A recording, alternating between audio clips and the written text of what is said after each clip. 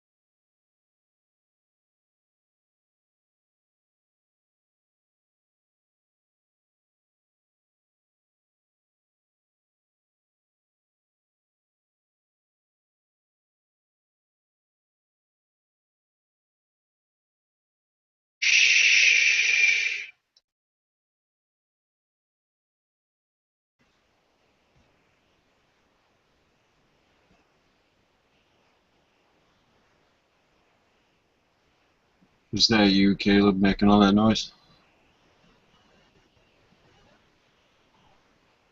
Just made a shushing noise. I didn't make any all kinds of noise.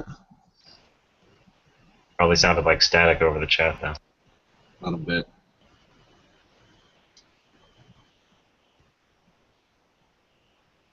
How's it going? Well, it's going. Just working. Sounds like fun. Dude, just depressurized. That was Caleb's ass. Great. Good job, Khalib.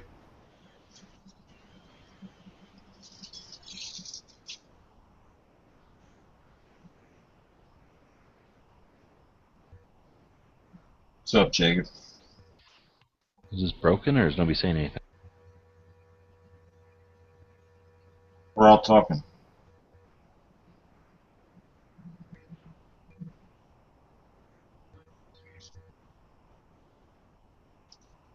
Are you saying something, Huck? No, I'm mumbling to myself. No, I was muted.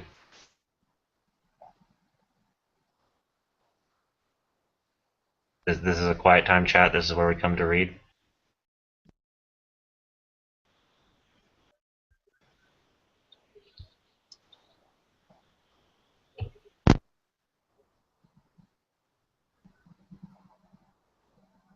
Test 1, 2, 3.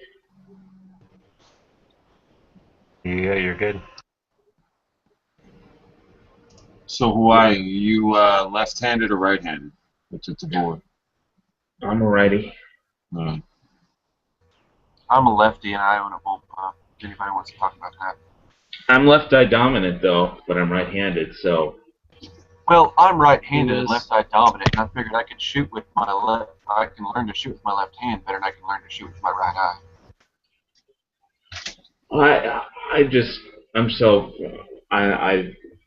I'm not switching my eyes. I don't have any problem shooting with my optic that I have. Uh, the MSC, AQC, which is getting harder and harder to find, but they still make them. But still happen.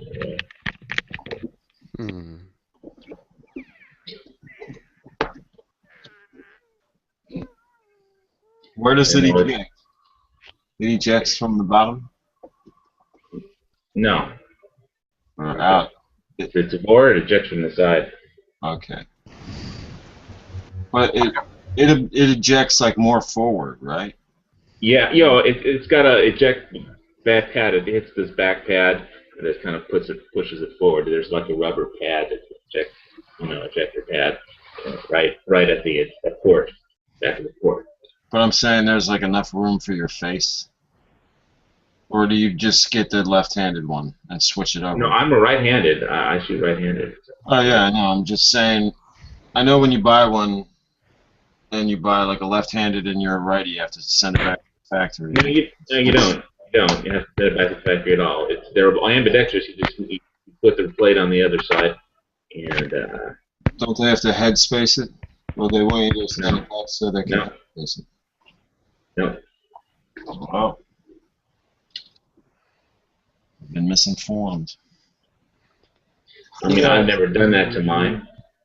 Testing. Damn it. Yeah, somebody needs to do mute discipline too. Gotcha, Caleb. We can hear you. Hey, I wanted to bring up that one thing, like we're talking about some groups and stuff, but it's like Henry Rifles had tried to put a ad for their, Henry, lever action rifles, put an ad in like AARP, and AARP said no, you can't do that. Yeah, but AARP is like super liberal, aren't they? Well, it's questionable. It's when you hit 50, they start sending out everybody that's over 50 to invites to join and sign up. And they've got it's a huge organization, political action group and stuff. It's huge, but I would assume that people over 50 like guns too, and so it's like that's kind of thing that you can hit I mean, they're a political action committee themselves, but it just seems What's the like question though?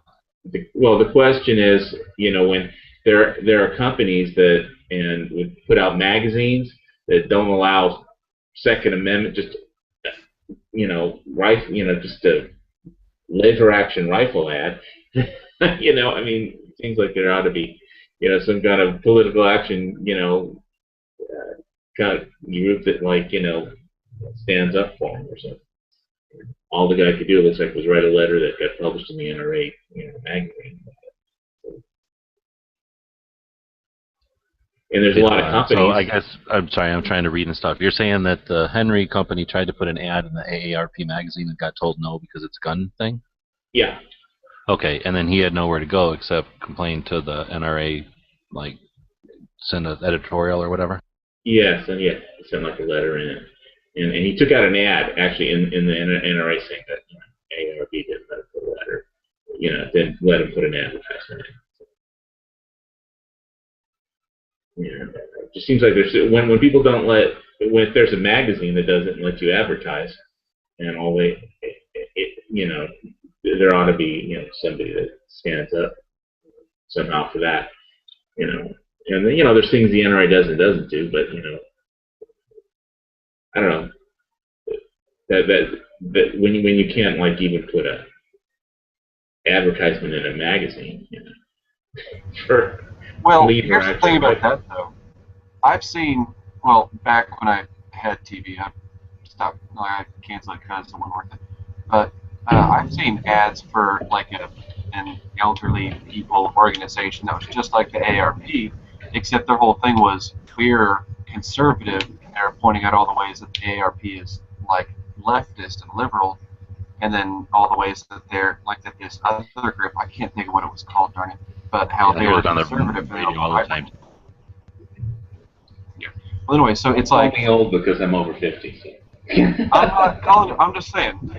It's he tried to put an ad in AARP, and AARP is apparently the left of the two communities. So it's if I was going to go try and put ads for my gun YouTube channel on MSNBC, and then they rejected it, and then I went to the NRA and complained, it's what did he expect? You pick the leftmost of the two organizations to try and hawk your stuff in, and are you really that surprised when they didn't go for it? I mean, yeah, they should allow you to, but it's really, you picked a fight, you knew that they were, you picked a company that you should have known was going to... Yeah, but if what we were talking about other political, action committees on other subjects, and it was just there ought to be, I don't know, is it a left-right thing, really? Is guns just really all left-right? I mean, there got to be libs that like guns. Yeah, there's it can't be left-right. We allow it to be left-right at our peril. There's no way that we can be content with it being left-right. There's a lot of organizations that are Democrats for guns and liberals for guns and stuff like that. I think that the anti-freedom, the anti-gun people, they're the ones that want to make it seem like it's just as black and white as left and right. But I think, I just said it. Well, I think it's black and white, and I think that if you're anti-gun, then you're wrong. But I mean, not left or right, I guess. I do think it's black and white. Yeah, we'll just focus on advertising, stuff for guns and stuff, and having your ads refused for that reason. Anyway. Well, there is such a thing as freedom of the press. Now, I know that it protects individuals from government censorship, but does it really protect magazines from being able to run what ads they want to run? Well, it's kind of like a public conveyance almost to advertising. I guess they can reserve the right on what ads they can accept and reject. But if the reason that they give, I don't know, doesn't seem like a fair reason. Just, would they not almost be like a business that can refuse service to whoever they want? It's hey, we can just we could say, hey, get out of here and take all your money with you. If they want. Not if it's a public conveyance, for example, you can't do it. I guess I don't know what a public conveyance is. Public conveyance is like a stagecoach or bus. As long as you're not accepting money from the government, maybe there's a restriction. You have to be open to everybody and follow the government mandates they have for accepting requests. Well, would those government mandates be constitutional? I mean, like, would they be allowed by the Constitution? What I'm like in representation, I was talking about is like like schools that get money and federal money, and they have to follow the federal guidelines on because you receive federal benefits or federal money. That means there you have to like subject yourself to like equal opportunity and what's the other one that people get all pissed off about? Where you have to have X amount of people, minorities. Affirmative action. Affirmative action, yeah. Affirmative action. Yeah, like you have to subject yourself to that kind of policies to be able to receive those kind of benefits or tax exempt status and whatnot.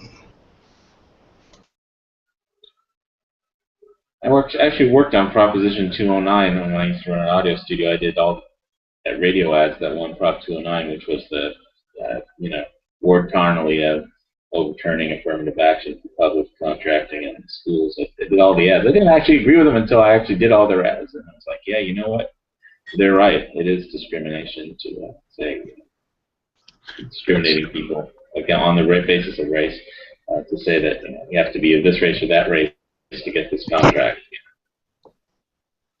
It's more of a discrimination of skills.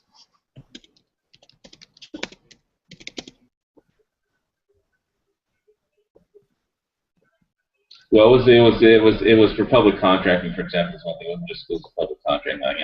Like you have to have X amount of your public contracts if you're a big city to go to contractors of such and such a race. It had to be. And that was just that was a law until Prop 209 in California. I did the radio ads for that. I did the audio work on it, edited it together. So that was a long time ago.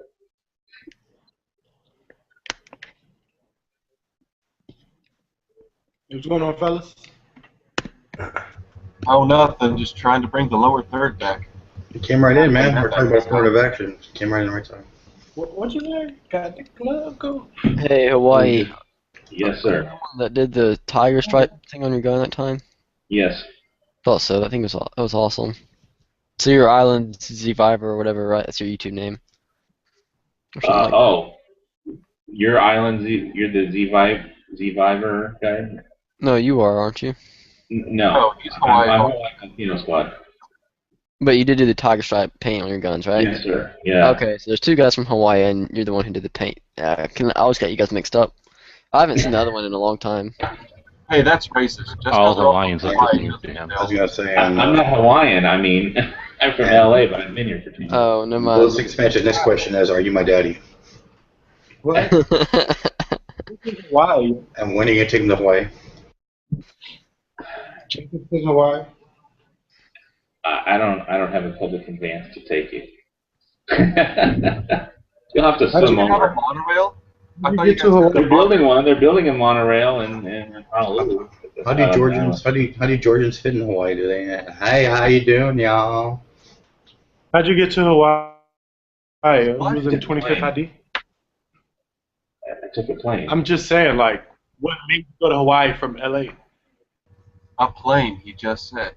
No, what made me go to Hawaii from LA? Well, that's a lot of stuff, man. I mean, born in LA, so I mean, a lot of stuff. But I'm glad you really got I out of used to run a post-production company, and it was like it took a Mostly bicycle warrants vacation. and Running away from warrants. No, yeah, I used to be in the film industry, and I worked around the clock, and it was just. I took a bicycle trip. I took a backroads bicycle trip around the Big Island, and it was just like the last night was at the Ritz-Carlton Mailani Hotel, which is now owned by a different company. And it was like I died and went to heaven. Did you So, meet Ron Jeremy? That's pretty cool. That's pretty cool. That's what's up. 70s porn stuff. Ron Jeremy. Who's a fluffer? He was a fluffer? That's fucking hilarious. So, serious question though. And John Holmes, I used to like to film in Hawaii. Was it the lax gun laws that made you move from LA to Hawaii? No, I mean I never had time for guns when I was in LA. I mean I could tell you about the only time I had a 45 Colt that I bought in LA when I was 23 years old, and I never even had time. to use it, or I was just too busy working. Never had time to get in trouble. You know. Hey, just because you have a gun doesn't mean you get in trouble. Yeah, racist. Do you drink your tea with the pinky out? This is Hawaii. We drink coffee here, man. This is a coffee country on the Big Island. Kona coffee, you know. Kona. Is Kona on the Big Island? Yeah. Kailua Kona. Oahu. No, Oahu is Oahu. Do you guys drink Kahlua? No, I don't. I like Bailey's. That's why I ask why you drink eat, Bailey's you and eat Kahlua. pineapples all day too while you're at it. There's some great pineapples here, but How much of your daily diet, like percentage-wise, is pineapple? Like by volume? Is it like 30 or 30%? I have pineapples like once every 4th month. You know, I mean, if I'm lucky. Yeah. You gotta cut it up. You get. Do you mean you just buy pineapples in bulk once every 3 or 4 months? So you just like No, I just buy one pineapple from the farmer's market like once every 3 or 4 months. That's I don't believe you. it. I Okay, don't care what you believe. between pineapples and Spam, how much of your diet? Too busy burying the pig in the Spam ground. I use spam for breakfast sandwiches sometimes. Bury the pig in the ground. Do you ever and, do you eat like Spam and pineapple? No. I feel like you eat a lot more pineapple than you're letting on. I think they would go good together with, you know, the right teriyaki sauce or whatever. More importantly, are you now a local? I could live in Hawaii all my life and never be a local. He said he eats Spam every morning So for it's like you breakfast. couldn't. You're not like dog. Dog's a local there. No, well, no, Dog's not a local. He's a star. That's the difference. Yeah, I got a guy that works for me. Used to work for me. He's from Hawaii, and I always would always give him shit. Hey, Dog's a local. Fuck Dog. Dog ain't no local. You know, I was talking shit about him. His son will get you out of jail. I never done business with him. I worked out with him once or twice at Sonny's boxing place, but I'm too old. My cardio sucks. I could what? Did you give him a spot? Did I what? When you were working out with him, did you give him a spot? Like spot? No, he can't. But he couldn't bench when I was working out, and he couldn't bench anywhere near what I could bench. But his kid, I mean, not him. No, I did the boxing stuff there. He doesn't really have weights at that place. It's like Sonny can box. He has hooks that you can't. You don't see him until they hit you. That guy knows how to box. You jam out the tiny bubbles all day. What's that? Do you jam out the tiny bubbles? I've never heard of that place. Don Oh Ho? no, it's a song. Yeah, tiny bubbles. I think I remember that from when I was in elementary school once. That's a good badass song. Yeah, man, the world's first Gert's getting naked on the chat. Oh God. You can disprove all those rumors about black people. I can make that rumor believable real quick. I have no shame. And I hope it's forever on the internet. Obviously. Just so they know. You got the white beater on? I'm about to go play laser tag, man, so I gotta change my play. But you gotta get married before you get a white beater. Laser tag. It's like 11 o'clock where you're at. I know. We're gonna play laser tag. Dude, you can play laser tag Real during guns, the day. real guns, real lasers, man. No, we better go play laser tag. We got a laser tag place at close to like 3 in the morning. So. They got a bar? I hope so. I would play some blackout laser tag so fast. Play drunk laser tag. That's what I mean. You're so drunk you black out, just play fucking laser tag. Well, we for got hours. Gert That there, would so be he's so gonna be fun. crunk. Maybe crunk up. You're gonna pass out in the Dude, course. Crunk is like so 2006. Read my little thing. It says in the club on a Tuesday, man. But what did I put? Dude, your thing is so pixelated I can't even read it, and it's taking up my entire screen. I know I can't read it. I got the club going up on a Tuesday, man. Got the club going up on a Tuesday. Some of that syrup. Nah, man, don't do I that. think it's called scissor, I believe. I think that's the new technical term for it. Scissor. No, it's called syrup now. They don't call it scissor. Is it like cough scissor? Like go in there and get some of that Robitussin syrup? Yeah, the Tussin. That's a liquid codeine. Edge is the one in Texas. Some of that Z-Quil. Edge is the one in Texas. He getting that shit every day, man. All day. Does anybody like that series Hell on Wheels? It's like I'm gonna watch it in an hour. Oh my gosh, I love that show. Oh, that one about like where it's in the 1860s on a railroad? Yes. Yeah. I watched about 4 episodes of that. Couldn't get into it. What? Oh, you're crazy. It's great. Dude, I want to get back into it. It's just like I can't. I wish Netflix released the rest of it because they released some of it all back and I watched it all like in 2 days. I was really mad.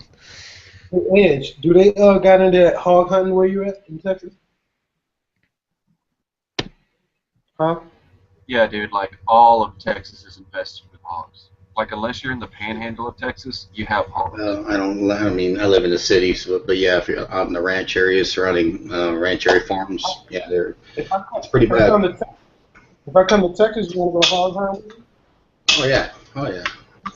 You get to 22, I get to 57.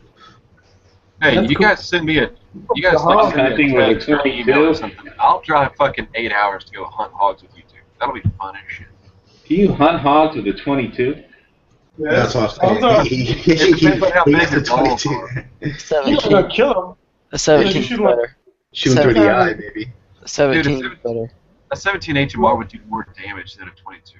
You know, Yeah. more than 22 mag. Hogs are nuisance. You can hunt hogs with whatever the fuck you want, can't you? Yeah.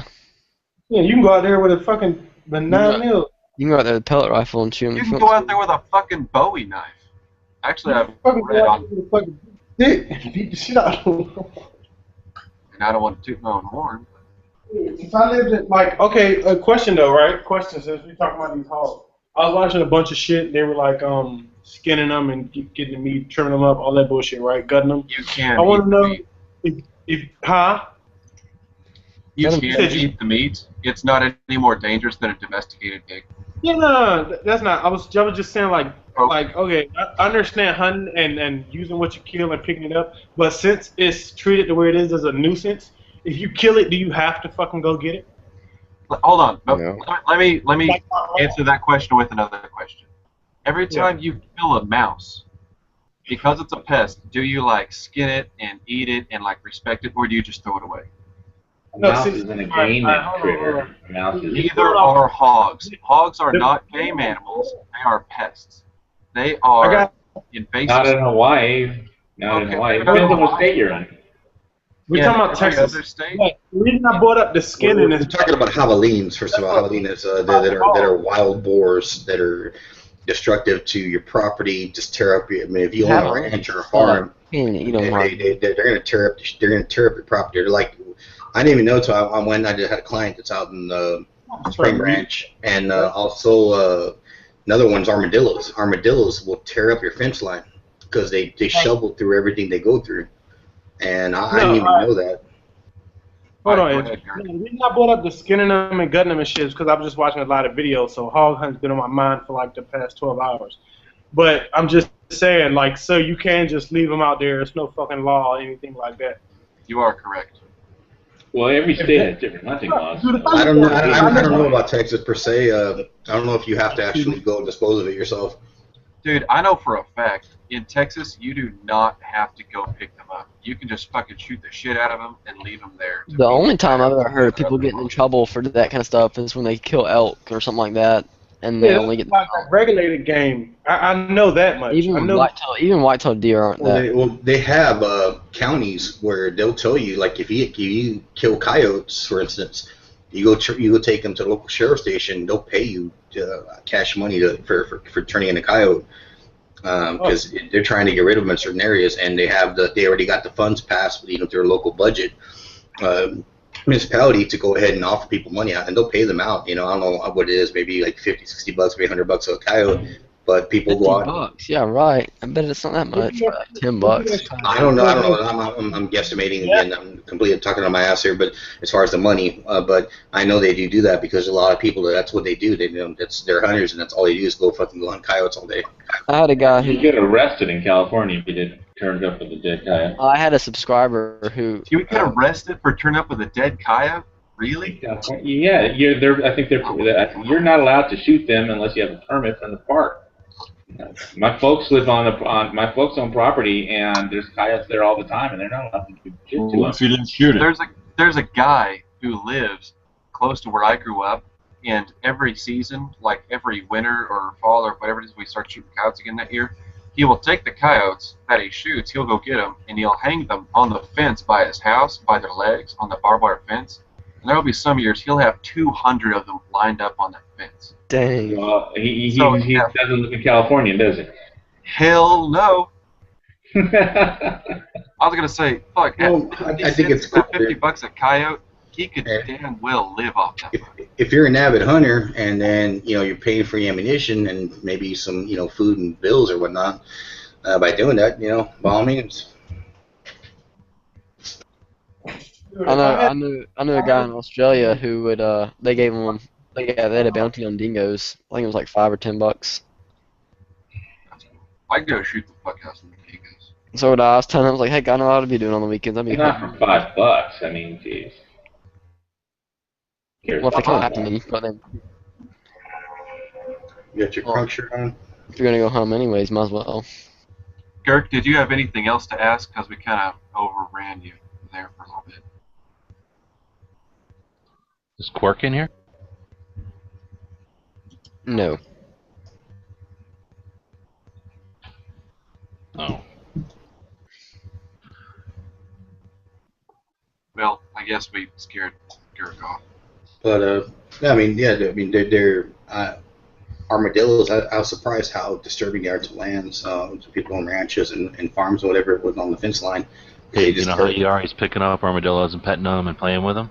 No, I don't ever fucking. They have leprosy, dude. They got leprosy, don't do that. Yeah, you don't fucking fuck with armadillos. Aren't Have you seen them all armadillos the the time? Texas state mammal? Huh? Aren't armadillos like the Texas state mammal? No, not that I'm aware of. But I mean, They are, they're common here. I mean, you see them squish on the road.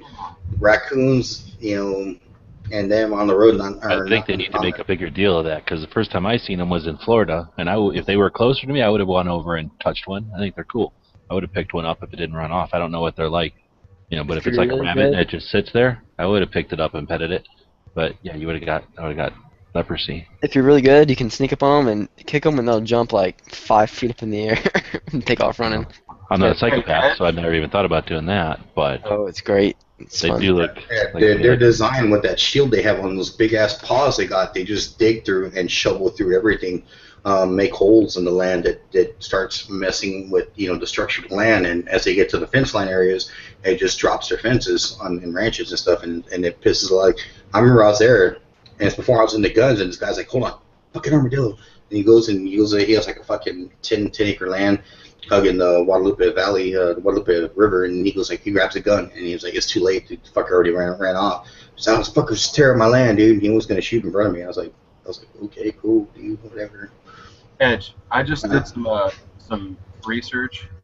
Yeah, And the Texas state mammal, the small mammal is the armadillo, and the large mammal is the Texas longhorn. So every time you see somebody shoot an armadillo, they're shooting the Texas state animal. And they're squished on the road all the time too. And the Texas state animal gives you leprosy. Exactly. Well, I mean, I think Texas gives you leprosy, but whatever. No. Well, the armadillos don't invent it, so they're definitely picking it up out of That's Texas. Illinois. I think the armadillos got the leprosy from the Texans. Illinois. I think that's what it is. Oh, we got plenty of shit. We got Africanized fucking worker bees here. And That's one more reason why Texas is like the worst state directly connected to the southern part of the they have Oklahoma's. I wouldn't take a piss there, but well, yeah, because it's better than Texas. I go across the border to go pick. Then I go back to Oklahoma where it's nice. And it's free. I want the schools to stay where they're at. You know what I'm talking about? Dude, Texas has one thing Oklahoma doesn't, and that's way too fucking big high school system so that they can keep their football teams together. You beat us there. That's West Texas. I can give a shit about that. That's literally all. East Texas, actually. East Texas. Well, okay, East Texas fucks their cousins. I mean, really, it's You like got half to dozen be one way, there. six You together. gotta be Beaumont's a shithole. No, but Hill Country, Texas, down there by San Antonio is nice. I'll give you that one. That's where I'm at. I'm in Hey, you need to go find out where Jesse James Firearms Unlimited is. It's outside of Austin, obviously somewhere there, because I thought he was in the Hill Country. well, as you leave San Antonio going west, everything's hills. All the hills start to mount up. So Austin is kind of that general direction, a little more north, and also in that area they do have man, I'm not an Austin guy, so it's not my cup of tea. But they're having a big shootout. I don't know if you heard about. You guys familiar with Demolition Ranch channel? A little bit. Yeah. That he said he's going to be at that shoot. They're having a big shootout in Austin coming up a couple weeks. I think the first week of October, and they're gonna. It's like $60 to go shoot each day, or you can buy a ticket for 2 days. And there's going to be the local guys there that are going to be in that area that are YouTube guys. But you're going to be they're going to have a variety of guns to shoot, and paying that fee is going to admit you to be able to shoot wait in line to shoot these guns that they're going to have. They're going to have a bunch of reps from SIG and all these other people out there. It's pretty well organized, and it sounds like a good setup. It's kind of I didn't know about that. What day is it? Let me see here. I had it. I posted in the other chat the other day. Let's see here. Hold on. Sounds like it's just making it up. No, hold on. Here's the deal, Edge. Video or it didn't happen. If you weren't there, I'm not going to believe you. Exactly. This is. I mean, I'll believe Are that you going weren't to there. it? In November 8th and November 9th. It's $59 for an all-day pass, ammo included. I would go. I'm thinking about going. I'd like to go. Nevertheless, let me see what the money's at, where I'm at money-wise at. Because I think my wife wants to go to El Paso to visit her wretched family. And let's see here. Yeah, and they got a lot of reps that are going to be there. It's pretty well organized from what I gather. I'll put a link in here to you guys here.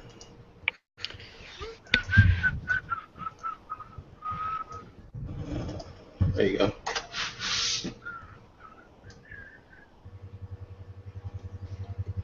Winchester, Springfield Armory, primary weapon systems, Barrett, Slide Fire, Beretta, Sig Sauer, and FNN are going to be representing the sheet there. Wow, that's quite a setup. That's quite a list of people. And if you go to the home button there, you can see the general deal. 30 bays, 5,000 people are going to show up. A Yeah. retail village. I think it's the one Matt was talking about that kind of X'd our plans. Come and shoot it. Barrett's going to be there? Mm-hmm. I would think that there's how many? What's the population of Texas? Kind of find out. Way too many. I How think it's many like times has Texas been a sovereign nation? Once. Twice, Once. I think. Just once. The Republic. Kirsten Alright. Weiss is going to be there. So I'm just saying, you're telling me that was a sovereign Texas nation for a little bit. Texas can only handle one shoot per year? I rest my case. I agree. Come on. Big ass state. In Texas Texas. is overrated. Then it doesn't say a lot for Texans if they're going to be like, oh, somebody else had one similar to ours. I guess we can't do one ever. Texas Like, divided it amongst seems to me like itself. there's 364 more days in a year, and there's probably a few more acres in Texas. It's a big ass state, and Texas is divided amongst itself. I mean, there's East Texas, South Texas, North. Like for instance, like I'm North is not doesn't really strike me. Amarillo, Winchester, Lubbock. Springfield? Come on, are you kidding me? FN? This has East Texas smell all over it to me. Where's LaRue? What's the West? What? This Dude, is- LaRue's pissed because it's on the other side of the same shit. This is Central Texas approaching. LaRue is dead center in Texas. I'm just saying SIG, Beretta, Slide Fire. Come on. Barrett? Okay, maybe Barrett can go anywhere in the country. Primary, FN, half of these aren't even U.S. companies. Springfield? I'm just saying, what part of these are associated with Texas? This is a shoot. that has some quality people that's in Texas, but this is hardly a Texas shoot, is what I'm getting at. Yeah, you got it. I mean, I'm not going to disagree with you on that. You got STI is also a Texas company. A couple other companies. Oh, click on the news link, guys. There's this really hot chick with some kind of weapon there with a Texas hat on or something. Click on the news. She's hot. Who's she? Chick with the scarf? Joy Weiss. Yeah, I just said She's that. a shooter. She's an Olympic shooter? She shoots 22s. I don't know if she's Olympics.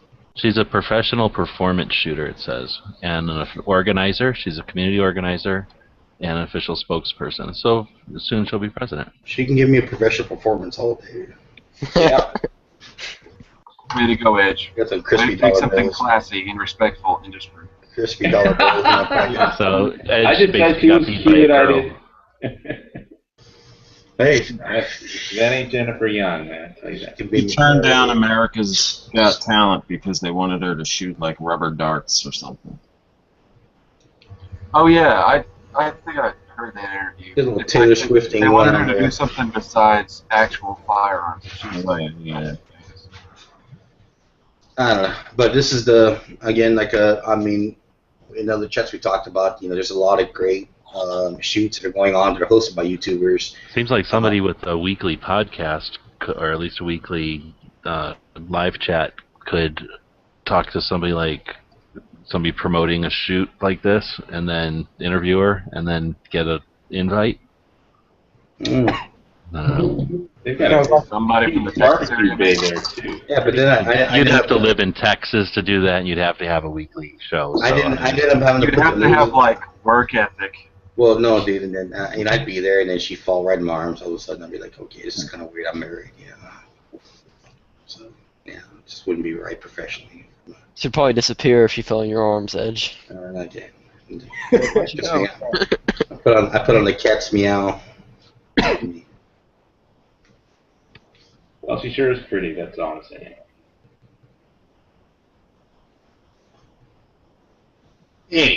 But that's what's going on locally, and I'm gonna try to make it out there because I mean it's cool. It's local. Like you would have said, it's just not very local as far as the reps. You know, there are some very large companies in Texas that are doing weapons like STI. I could think of a couple of them companies I don't want to mention on air, but that could probably support that kind of thing. But maybe it's it's locked out to certain vendors. I don't know. Isn't Barrett Firearms, are they in Texas? no, No, they're in Tennessee. Tennessee. Somewhere kind of Come on, country. Caleb. Do you even listen to Talking Lead? It's Khalid, not Caleb. Khalid, do you even Sorry, listen to not Talking in this Lead? country. Not geographic facts. Oh, good golly gosh. You know it from your airplane charts. Or is it too soon? Too You soon? must not take this No, seat. I not too planned my trip very well.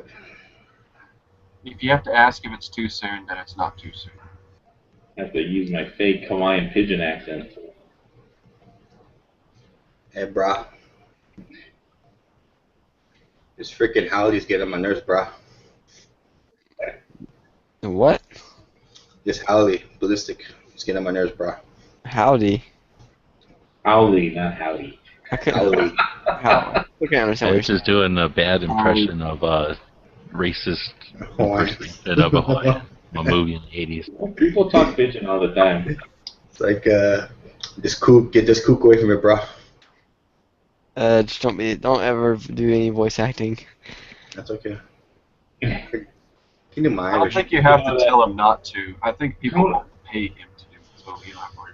Kona Brewing Company has on the bottom of their beer caps they have Hawaiian words. Some of them are slang, some of them are Hawaiian. Some of them are pigeon, some of them are real Hawaiian. But you can learn Hawaiian just by drinking beer and reading the bottle caps.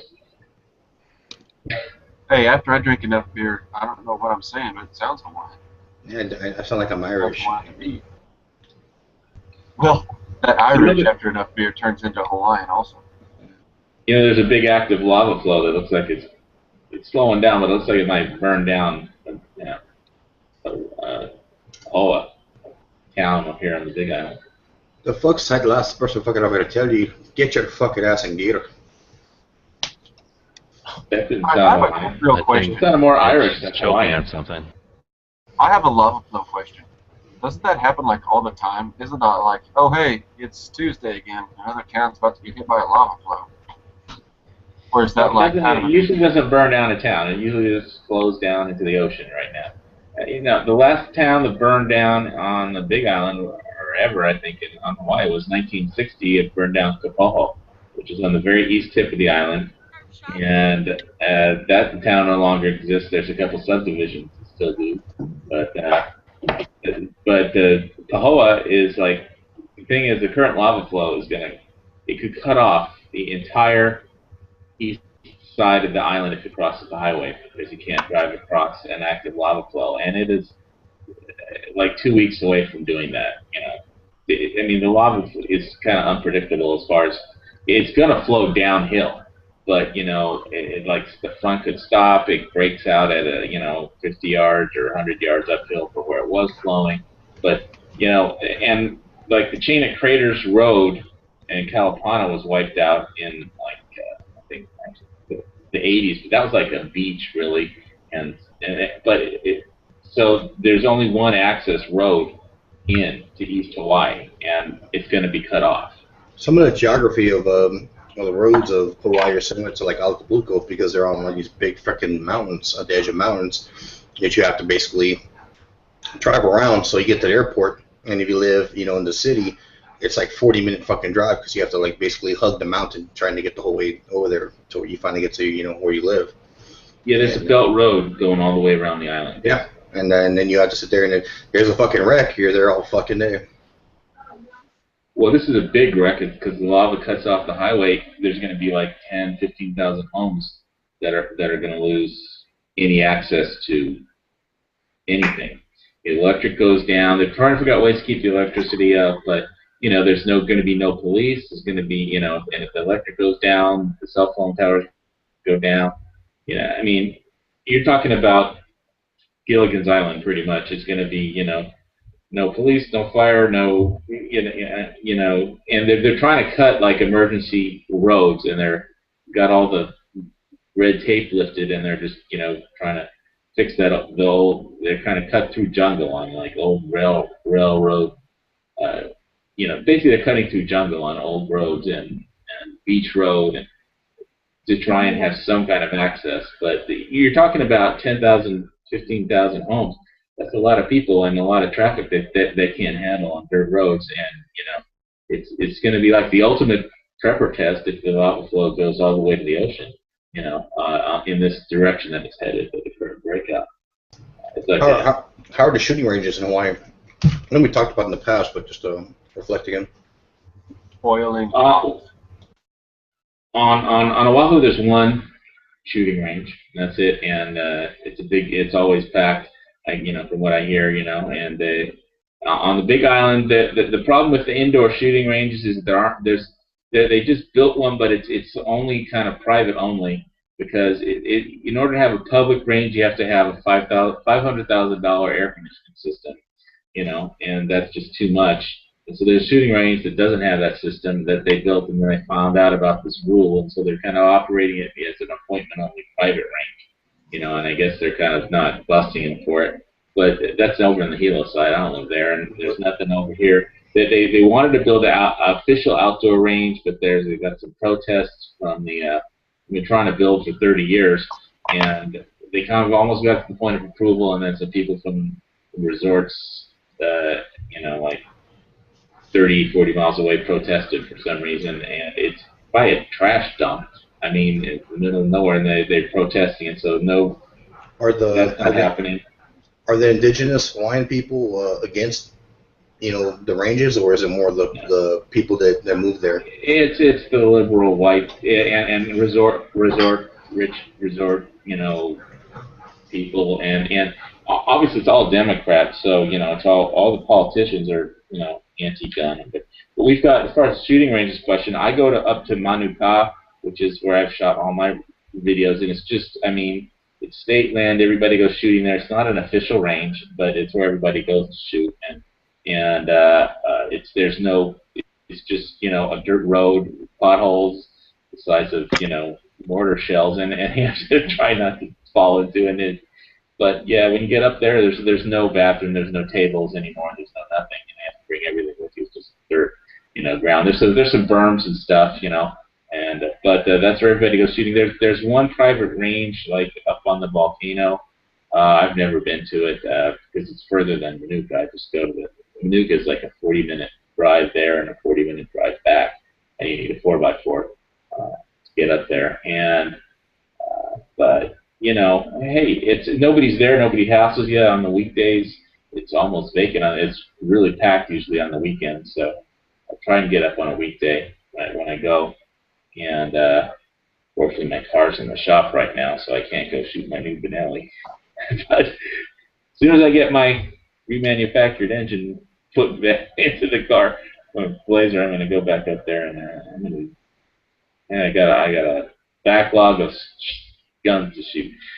But as far as official ranges, they want to build one, they can't. There's always fights, and you know, that's the problem I have with the NRA is nobody gives a shit about Hawaii. I mean, Obama is dumping so much money. The governor appointed this guy to take Senator Akaka's place,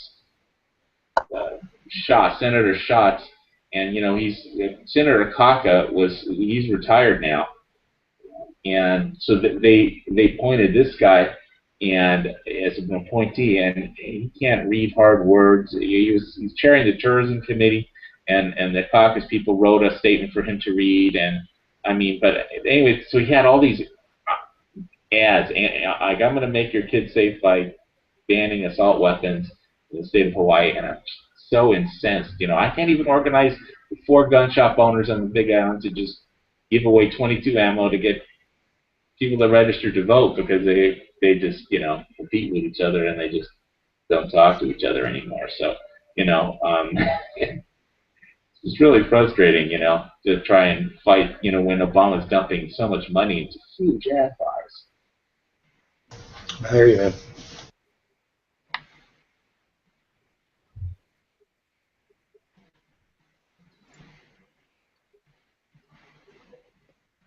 Sorry for talking so long. Gurk, is that your laser tag hat?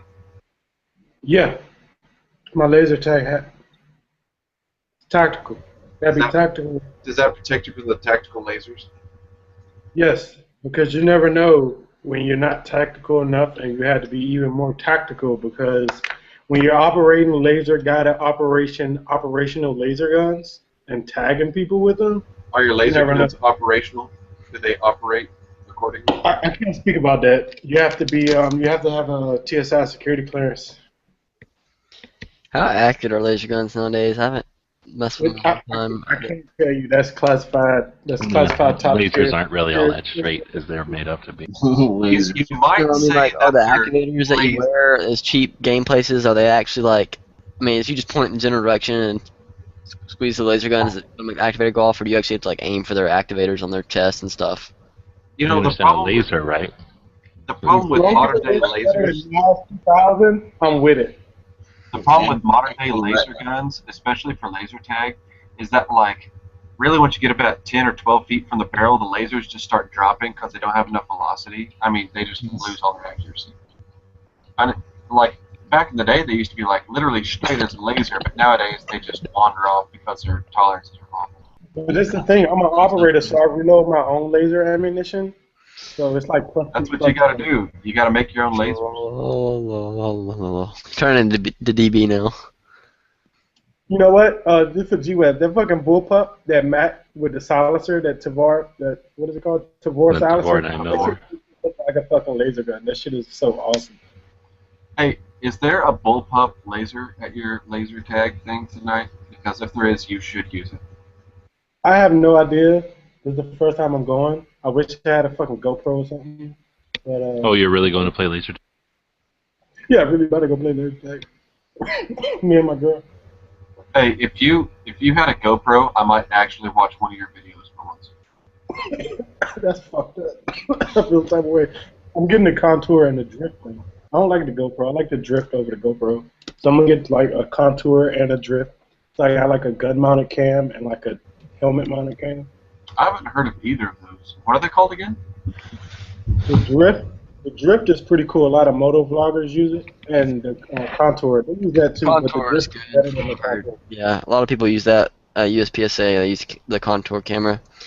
That's probably what I would get if I was gonna get one. The drift is top of the line, man. The drift is I haven't like heard of that one. I see. To me, it edges out the GoPro. What is it like? Just Google it. Is it a helmet camera or is it? It's like it's the same type of point of view action type camera as the GoPro and the contour, but to me it edges out the GoPro a little bit. And then it's sleeker, slender. Nice because the contour is only about as big around as your thumb or so, and you can just stick it right in the bill of your hat, and that's it. I saw what is it, Twang and Bang? I saw his review of the Replay XD, and that thing is fucking badass. Yeah, but the contour is better than the Replay though. Really? Yeah, hell yeah, hell yeah. I don't know. Yeah, it probably is better than the what? The what? I like that the contour is Replay. better than the Replay. I like that the Replay doesn't have a fisheye lens. It's like it's standard. It's standard, whatever you call it. This is the drift right here. How do you? Yeah, that's what I'm looking at now. How do you mount it to buy separate mounts? Oh, like that. It comes with mounts, just like the GoPro, just like everything else. It comes with mounts. Yeah, that's a little too bulky. Like the contour, I've seen the contours in person. Exactly. They're really low profile and everything. Bigger Dude, than it has a screen on it. That's awesome. It's not anywhere near as big as, well, it's not that much different than a contour, and it's got a screen right on it. Right, it's smaller than the GoPro, and I think it's better video quality, and it has a screen. And it's going the correct way. The GoPro goes the wrong way. It's got that big, giant, wind-resistant. That's the old one. That's the new one. I think. The GoPro shows like the biggest profile it can to the front. It's like the GoPro's the worst way to mount that lens. Because seriously, even like years ago when they had all the different ones out there, they were like GoPro. I don't know how they ever won out. It's like the worst form factor for that camera. GoPro on the helmet compared to the drift on the helmet. You know? Yeah, that's no contest. Exactly right. And the dude next to you or whoever, like you can point that thing with the little camera. GoPro looks so stupid. But alright, yo, I'm about to roll out. GoPro does look retarded. But alright, well, lays up a bunch of people. I hope he lasers the shit out of everybody. Aim for their eyes, and then they'll fall over behind, and then you can zap me. Just use your laser as like a guide to guide in the other lasers. Like a laser guided laser.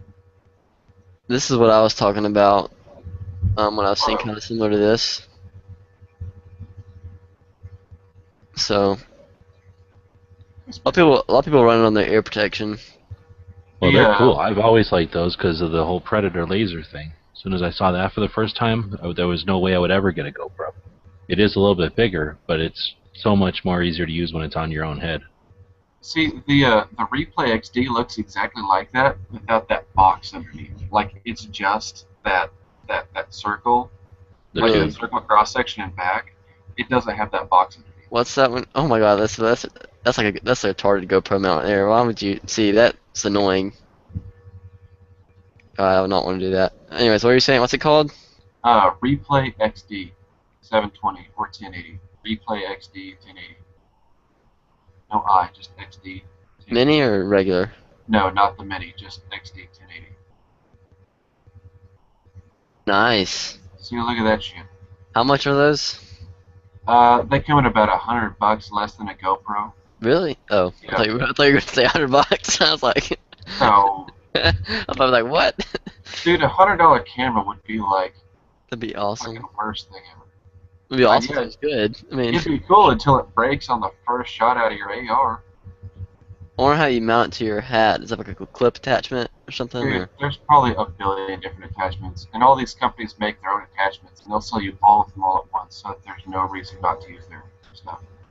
This would be totally something I would get if I get a POV camera for my. I really want to get a POV camera for my shooting, but it's just not high on my priorities list right now. See, the thing about the Replay is that it doesn't have a fisheye lens. So, right. like, when things are coming, I actually saw a car where a guy had taken a GoPro and one of those replays, and he stuck them on the same spot of the car, and he took the screen of like my little YouTube viewer, split it in half, and this side was Replay XD, and then this side was GoPro, and it's like just watching the stuff through the fisheye of the GoPro as like seemed way far out, and then it zoomed in real fast. And It's then like, stuff on the looking replay. through like a concave lens almost, sort of. Yeah, that's exactly what it is. The Right. replay is flat, so it's like things come at you at like a normal speed. You have a normal perspective. Look at this Whereas little the thing. It has GoPro's a, all fish-eyed out and concave. where'd it go? I just had it coming. Right here, it had a little sunshade on there. That's pretty cool. That's Yeah. neat.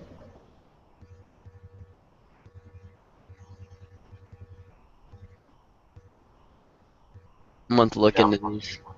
Maybe Amazon carries it. Maybe one day I'll pick Oh one yeah. up. And then it's like on the back, you can like unscrew like a little cap, and you have all your controls, and you have an SD card place, so you can just put your little. Oh, SD nice. That's convenient. You can just put it right in your computer. It's not as cool as that. I think you called it a Contour, the one that had a screen on the side. That's pretty slick, but then again, that one's more expensive. The Contour didn't have a screen. The, what do you call it? The crap. I just forgot. There's one Big Oak was talking about. Well, it's expensive out of my price range. Triple Play or something like that? No, Is that it? I was showing you the replay. Oh, here! Wow, here's one on Amazon for 150 bucks. One of the Replay XD 180, 1080. Wow, that's not bad at all. Yeah, 155 bucks. I'm sure it doesn't come with anything other than the camera, but Well, those Replay XD 1080s are like 300. The 720s are like 200. why is it so cheap on here? I wonder. Maybe It says list price 200, but I don't know, I'll share the link to you, Amazon link. I don't trust it. You don't trust me? Ah, Drift POV camera. Oh no, I trust you. I just don't trust Amazon or eBay, whatever it is. What do you mean you don't trust the price on there? No, it's Amazon. I thought it was eBay. What the fuck? Oh no, it's new camera, 155 bucks. Oh, that's a 1080 mini. Oh, that's what it is. Okay, I don't know. my bad. Well, heck, I mean, what's the difference? I mean, same. I mean, the field of view is gonna be smaller and stuff like that, but same definition, same, quality. No, it looks like field of view is different. It looks like it has a bit of a. That's what I'm saying. Probably smaller, right? I mean, yeah, it's smaller, but it looks like it actually has a fisheye lens on it. Oh, bummer. Yeah.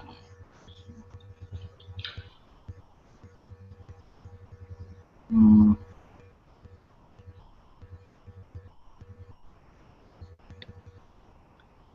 I'm sure you can find videos, people taking videos with them and see how they look.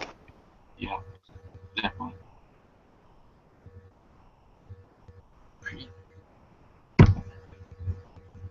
I think it's cool.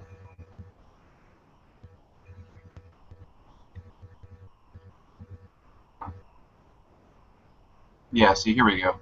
Here's a Replay XD 720 for 150 or 122 actually.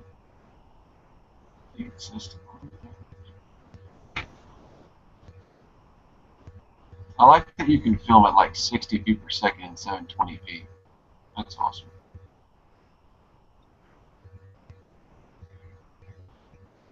$32 gig card. You mean 60 frames per second? You can film 60 frames per second. Right. In 720.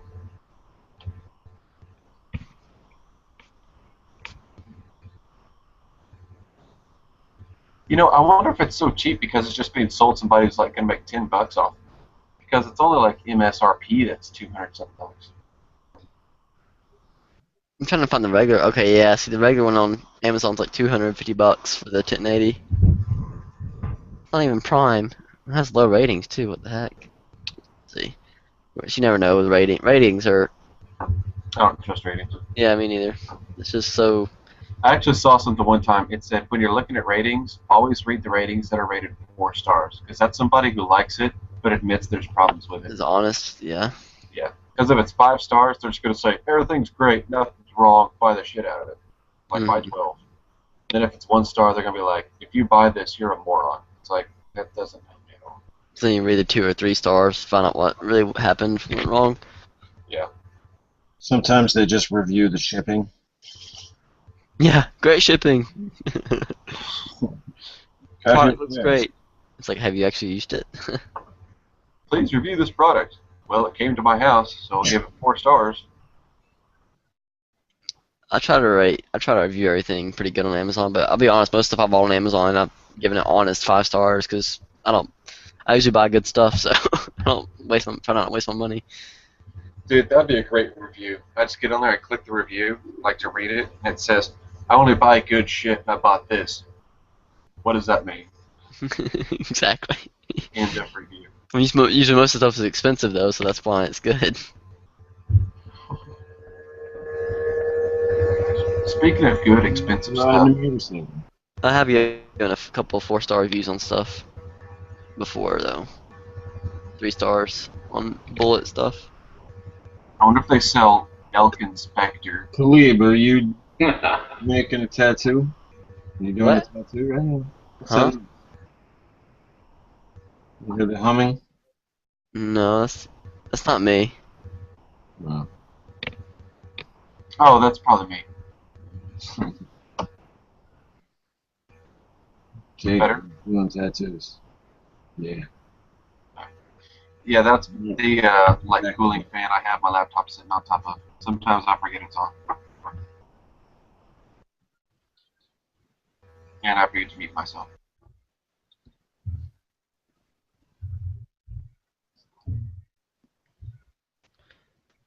Oh, the battery's not replaceable. Doesn't take standard batteries though. The replay, it's like a rechargeable battery. One of these guys on here is saying after 2 years he had to send it back. Do you have an iPhone? Yeah. Then you don't care about replaceable batteries, obviously. Well, yeah, but it's different with a phone. They're meant to last a lot longer. True, it is different with a phone. A phone you use a lot more, and you'll destroy the battery life on it a lot quicker. Yeah, and I have those eye view glasses. They're pretty cool. I just don't know how to work them good. And they're only good for outside, I think, when it's dark. I thought about getting some of those. Remember I talked to you about that? Well, they're like $150, right? Yeah, I think so. What are iView glasses? Are they like Google glasses for iPhones? It's like a pair of glasses with a The lens right on the nose, the bridge of the nose. the lens is right between your eyes. Oh dang, they're only $120 on Amazon right now for the 7. Oh yeah, $120. It's not bad. They take pretty decent video. I've seen some videos on YouTube of them, of footage from them. They're not bad. Yeah. But there's no. I There's, don't know what those are. Daytime only, daytime outdoor. they don't work inside. Not enough light. Yeah, it gets a little fuzzy, and Yeah. well, it gets real fuzzy. And it's I don't know, they're kind of a pain in the ass to. I try and not buy things that are overly gimmicky, and those seem kind of gimmicky to me. Like, Yeah. I've been burned on expensive shit that, like, had a really cool concept. It was kind of gimmicky, like, oh, it's a phone that flips in half. And it's like, oh, yeah, sure, I'll come over. But then, it's like, I'll get it and the phone fucking sucks ass. If they were like $40 cheaper, if they were like $60, $70, I would buy them and try them out. Yeah, for $60 or $70, that'd be pretty good. But it's like, when I can buy a solid POV camera for like $30 more, and I know Exactly. it's a solid POV camera, and it's not like, oh, and it's a pair of sunglasses, or it's like they're trying to sell you a product that's basically a POV camera if you don't know what that is. Like, if you've Mhm. never heard of GoPro, it's a pretty good deal. They could easily make them and then start competing for, like, if Google Glass ever takes off, there would be a lot of other companies jumping on that bandwagon. And think about it, all you have to do is put, like, a cell phone camera into a pair of glasses. Right. Record, you'll have so much memory, you can record whatever you want. So have You you, know- actually uploaded any videos or anything, Moon, with those No, glasses? What have you used them for? I would just test them out at the indoor range. That's it? Yeah. It was a while ago. They've been sitting in the case since last year, maybe the end of last year.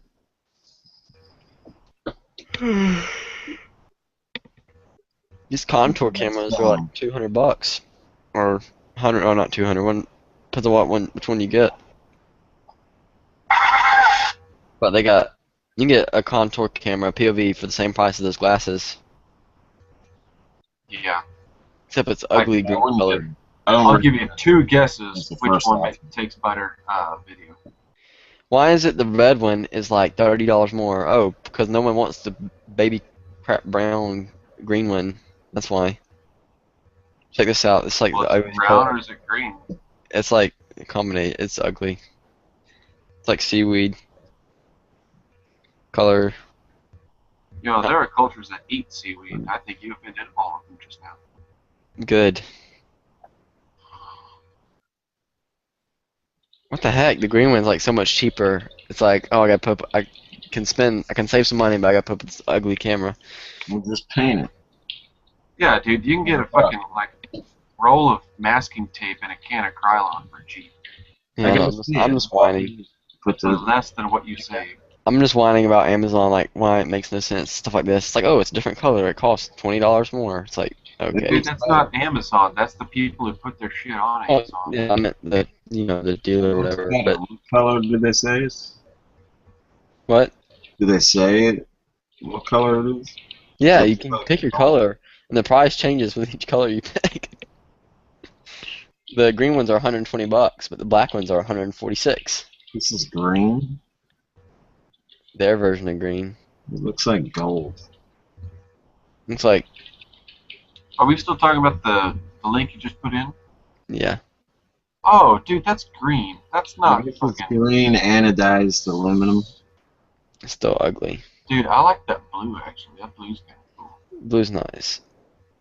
They're all nice except for the green.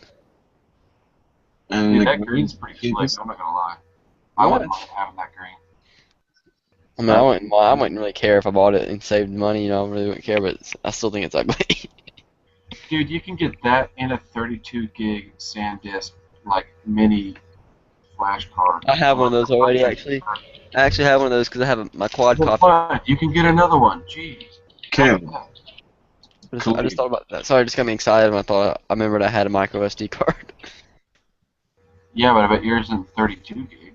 get the red one. Okay, it's 16. Never mind. Get the red one. It's only $25 more. I'm not gonna buy it right now, anyways. I can't waste my money on that kind of stuff right now. Dude, just get the green one. It's the same camera. It's a cool color, because I bet you don't have anything else that's that color Dude, green. if you knew me, you know I'm a total cheapskate, and I would definitely get the green one if I was actually going to order it right now. It really doesn't matter that much. But I don't know. I kind of shopped around for them for a while for a POV camera. I was kind of playing with the idea of getting one. Then I just decided not to spend the money on it. And eventually, hopefully, I'll pick one up.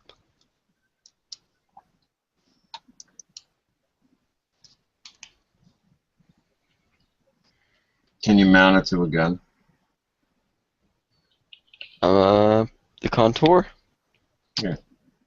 I'm not sure. Let me look that up.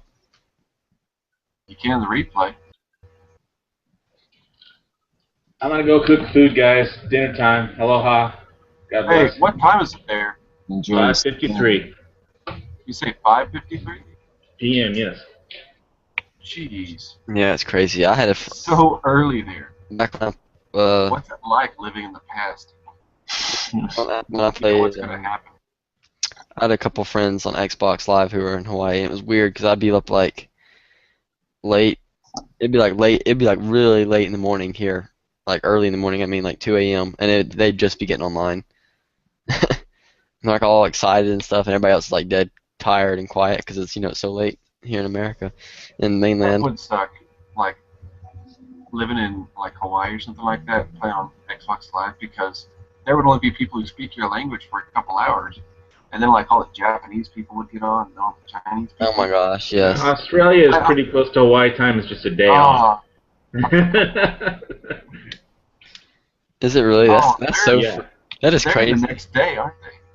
Yeah, but it's like only like 3 hours difference. But yeah, it's the next day. That is So, crazy. That is so neat. So it's like almost 3 o'clock tomorrow in Australia. Yeah, something like that. It's almost like 3 p.m. Is that what you're saying in the afternoon? Yeah, Probably it's, more like. it's 3 p.m. or it's We almost might 3 do. p.m. Might Sunday do. afternoon in Australia. Something like that. That's Anyway, I gotta go. Thanks, guys. Take it It was easy, really man. nice talking to all of you. I'll try and make it back later, but hope to see you on other chats. Thanks, man. Gotcha. See ya. God bless.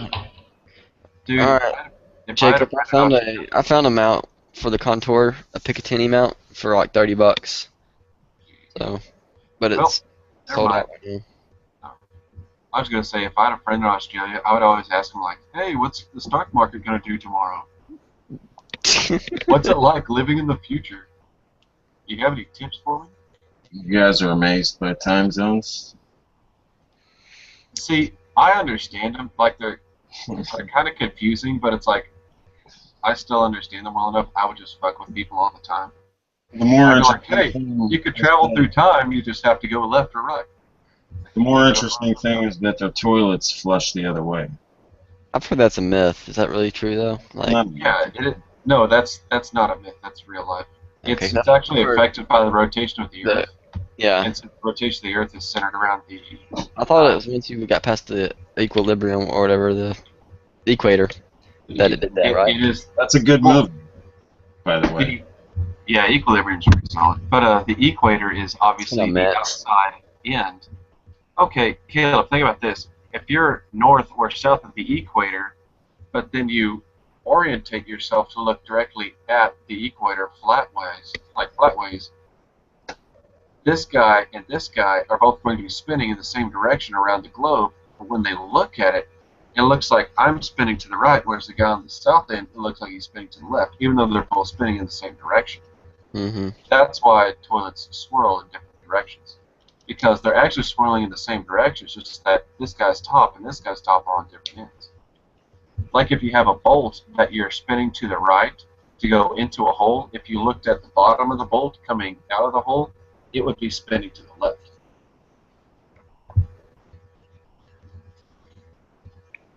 Gotcha. So yes, the toilets do flush backwards. They flush out instead of down. They flush out at you. I think. I don't know. Yeah. Like a fountain. Yeah, exactly. Fountain of shit. They actually Alright, have to. enough toilet chat. That's enough toilet chat. They engineer, like since it's all backwards down there, they actually engineer their toilets as fountains so that it sucks in water. Whereas if they had engineered a toilet, it would just spray out water.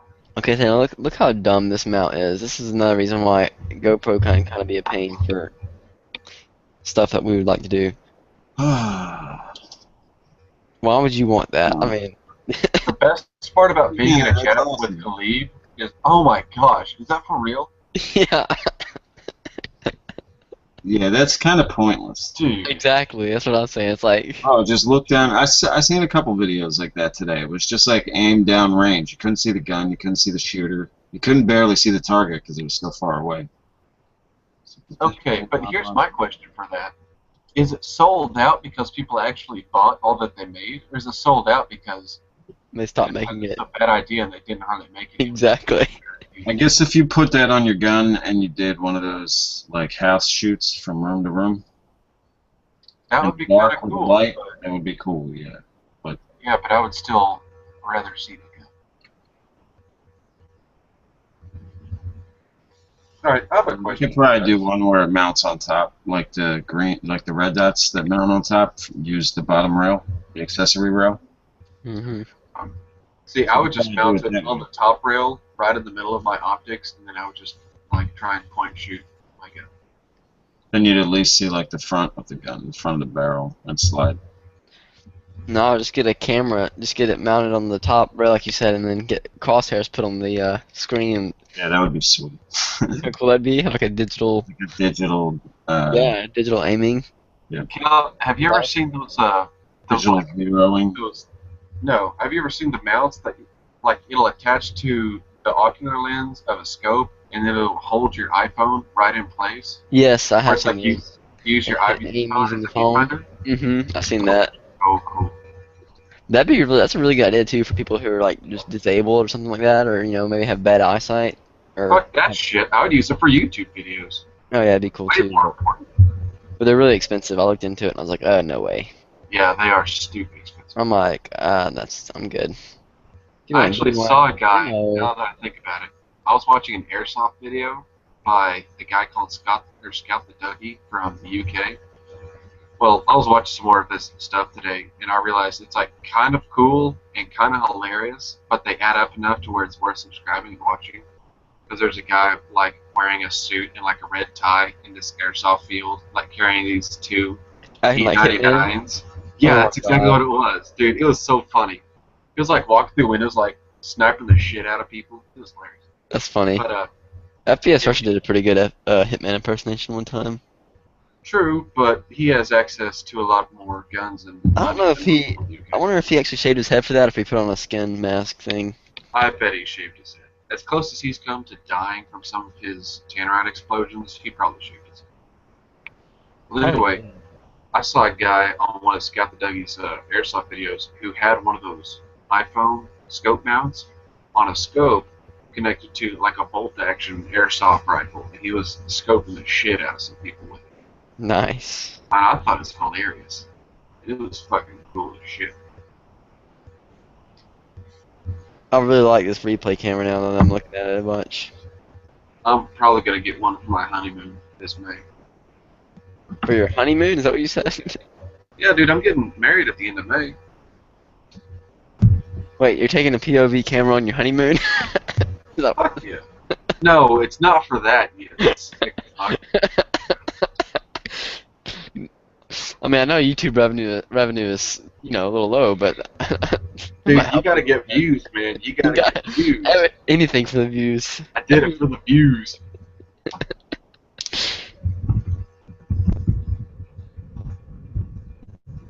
That's what I should do anytime I have a big celebration like that, and people bring me gifts, like, bring me powder and primers. Shit, I told my girlfriend, well, former girlfriend, current fiance, a long time ago. I'm like, if you need a gift idea for me, I'm like, just buy me a fucking box of like 9mm or something like that. I'm like, I will love that. My sister bought me. Well, that's great. Actually, before I had my Glock 34, my sister bought me 9mm for Christmas. I had told her I was gonna buy a 9mm, and I was thinking about getting the Zastava at the time, and I was seriously about like a month, within the next month, I was gonna buy it because I had the money and everything. And I was like, you know what, I'm just gonna wait and get a Glock so I can shoot competition and everything. And hang on a second. Give me a case of 9mm. Please. Yeah. Cheap. Everybody up in the house. Anyways, and she bought me the ammo. I'm like, oh, I didn't get the gun. She was like so disappointed. But I was like, no, it's okay. It's like, cause I'll probably shoot it anyways. And I ended up, that's like the first ammo I shot when I got the gun. So it worked out really good. Well, anyway, we're going on a cruise down to like Key West and some different places down the Caribbean. And we're gonna go like snorkeling and shit. And I think that'd be really cool to have a POV camera for that. Only that, you sick fuck. I would love to go scuba diving. I haven't done it yet though. I want to go spearfishing. I don't think it'll be scuba. I think we'll go snorkeling because you have to get like licensure and shit like that. No, you don't. Apparently, they won't just give you tanks of compressed air and gear to go hundreds of feet underwater unless they're sure you know how to use it. I think it's bullshit. I think you should just go off the honor system. But apparently, it depends on where you're at. I mean, if you're on a cruise and going outside of the U.S., which I'm assuming you are, where did you say you're going? The Caribbean. Yeah, there's places down there they don't care. They'll tell you how to use it, I'm sure. But it's kind of one of those things too. At the same time, you kind of want to be certified before you do it. It's like I'm a quick study, but like I've said before on chat, it's like I don't have safeties on my guns because I've walked into rooms and missed a light switch. So it's like I don't want some guy to who barely speaks English to tell me how to work this scuba tank. How to use this tank with like hundreds of PSI. like when I'm 200 feet underwater and there's like a fucking big ass squid coming at me. I don't want then to be like troubleshooting how to make Well, sure I'm most getting time, enough air. most people, when you get certified, you get certified by depth, and most people don't get certified like the second level certification or something. I think like that. is Okay, about we're 100. talking about not being certified. So obviously, if I'm not certified for depth. Well, I'm just well, no, not here's the certified. thing. Most I'm people, just gonna fucking swim you lose straight color. down like a dumbass. You lose color like at 60 feet, I think, or 70 feet, maybe more. I'm not really sure, but like most people don't even. Most people who, when they get certified, they only get certified like 100 feet deep, anyways, because they never have any need to go deeper than that. Because you don't really see anything cool. Most of the reefs are pretty shallow like that. Like most places in all in the Gulf. I would never go over a continental drift or a continental rift. The shelf, I mean, it's like I would never. I would like be swimming out in the ocean. I'd be like looking at all the cool shit or whatever, and I'd peer right over the edge, and then I'd say, "Fuck that shit," and I'd turn my happy ass around and go back towards shore.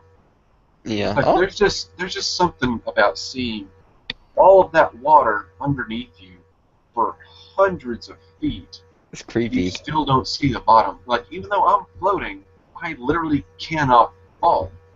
It's like I can see for hundreds of feet, and there's nothing within visual range of me. Like, not that's gonna hurt me. Like, there's just nothing within range. Imagine I just can like see. swimming over it and hanging over it. Something could be swimming at like 100 miles an hour, and I would have like 2 or 3 minutes of warning. That's how far you can see down into it. But I still can't see the bottom, and it scares me, and I wouldn't like it, and I would turn around, and I would go back. So it's Yeah. like, I don't really think I would need to be certified over 100 foot or something, like you said, but it's like still, Right, like in I would Destin, we fish in the never Gulf. use it. In the ever. Gulf, it's like 20, 30 miles out. It stays 130 feet, 150 feet. It's the deepest it gets. That's it. And I think it Yeah. drops. I think it Until drops you off. get that continental shelf, and then it Yeah. drops off to like 1,000. Well, I think it drops off to 300 eventually, and then that's about the farthest. And then then you get the big drop off after that. But we never go that. We can't go that far anyways because our boat's not that big. You guys are close enough to the ocean where you have a boat? Yeah, we're only like 7 hours away from Destin, Dude, I don't know. I live in a landlocked state. I don't know about like fucking salt water and shit. Yeah, we store our deep sea boat down in Destin during the summer, and we That's awesome. go back and forth from here and fish on the weekends. So, do you ever go to Destin during spring break? You ever see all that craziness that goes on down there? We've been before, but usually no. The fishing usually sucks. Actually, it's still too early then. If you're in Destin during spring break and you're trying to go deep sea fishing, you are not doing spring break right. Well, when you're under 18, you usually not much else to do. Dude, alright, I've never been, but I have a shit ton of friends who have been, and apparently it's like it's so ridiculous down there that like some of the cops are like, they'll see you smoking weed and they're like, hey, just don't get in any fights, you know? That's funny. Or like you just like fucking walk around, like obviously people just walk around like drinks in their hands, walking down the street, just getting fucking belligerent drunk, like smoking weed fucking everywhere, and they're just like cops are just there to make sure nobody's getting in fights or like tearing shit down. They're like, I don't care, because it's like a 2 or 3 week period. It's like you couldn't stop all the people that are drinking underage. You couldn't stop all the people that are smoking weed. You can just try and stop people from getting in fights and doing stupid shit. Mm-hmm. It's like that's basically what they regulate themselves to. They regulate themselves to victim or to non-victimless crimes. So Yeah, I've seen. yeah, you could do it. I saw a woman on that one time. I don't know. I think she was having a seizure or something. I don't know if it was from drugs or whatever, but it was at one of the motels we were staying at for one of the weekends we were fishing, and she ran out and like collapsed in the middle of the road, like at 9 o'clock at night, which is like the roads are extremely busy then that time of night because everybody's out. And this car just stopped, and this car just like slammed on its brakes, and she was laying like 4 feet in front of the car.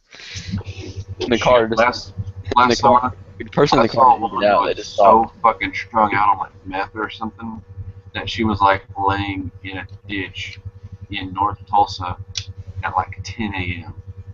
Oh my gosh. It was fucking out of control. It's like she actually passed out next to this like liquor store, and the owner and another guy at the liquor store came over like tried to help her out, and they like picked her up and they like took her to the back of the store where there was like some shade because it was like 10 o'clock. The sun's like almost straight down. So they found the only shade they could.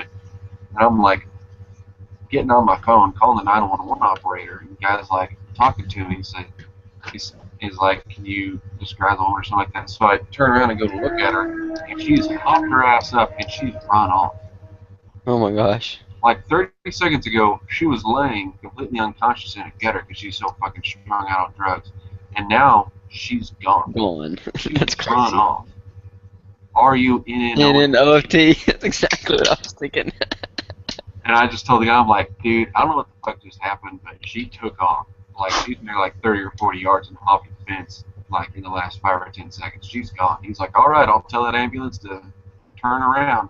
And then I heard the sirens off in the distance just cut out. I'm like, her loss, I guess. Yeah, well. Can't help people who don't want to be helped.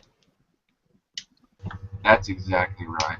That's my one thing in life. It's like, I'll try and help you if you want the help, but like, if I'm trying to give you help and you do not want it, you're not taking it nice. It's like, you don't want my help at all. So I'll say, oh, fuck it. No. Mm-hmm. You don't want my help, I won't waste my time. Whoa, I think I just found the Replay XD. The 720, the regular size one's only 120 bucks. If I think I'm looking at the right thing here, it's a full-size camera. What are you showing off there, man? I put some Picatinny rail guards. Oh on my the God. Picatinny rail. They're retarded. Is the front of your frame really tearing up your hands there? This is the next trend in tactical. Sure.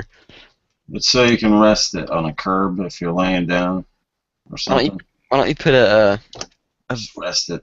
why don't you put a vertical grip on there? Just don't show it on camera. No. What you need to do is you need to get one of those things that like has like the two 45-degree offsets, and you need to attach that to the rail of your pistol. So then you have like two 45-degree offsets on your pistol. I think You it's can, like, put a lock on one. You can put like that Glock knife on the other, or like the little like K-bar bayonet for I pistols think on it's the so other. dumb how your pistol turns into an AOW whenever you do that. Well, I mean, when you put a vertical grip on it, it's no longer designed to be shot with one hand because you have two places to put a hand. Yeah. So what if you put something on there that's not a vertical foregrip though? Like you were talking about, like something that's like. Like an AFG. Oh yeah, I guess you could do that, couldn't you? An AFG is not a grip; it's just a pad. Yeah, but that'd be really uncomfortable anyways. You wouldn't want to do that. I honestly don't think you have the rail space to put an AFG on there anyway. Yeah, I was about to say I don't think it'd fit. But I mean, if you put a pad on there or something like he just put on, I mean, I've always wanted to Because- put I've always wanted to put a vertical grip on my Glock 34, but I just haven't. shit, if you want to, you could put a bipod on it. Oh my God. You A know what? bipod- I didn't even That's think what I about was that. going to ask. Can you put a bipod? Can you put a I have bipod on? seen. Hold on, let me Google it real fast. Can you put a bipod on a Pistol legally. an AR pistol? Yeah. Hold on. Oh, Here we go. It's a bipod. 'Cause I seen the that Ruger that has the Ruger? bipod. I forget what it's called, but it's like a I think it's a Charger. 1022. Yeah, the Charger. Oh, that's crazy. I didn't think about that. You can't put a A Actually, bipod is not a grip. A bipod does not make it. Like you're can't not you supposed to grab a bipod and use it as a grip.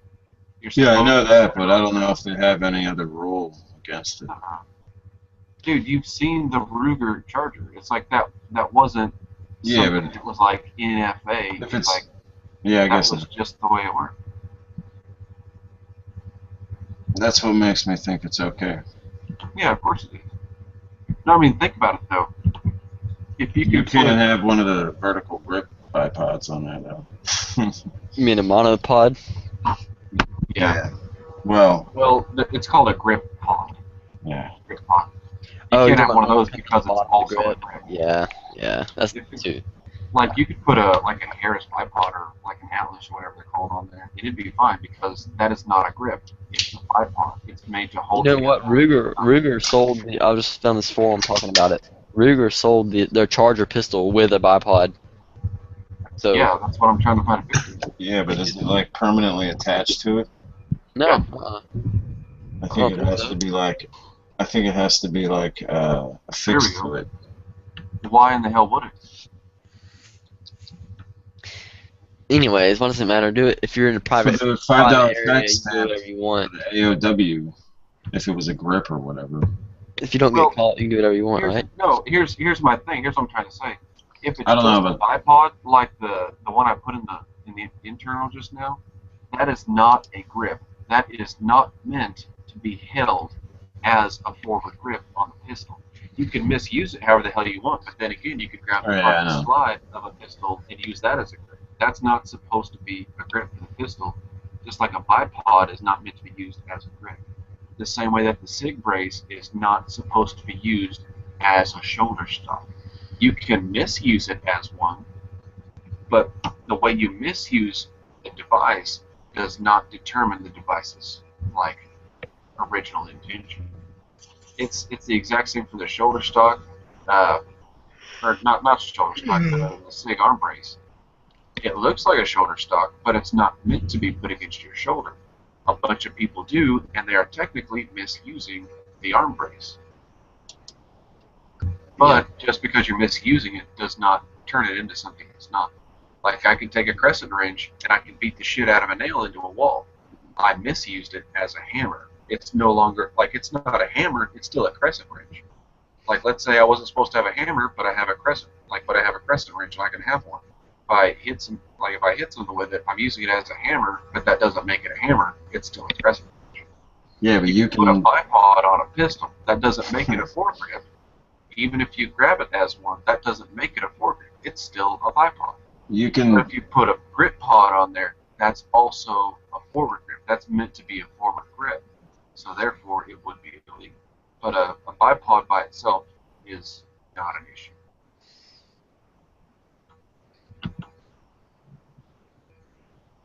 What are you gonna say, Moon? I was just gonna say, I forget. I was gonna say you can super glue a mag light vertically to your AR pistol, and it'll still be a mag light and not a vertical grip. Yeah, that's true. I don't know about that. No, what was I looking It sounds sketchy. Well, here's what you could do. Because you would be attaching it wrong. This might be pushing the line, but so you can see where your feet are going. Yeah, I mean that's what I would say. I'd be like, hey, look, man, the most important terrain is the terrain I'm about to step on. I need to know what the hell that is. I don't want to step in any puddles. Yeah, I don't need to step in any rocks. I don't need to be spraining my ankle.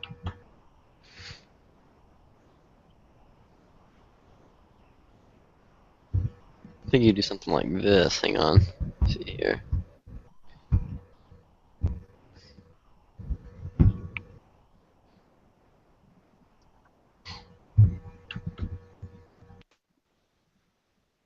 Never mind. You can get a monopod, like a camera. That's just a one stick.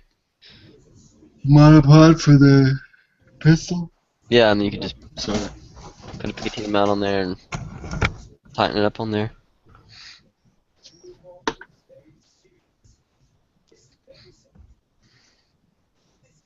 A monopod wouldn't be a grip, would it? It would be a stand. It'd be a support device. Exactly. Just like a bench. Or you could still put a vertical grip on there and not care. Just don't tell anybody. I got one of them Bushnell TRS red dots that stopped working. You got it to stop working. Congratulations.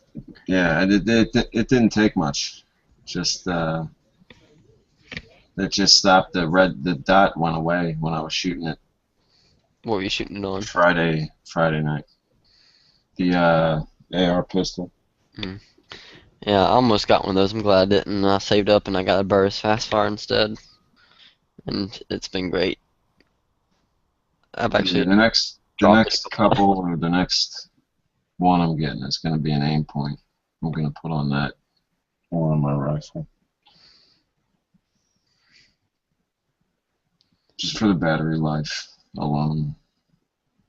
I'll leave it on, don't have to worry about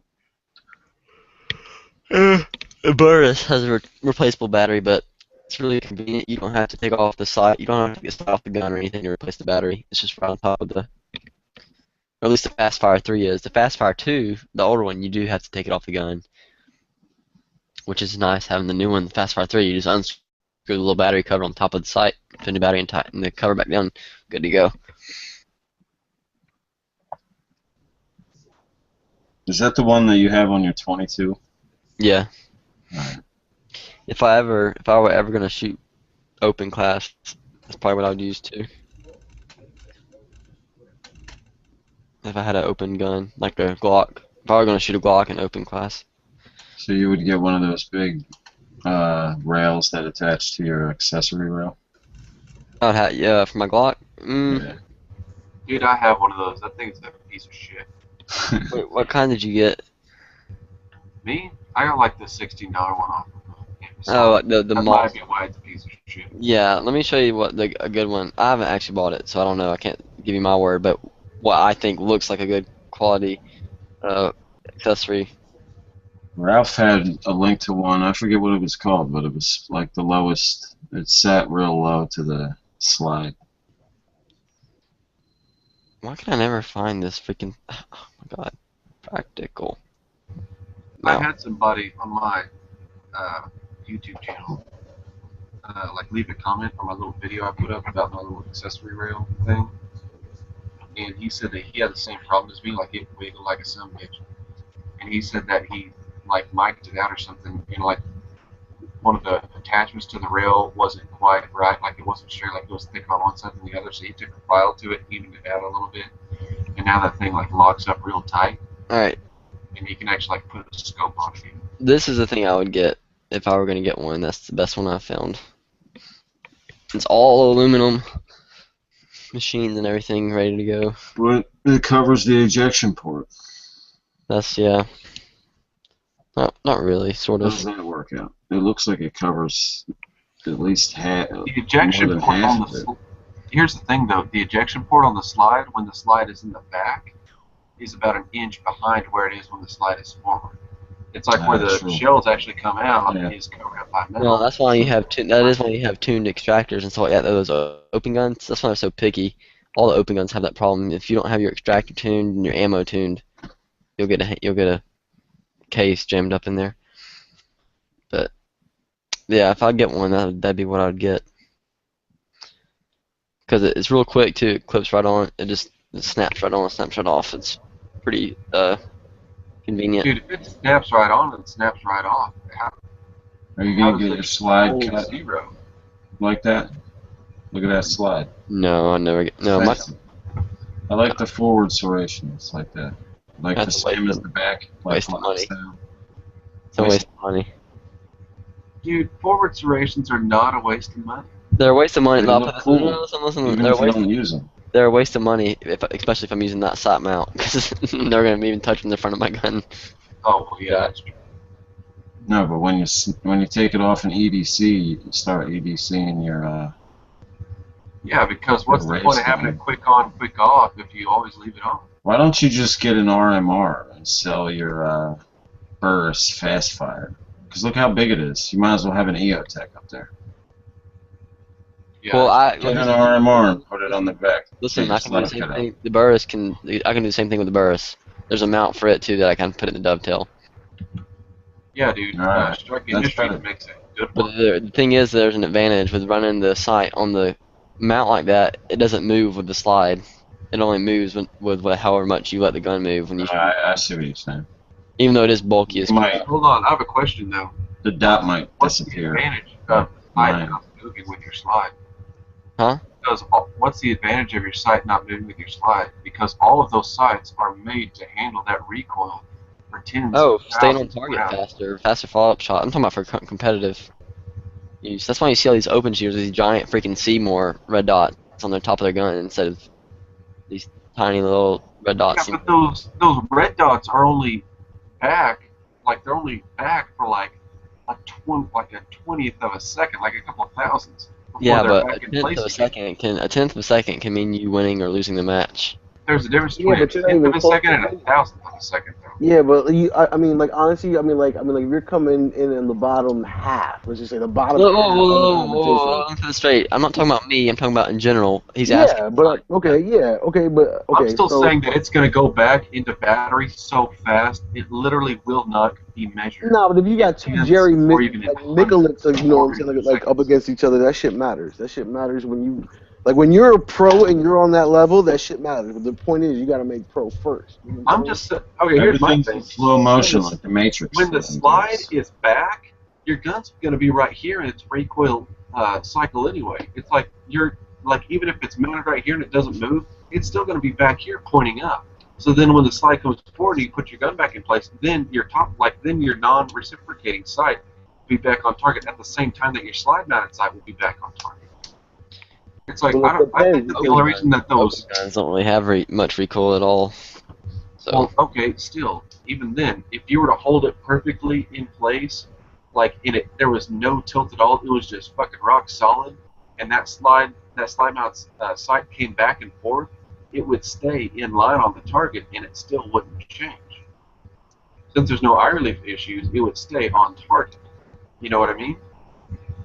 mm-hmm. I mean, it's Like, still I just think that the reason that all those super expensive guns have like the overslide mounts for the sights is because that's just tradition, and they haven't like built the slide mounted sights up to the quality, or at least they haven't caught on with that level of class yet.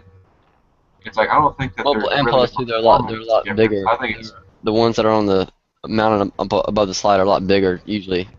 They're a little Oh, bit. I Half of my sight Yeah, is that makes just sense. the hologram on the top. Like I that. hadn't thought about the sight windows. Hey, Mo, what kind of sights do you have on that joint? Are those the factory joints, or Yeah, these are factory. show them to me? Like, can you point them upwards? Like, show me the rear end. Oh, were they just regular tritium? No, these don't have Okay. any tritium, but Oh, they just paint? glow with light. Okay, Yeah. so it's glow in the dark paint. Yeah. They come stock on the PS7. You need to get some TFOs for that joint. Holla at me. I don't know about sight options for CZs. Digital, you're not playing laser tag with Girk? No, but I want to know why Moon got the blinging ass pinky, pinky ring almost. Uh-oh. Is Moon rocking the bling All tonight? right, so I got two questions. That's my Illuminati ring. That's his internet tubes ring. Whenever he brings that joint, he just brings tubes to the internet. All right, so I got two questions. Weedle, how many bitches did you pick up at Petco? And Moon, did you see my Instagram picture? Because I tried really hard to shout you out on that joint. Actually, I That was an brought homage to some little Moon. bitches to Petco. Well, your bullets? Yeah. Well, no, just the angle of photo. Yeah. I was channeling Moon there. I didn't see it. I'm going to look it up now. Weedle, how many bitches did you get at Petco? I didn't. I brought both of them with me. Well, then that means you should have left with at least one more bitch. Hey, you talk to my fiance about that. I think she would have something to say. Dog, you know what happened to me tonight? I had a neighbor whose pit bulls got out and killed his other neighborhood dog. Dang. Fucking like 13 Hold on, police out quick here. question. What kind of dog did it kill? Because if it's like a Chihuahua, on a high five you. I couldn't tell you. It was like a little Toto dog. It wasn't like a Chihuahua, like like a little rat joint, but it was like a Toto dog. That's Yeah, hilarious. fuck. I would high five that pit bull owner. So did you go to the gun show, Marco? Mm-hmm. What did you get? Got my Marco, lower why are you dressed not up. So the show and tell time. Oh, hold on. Let me go pull that joint. Marco, your boy's out playing laser tag. Why are you not there? Why are you not smashing all that laser tag? He just went to go get his gun store loot. So Yeah, there's gonna be a lot of hot chicks there. Running around playing laser tag. Just fucking running around in the dark, Let me see. yelling and screaming. Hold on. All right, good. We got good light. So, Crash sweat. man, first of all, we got the the new joint, the MS4, the MS3 Plus. I don't know, but with the quick detach on the back of the AR lower. Sweet. Got that sling plate. Now, Moon. So check this out. I was trying to get your phone number, dude, but I ended up talking to a couple people. All right. So you guys see like my buffer connection right there?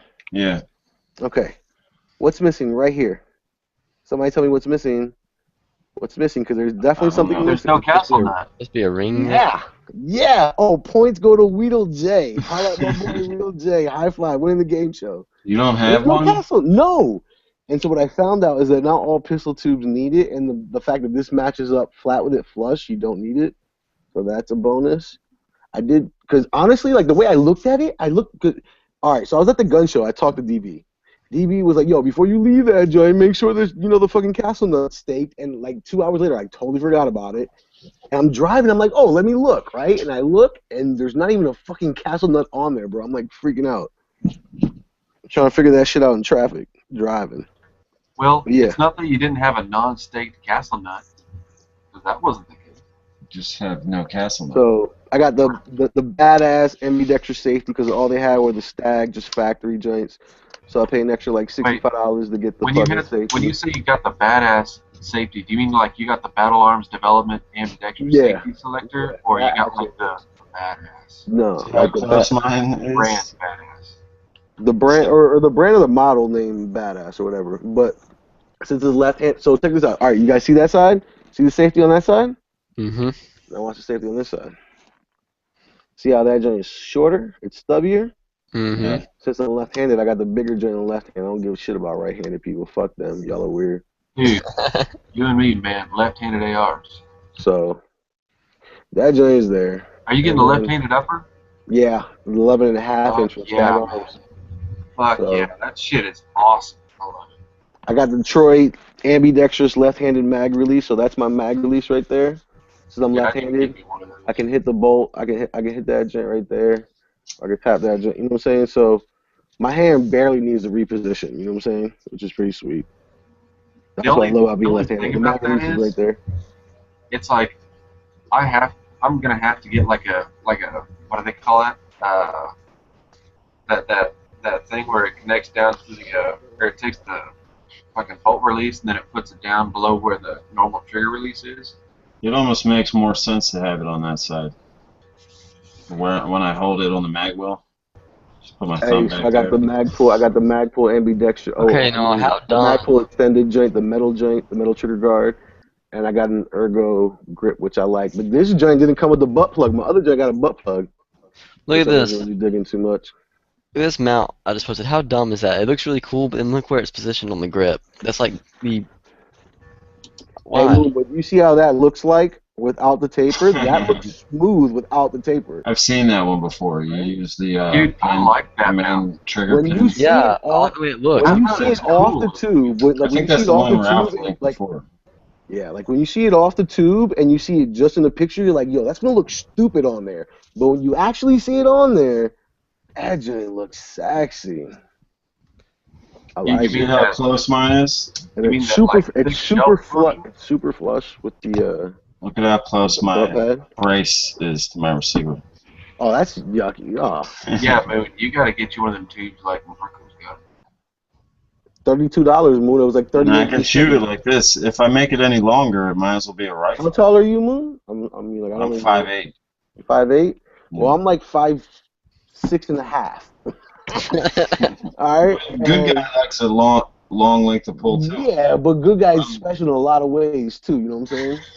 I'd rather it just be short as possible. No, Jake, that mount was really cool when I saw it. I was like, oh, that looks 'Cause I awesome. can shoot it like this. Well, put it Yeah. like this: like whenever I shoot my Across the AR, freaking and as long thumb as I'm right not there, like like in my north face, I usually shoot it with like 2 clicks out. But if I'm but like if I'm in my fucking north face, I'd probably still want at least a click out. This might be a little too long for me, even in my north face. But I would. But put it like this: when I put this like when I put 11.5 inch on this, I'm gonna go to the movie theaters in Virginia and I'm gonna carry this shit under my north face just because I can. You'd be uncomfortable as crap. I'm gonna have like 6 different 40 round PMags with me. Hey, guns aren't supposed to be comfortable. They're supposed to be comforting. What is dumb about that mount? Hang on, let me Yeah. turn- Dude, What that are you mount is talking cool about? as shit looking. Look. I'll just look over here. All right, so it's cutting right across that mount. Is cutting right across the thumb indation. That's where your thumb sits when you're shooting. Oh yeah, I didn't notice that. But what's the actual Yeah, amount you bracketed to though? Put your hands over that entire That goes into your rear pin and the main trigger. Oh, so that goes into one of your pins? That's whack. Both of them. Yeah. When I first saw it, I was like, oh, that thing looks awesome. And I was like, oh, wait, look where it mounts. Oh, that's dumb. Oh well, it's your rear fucking pin, so it's not any. Oh. It's the main trigger pin too. The main trigger Yeah, pin. and the main trigger pin. Now, here's another one that's from the same website. It looks a little bit more bulky than the first one, than the practical one, but it's cheaper. I wouldn't even do. But all right. So let me ask you this: do the best shooters out there like rock shit like this? I'm just talking about. I've seen I'm not- mounts, Come on, like shoot front over. rail mounts for optics on race guns, but The best shooters out there use red dots. Now How they much is it use gonna cost you to get like a milled slide? It can't be that fucking expensive. It's like under $200. yeah, but some people don't like that. Some people like the. They like this instead. You gotta be kidding me. No way. Yeah. Hey No way. Marco, It can't be a better Still option than using milled them. slide. Marco. The thing Then about obviously getting the Ford and RMR. dude, all right, yeah, no, you hit it right on the head. It's like the RMRs, like what, $600 each just for the sight? Fuck But that aren't you shit. getting it to put some type of optic in there? I mean, like the point is to Plus- put some optic in there. Plus, They're you not can really put saving an that much You money. can put an optic with a bigger window So what are you on trying a to put like rail. TRS 25 on some shit like this? You I could. broke one Friday night, so I don't even trust them shits anymore. Oh, You broke a TRS 25? TRS 25? Yeah. he just Dude, told you are the us first about person this. I've ever heard of that has had a problem with a TRS 25. The lights just went out and when I was shooting.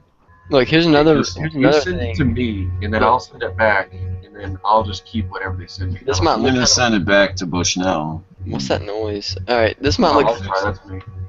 this might look kind of weird, but this is actually really popular because talking about the ejection port earlier, this completely eliminates that, and you run the Seymour Well, that's gangster sideways. style. Yeah, you run it The sideways. ejection port was a non-issue to begin with. It looked wrong until you think about where the slide moves back and where the bullets actually eject from. Yeah, but the thing is the mount. Look at this. Look at this But if picture. you hold the gun sideways, that it's mount, normal. look how long the side is. It's still not going to matter where it ejects from. The extractor's not tuned perfectly, it's still going to catch. That's a 1911. No, it's a 2011 probably. Dude, a 2011 is an improvement. That's like saying Glock 34 isn't a Glock. I'm AARP, so I'm not up on The the Glock 2000s. 35 is the best Glock out there.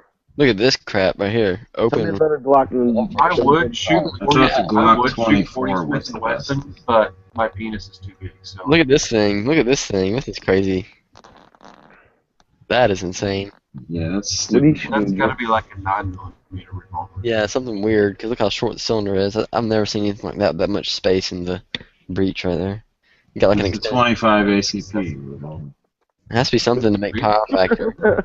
Really? I bet he's good though. He spent a lot of money on that gun. I bet Dude, he. if that's I-core, I don't Okay, think, look. I Look, don't this is think what I was I-core talking has about. power Listen, factor. this is exactly what my gun would look like if I put the burst on the slide. I hate this grip tape shit.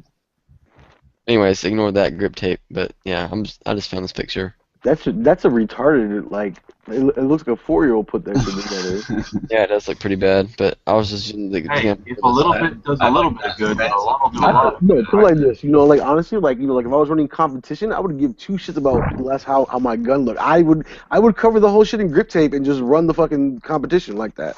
Just That's glue what it I to get. your hand. Why not? Dude, I want to get my Glock stippled now because my grip tape's starting to wear off, and I really want to stipple it, but I'm afraid to.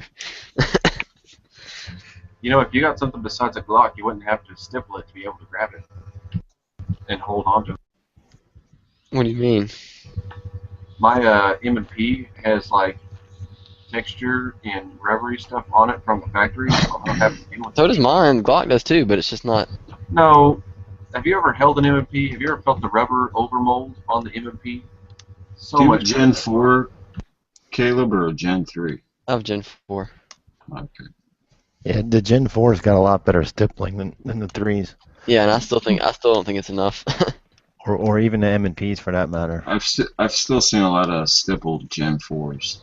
Okay, Yeah. M&Ps I don't aren't care. just stippled though. It's like they have rubber in them. It's like almost like a not quite a grippy or like a tacky.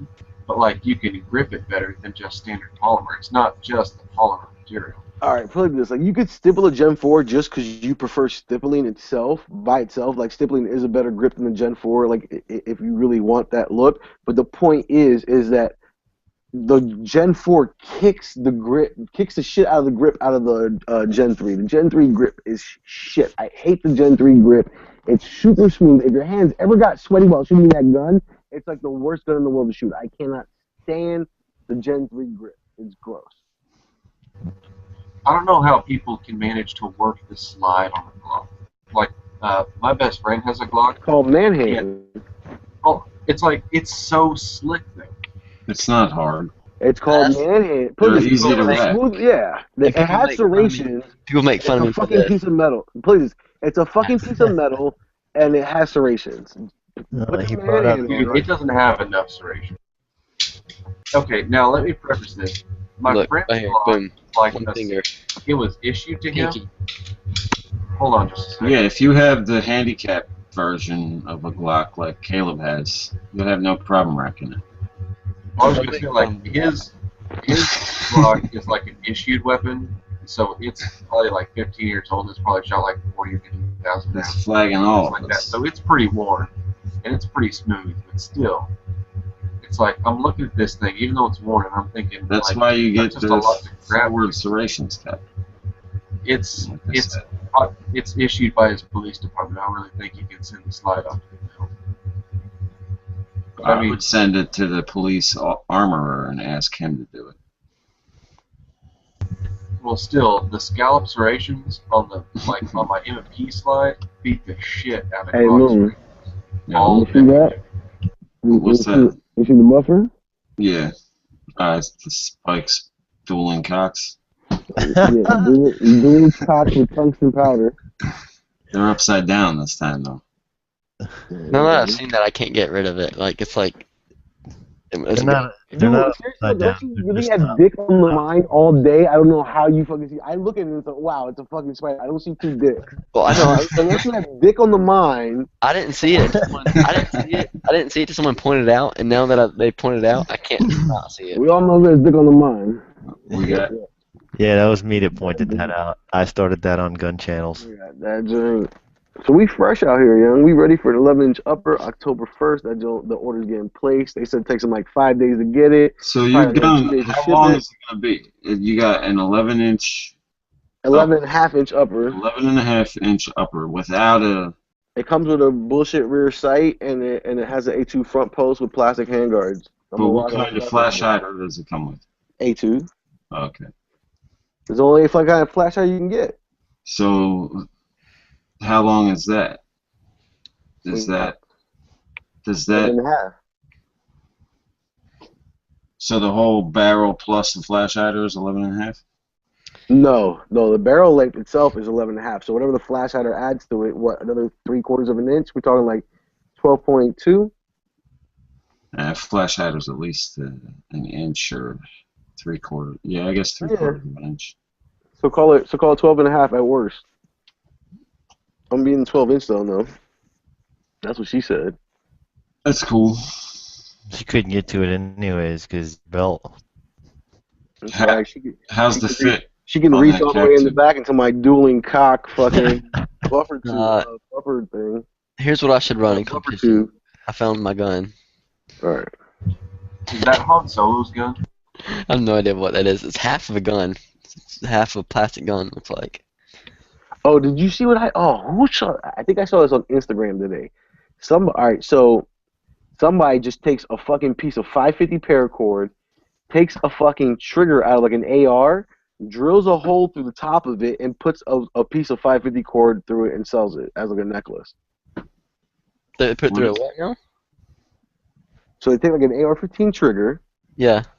drill a fucking hole through like the top of the trigger, you know, like at its fattest point. Yeah. All right, and then they put a string of 550 through it. Just the trigger itself? Just like And he those, was like, selling them? Yeah. That is so dumb.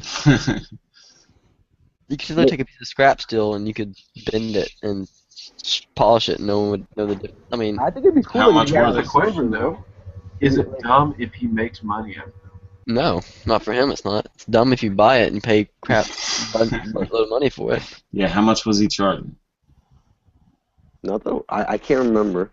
If it's like $2, it'd be different. It'd be like, okay, yeah, you know, you took Well, your think time. about how much does the trigger just actual piece cost? Like even if you bought blems, think about it, like you just buy blems, blem triggers. Look at this open Glock. Here we go.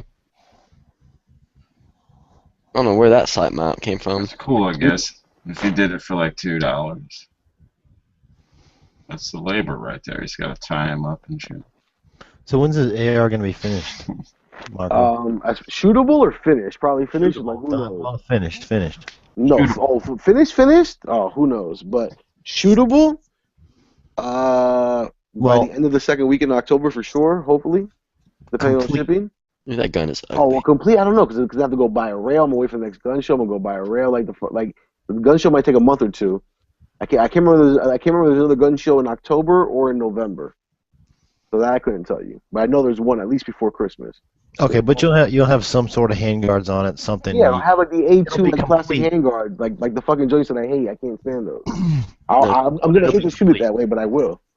No, this gun looks pretty freaking sweet. Like, that looks. And I'm honestly not gonna sight it in because it's fucking stupid. Because I'm gonna take off the A2 front sight and I'm gonna have to resight it. You know what I'm saying? Like I'll get it on paper and that's about it. I don't give a shit. Other than that, I'm just gonna go there and mag dump out that bitch. It comes with regular handguards? It comes with A2 handguards. You haven't seen that thing? Nah, I'm surprised it didn't come with some kind of diamond head rail. You can get it, but it's like $265 Yeah, for you like can a get nice it with diamond diamond head rail. rail. It's fucking- And I don't want a diamond head rail on my joint. I want I'd rather get Choi than diamond head. Like, no bullshit. Yeah, diamond head, I don't know. The new ones look kind of funky with the ergonomic bottoms or whatever the hell they're called. I think they look cool. It's just that they're expensive. They feel good. I picked one up in a store. I recommend the Strike Industries rail, but that's just me. I recommend Daniel Defense because that's what I have on my AR. Well, I that's have why the aluminum and diamond head. You know what I'm saying? You know what I'm saying? Stag. You know what I'm saying? No, I don't know what you're saying. Exactly. 1%er, baby. Raise your hand. Oh, I'm raising my hand. You just can't see it. But I know you can't Yeah, see we it all now, raised but our I'll raise hands. mine. Oh wait, no, hold on. if we didn't, Keeson would raise our hands for us. This is me not raising. See in mine the chat? now, actually. Yeah, so, here's the link to the joint that I'm getting. And you saw it. But that's what it is. I'm going to put, a 10-inch rail on it.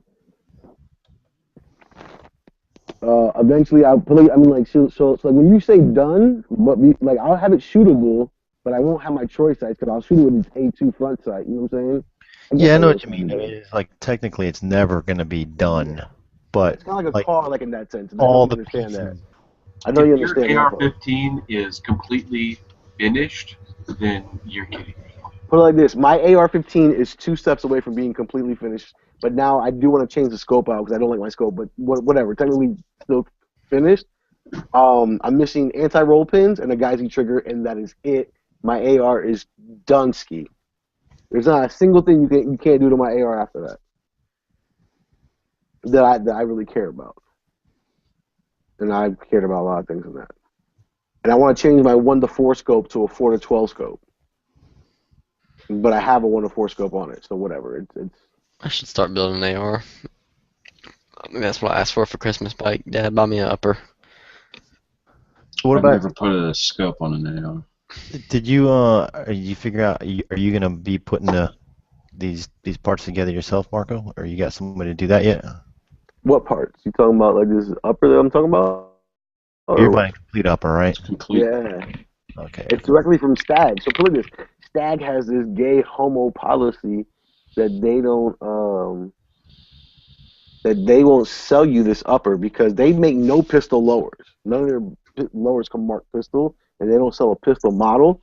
So therefore, they don't sell pistols, and they won't sell it to you unless you have a It's an tax stamp. SBR. That's Yeah. Yeah, I think I read that on their site. Fucking So yeah, it's they fucking cut them bullshit, out of the right? labs.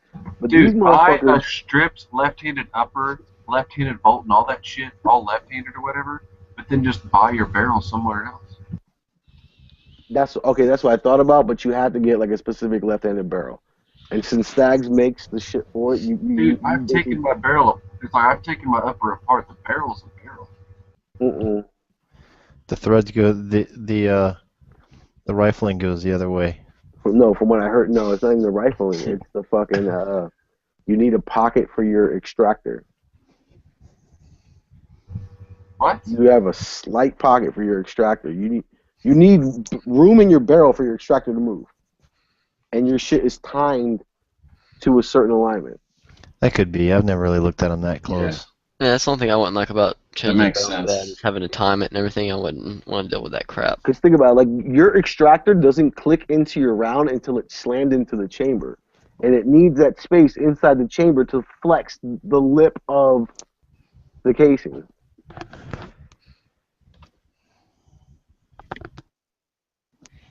Sounds like it's a good thing that I bought -1 upwards. Yeah, and that's exactly what I plan on doing. Like that's why I really can't. Like I'm kind of stuck to just this, and it really blows me because I really want to buy a 7-inch upper, and I might just do that in right hand. I might just find me like an El Cheapo right-handed upper, and just build that shit as like a 7-inch. And I don't give a shit that it's 7 inches. There's probably a rack of gas in my face though, honestly, which is the main reason why I don't have that. If you're gonna have all that kind of fucking gas blowing in your face, you would want it going out to the left anyway. Exactly why I always buy left-handed rifles. I can't stand when a fucking rifle just poops in my face full of fucking gas. It's just gross. Yeah, I get that from the Tavor. There's they make it switchable so you can put the charging, Yeah. bolt. Now, if you have like the factory plate, So do you shoot left-handed, Talon? no. Alright. Because like you can buy it left-handed from the factory, or you can buy it right-handed and then just buy the bolt for it. But you should end up spending more if you buy the bolt separately. Right, but if you got in the right hand configuration, the ejection port is covered on the left hand side, but the cover that they give you, it doesn't really seal it real good. So even though I'm shooting right handed, because of the configuration being the way it is, you still get gassed a lot. They make somebody makes an aftermarket cover that he puts in there, and it gives you like a QD mount right there, and they say that it seals up the chamber in there a lot better. Yeah, I've seen that. Mac has a video on aftermarket thing where it seals up the chamber. Yeah. It's a QD out there. I've seen that. Don't know how good it works, but I've seen it. Oh, it'd be awesome. I was just looking through Google Images. I remember Lone Wolf sells extended barrels for Glocks, like the really long ones, like 9-inch or something like that. Hickok 45 shot one time. You know how cool it'd be to have one of those? That's what I'd do. That's what I should get for hunting. Go hunting with it. I think they're goofy. They are like 8 inches. You think they're what, man? Yeah, they look goofy. Oh yeah, they do look retarded, but they're like. What is that? It's so cool. Charge handle you got on the side of your Glock? Hey. You can rack that off somebody's face. Hey, you know what, dude? If it works for what you need it to work for, man, then that's cool. Yeah, seems fast. Be happy that that's only the medium one. They make one that's actually longer hook than that. The same people that say that shoot 45 ACP. Exactly. It works for you. 45 AARP. You shoot 45 AARP. Yeah, that's what Moon shoots. Let me show you. They make one. I'll put a link in here to where the charging handle is.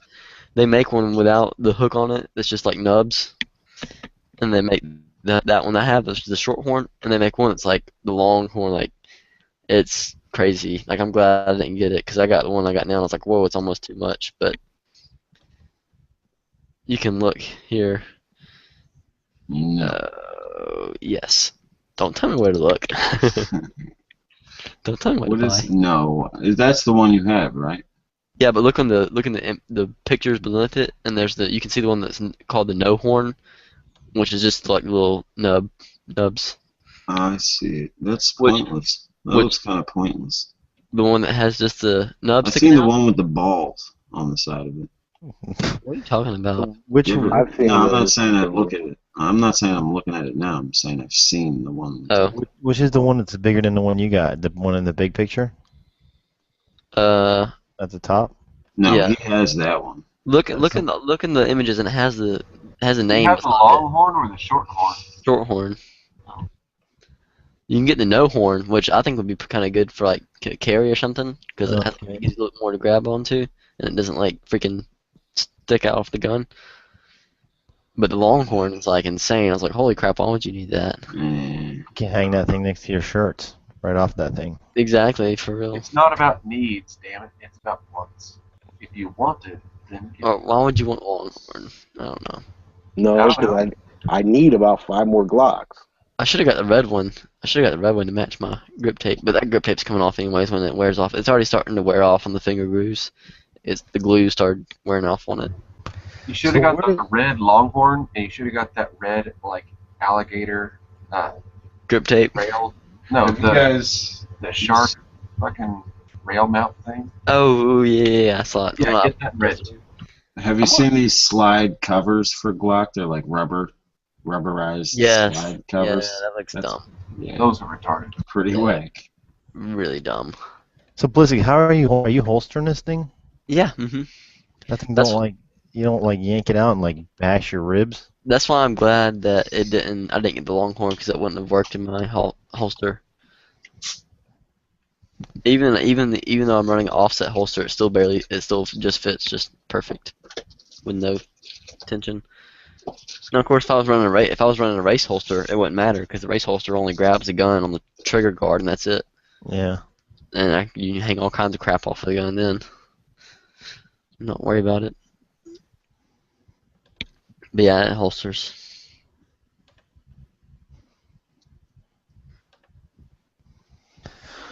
That's cool. My favorite thing I've done in my gun really though is the magwell and the extended mag release. Like, oh my gosh, I don't have to change my grip at all to drop a mag. I just move my thumb down and hit it. That's it. It's like not even half an inch. Boom, mag's out, new mag in, keep going. It's great. You got an extended mag release on there? Yeah, which I wouldn't, but I mean my hands aren't huge, so if someone had bigger hands, I wouldn't recommend it because it'd be real easy to bump when you didn't want to.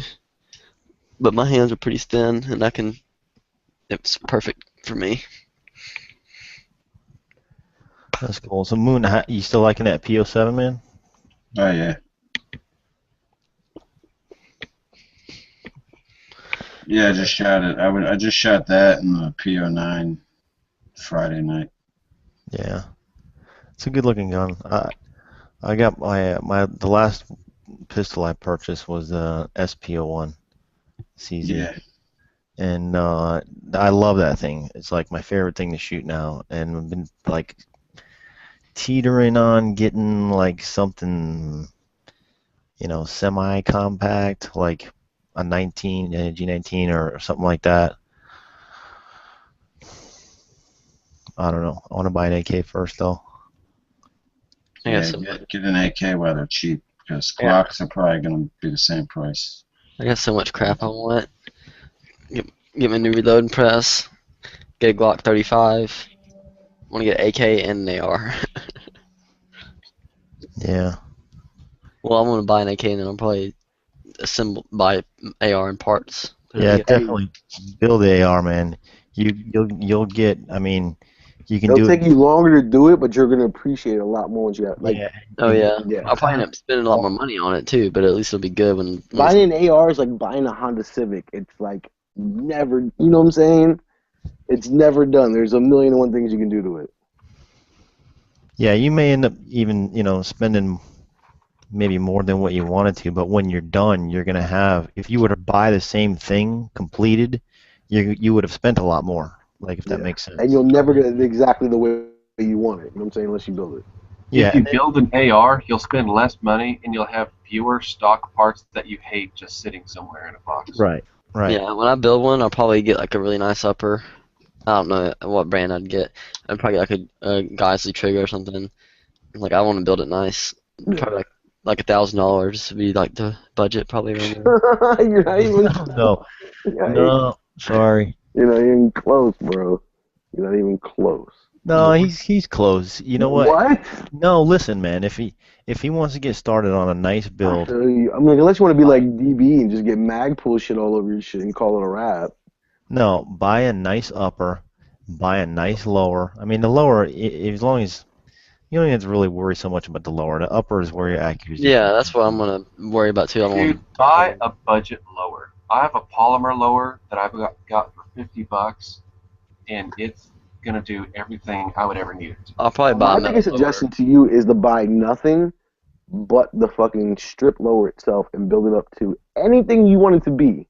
Right. Don't buy anything. I second that. That's the great thing I about second that. That's the great thing about the AR Pro like this. Like you could probably spend more money buying each individual piece, but you can cherry pick every. So like I want a bolt, and I want a bolt with a defense extract. You know what I'm saying? So whatever the fuck you want, you can build, and that's the most amazing part about it. So for someone to recommend you to just buy this complete upper, like I don't know, like I kind of feel like that's. Except for a stag arm That's not left-handed. the AR's potential. The AR's potential is to put whatever you can possibly imagine that you would want to change on that bitch. You can change it. Right. Yeah, everything. The modular. And there's at least 4 motherfuckers that make every single part for it, or if not more, down to the smallest fucking part. Well, especially on the small parts. Some of the bigger parts are actually made by those individual companies. Exactly. I And all the recommend little parts are made buying. by the same people. Get a Canadian police trade-in Colt.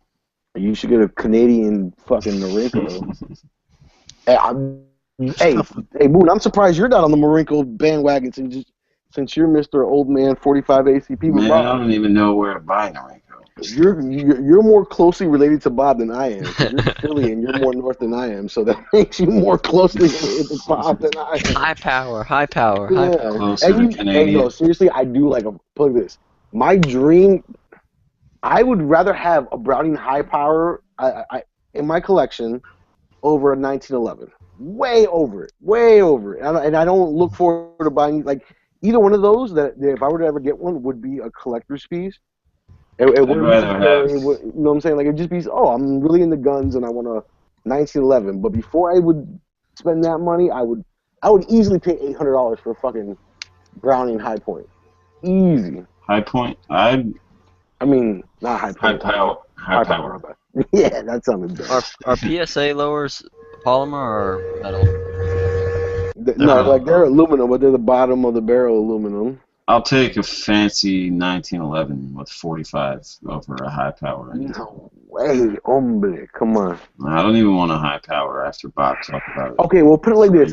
Straight. I will even give the 1911 credit. I will say the 1911 I don't want nice an one decked SVT out. A 40 nice over one decked high out, but the power. way you want it, it looks better than a high power. I will say that.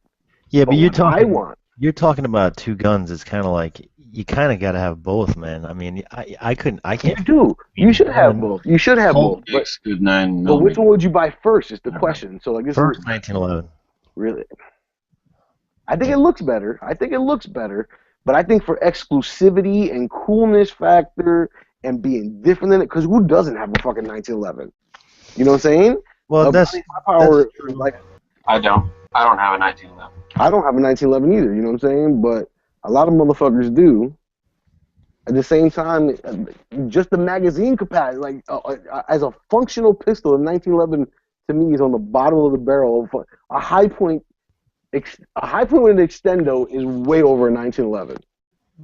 You know what I'm saying? I don't know. No. You If High Point made a 30 round mag, and I had a 1911 with 8 rounds in it, 9 rounds in it total, I will pick up a High Point with 30 rounds. Blasphemy. Yes. No. Hey, you Absolute can get blasphemy. I'm 15. about that life, bro. I'm about living. You can get extendos for 1911s. Way. If you want a You can't 1911, get extendos, but still. I'm you just get saying. one with loose tolerances, is what they say. You want just combat accuracy and loose I'd tolerances. much rather have. Good magazines, and you'll have no problem. What's a Browning high power? 18 rounds? It's pretty high up there, isn't it? It's like 18, 17? What? I'm A not high power? I think it's 13 Yeah. rounds. No, I think it's more than that. No, it's 13. Well, it's still almost twice as much as the fucking 1911. Get real. I'd still keep that. With bullet technology this way, I don't have to worry about 9mm barrier It's a cool penetration. gun. I mean, It is I a don't cool gun. And I think it's cooler than the 1911. you can't put. It doesn't look I better don't than like the 1911, beaver tail. but it's cooler. Exactly. It doesn't look better. Can you get a Browning high power with a beaver tail? That would be sexy. I don't know.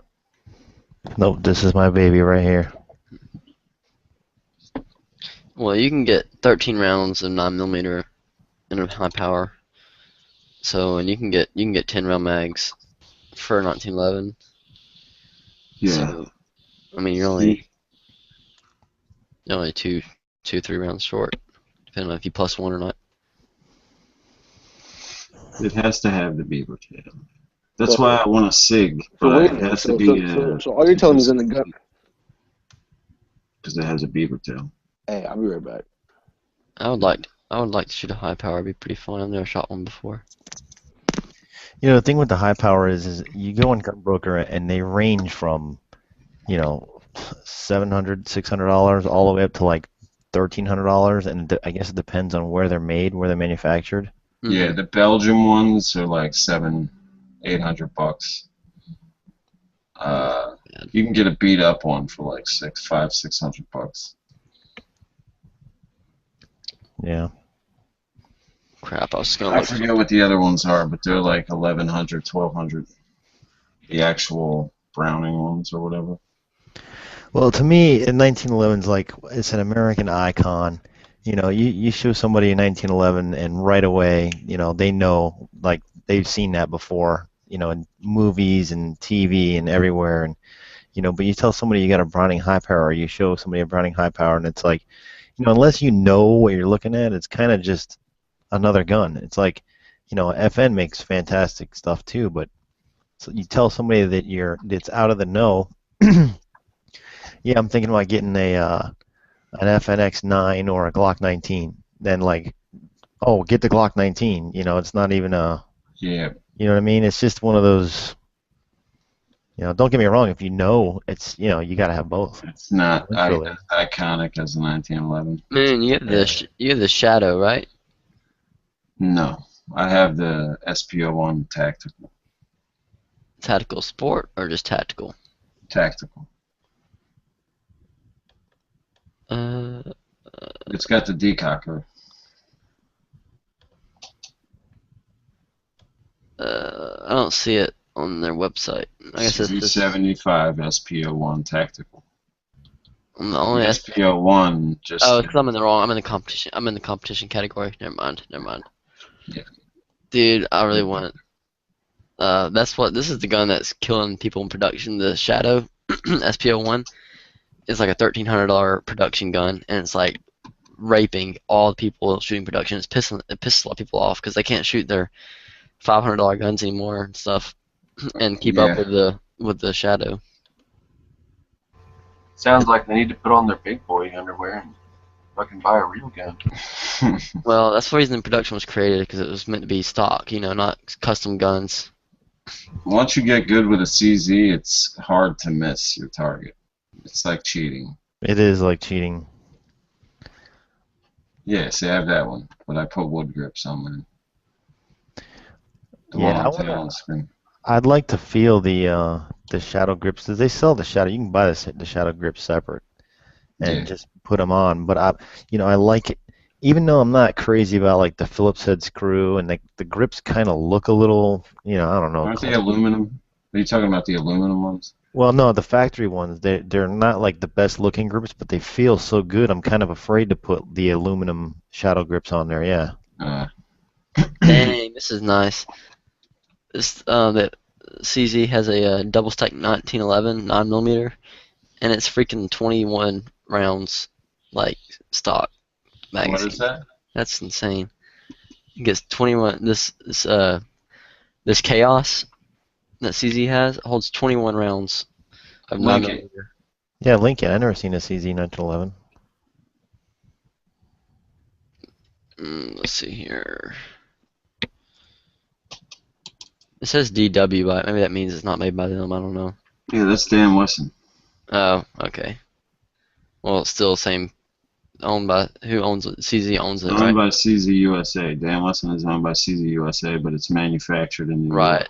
Okay. CZ USA is in Kansas City, Kansas. They're completely separate.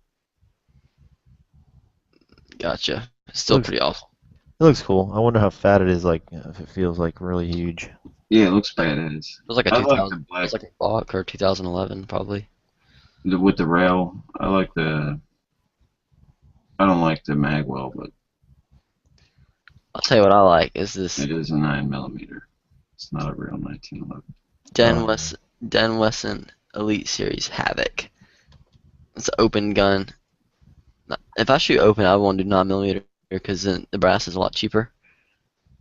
And you can shoot 9mm major. But your brass life is very limited, but still, you can find 9mm brass everywhere. Only holds 21 rounds? What? Why don't they send a stick mag with it? All these people who make all these open guns are so cheap. You spend $4,000 on the gun, and they don't want to send you a big stick mag with it. They send you one magazine. It's like, really? The I magazines. don't like these open guns. You can sell with the guy that I shoot with now. He shoots limited now, but back when he used to shoot open, and when he sold his open gun, he sold like one of his sets of magazines he had. He sold one set of magazines for like $500. It's like how much the magazines are. It's insane, but they work and they hold like 30 rounds. So I've seen a CZ that was completely skeletonized with like these triangle cut shapes. Oh, that's cool. It was cool, but I don't know. It was pretty gimmicky at the same time. It was a race gun. I'm trying to find your. What is the SP01 under? Is it under 70? Is it under 75, 85 series or? Yeah. 75. Yeah. And then there's the tactical, and there's the regular. The tactical has a decocker. Oh, I see it.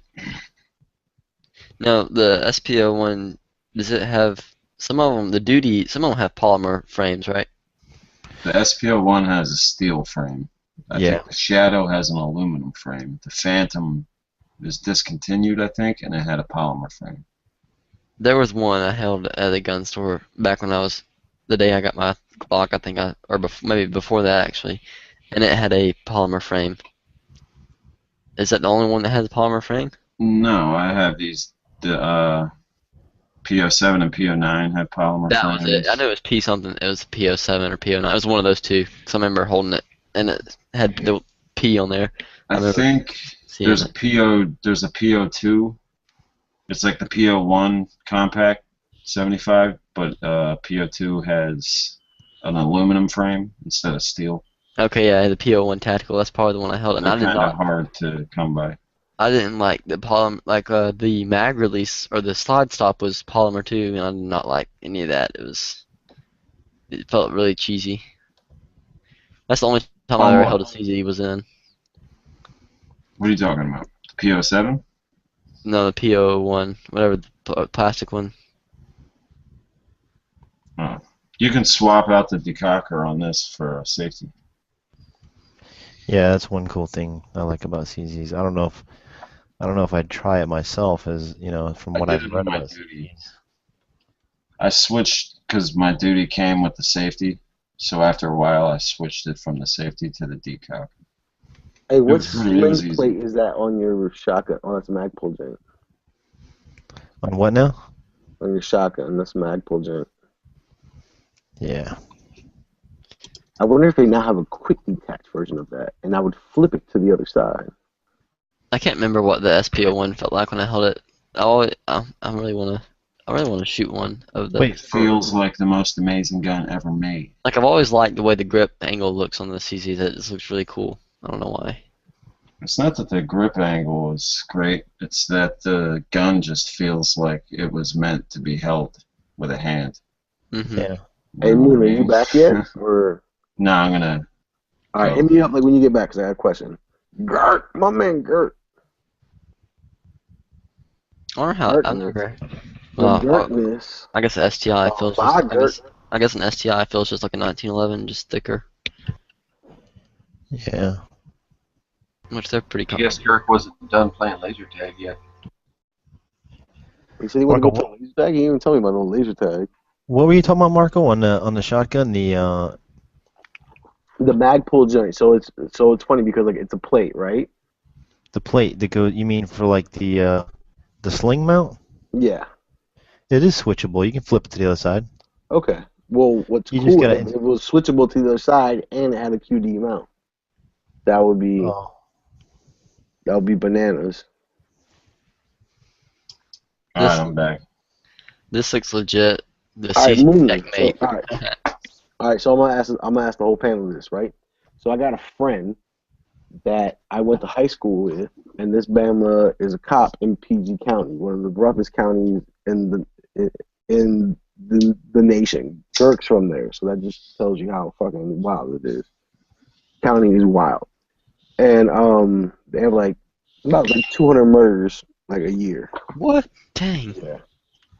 Or higher. Probably like yeah, it's like about like in between 200 and 250. I think like a low year is like 180. But whatever. So shit's wild out there. And so my man was a cop. He's a pretty high up there cop. He's like certified with a couple of federal agencies because like we live next to DC, so you get certified with a bunch of federal agencies and he's certified with them.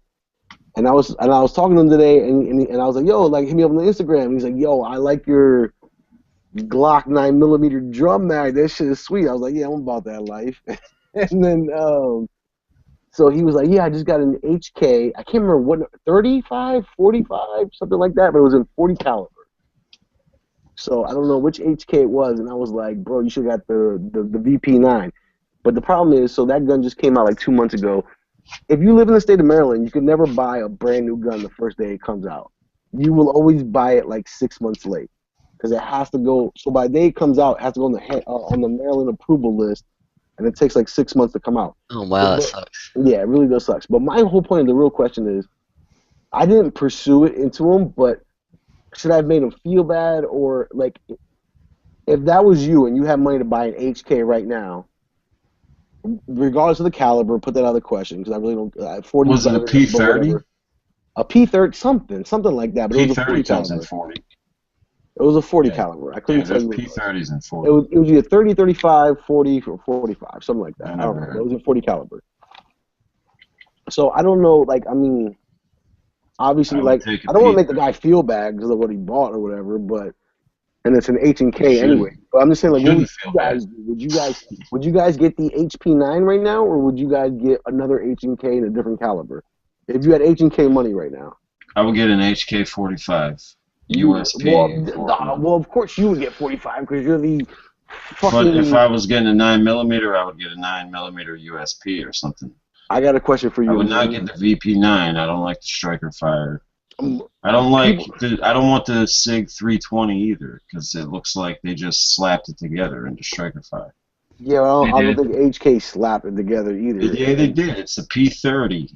It's a P30 without a hammer.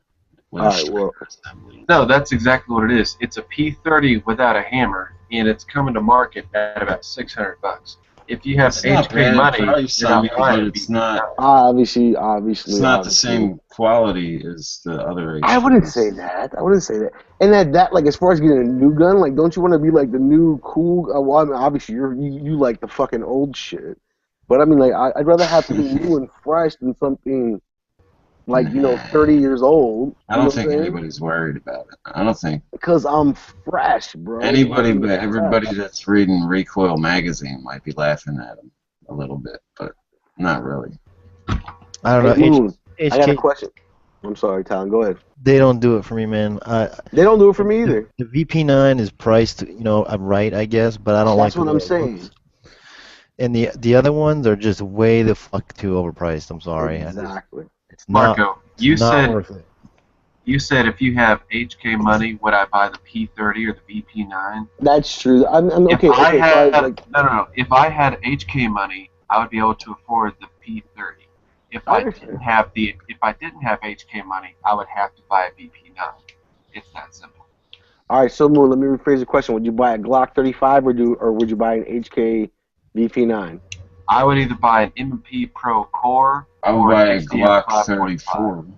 I would buy a Glock 34 FDE. You just like retarded calibers. I would not buy. That's I would 9mm. not buy a Glock. I would And not it's buy. weak. I would buy something else. Hey, Moon. Okay, so I got a personal question for you, seriously, because we honestly don't know much about you. So, does Moon Food say Gesundheit when people sneeze because he shoots 45 ACP? I think so. I think he tells people Gesundheit. I think if you're that old and you're from Germany, you would have to shoot a 9mm, because if you're that old and you shoot 45, then you probably fought in World War II for America. So he would not say Gesundheit. I think Moon just shoots 45 because he's more closely related to Biker Bob than I am. I told you that shooting twice hurts my arthritis. Oh, I saw someone with the bumper sticker the other day. What was it? 45 ACP. Why shoot twice? It's silly. You know, or because shooting twice is silly. And I was like, bro, it was fun. Mine's way better. That's what sized me in PG County. This shit was wild. I shoot 45 because it's fun. What's not? You don't like it? No, I There's don't no like fun it. about it. I love You want to know why I don't like it? It's a big old slug. I don't like it because when I shoot it, I can see the bullet. That's cool. It's like you're in the Matrix. No, that just shows you how slow and incapable it actually really is. No, it's capable. It's capable of being caught by the naked eye, and that means somebody can move out of its way. That's how slow it is. Someone can die. If I can see the bullet, I know the other guy can see the bullet, so all he has to do is move out the way. You know what I'm saying? That's why 45 ACP is whack. And 9mm is whack because it's not 40 caliber. That's just the end of the discussion. 40 wears a gun Somebody's brown nosing the G-Webs, huh? twice as fast as the other two calibers. I like 45, but every time So I 40 is the enemy of guns. It's like I don't know why you would want to pick a slow death for guns. I would shoot a 40 Smith & Wesson, but I'm not trying to compensate for anything, so I just don't see the point. I don't need to compensate. It's just but this, you guys call it compensating. I just call it either perfection or awesomeness because I'm at that level. I'm at the level of either perfection or awesomeness, and 40 caliber meets my needs. So therefore, with our powers combined, 40 Smith & Wesson and me are awesome. Like, see, I don't have some weird fantasy about how I'm like Captain Planet of pistol calibers. So I'm awesome like a possum, bro. I really want to shoot 40. Actually, I've never shot a 40 gun before. You're not missing nothing. Yeah. I've heard there's not really much. You're not missing anything except for lower capacity and early onset. Lower capacity compared to what? I've heard it's not much bad. The recoil is not much worse than 9mm. It's pretty much the same. So that's probably why I'll shoot it in competition and get better scoring for it. So, but I do enjoy shooting my Glock 34. It's a pretty nice gun to shoot. It's comfortable to shoot. You can shoot it all day, not get tired. Although I did load up some like almost plus P rounds, probably. I would say they're probably plus P. One time for a match, and I was a little sore afterwards. I was tired.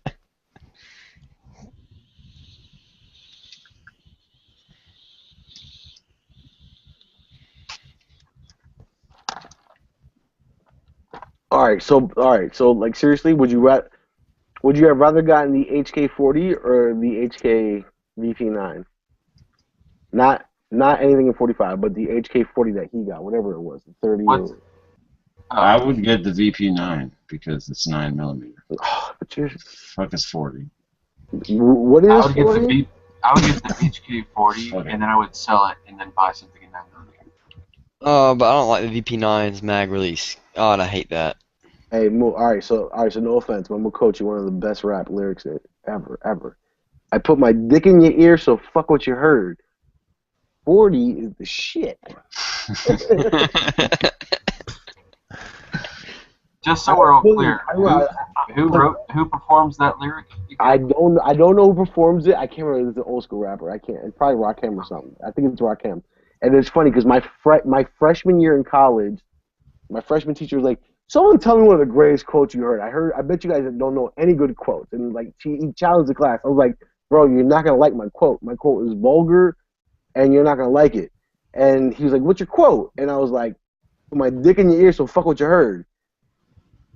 And I don't know, like, dude, like, he was mad at me. Did he like it, or were you right? Did he not like it? He didn't like it. He was like, what does that mean? Put my dick in your ear. And Did he say it was I'm whack? telling you, like, yeah. He was like, I was like, bro, He's like, like, that's whacked. yeah. I'm like, bro, Come unless. at me with something else. And then like, you know what he hit me? I can't remember like what he hit me back with, because as soon as he told me who it was, I forgot it. He was like, and he hit me back with some line. He's like, yeah, Margaret Thatcher, like 1983. I'm like, bro, I was like, I stopped listening to him. Patton had some pretty cool stuff. My favorite quote that I heard recently, I already said it on the air, but I'll say it again, was firearms have two enemies. Rust Politicians And liberals. and rust. Rust and rust. Rust and politicians. And 40 caliber Oh no. projectiles. And Rust. I can't wait till all the 45 ACP people die and it becomes like an extinct round, like, I don't know, like 25 ACP. It just becomes something that's extinct. It's more popular than ever. Yeah, You man. couldn't find that. Yeah, at 50, like 45 to 50 cents a round, it's popular. Yeah, Yeah, you but can get a 40 box of aluminum or steel case for $15. I mean, At I guess 50, so it that's beats like 30, no that. way you're paying 30 cents a round. You want to know how you can No tell way. real easy? Wait till the next big thing where there's another ammo run, and you go to the store and you see what's left on the shelf, because those are the next ones to bite the dust. 40 Smith and Wesson. Yeah, always- 40 was like 40's the always last there. one to go. The problem is that with this whole ammo rush, People were like, oh, I prices- gotta buy a 40 because Nah.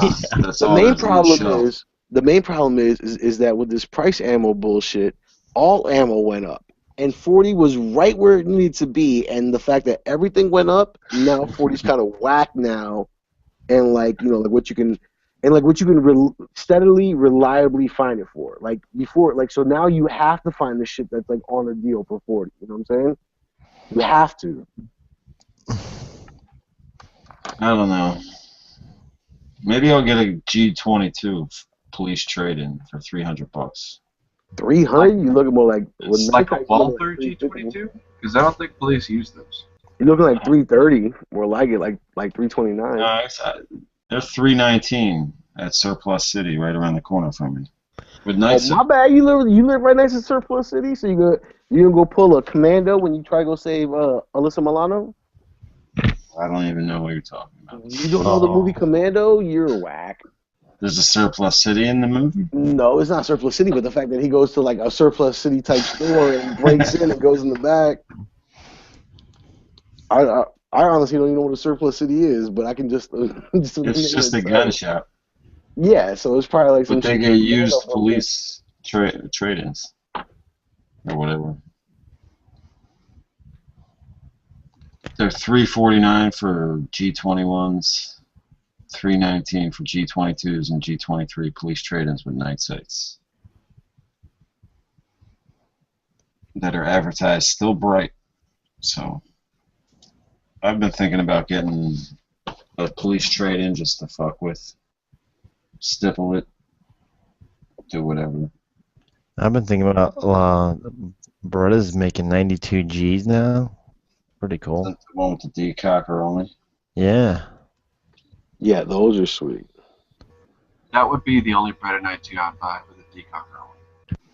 No, the other Beretta 92 I'd buy is the one that Talon has and the one that George Zimmerman's brother-in-law has. That shit is fucking wet.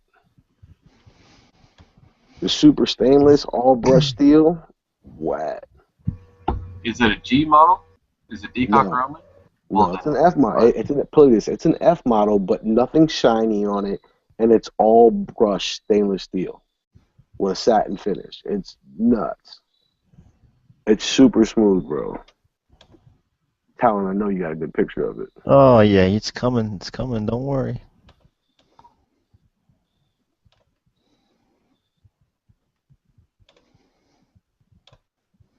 There it is.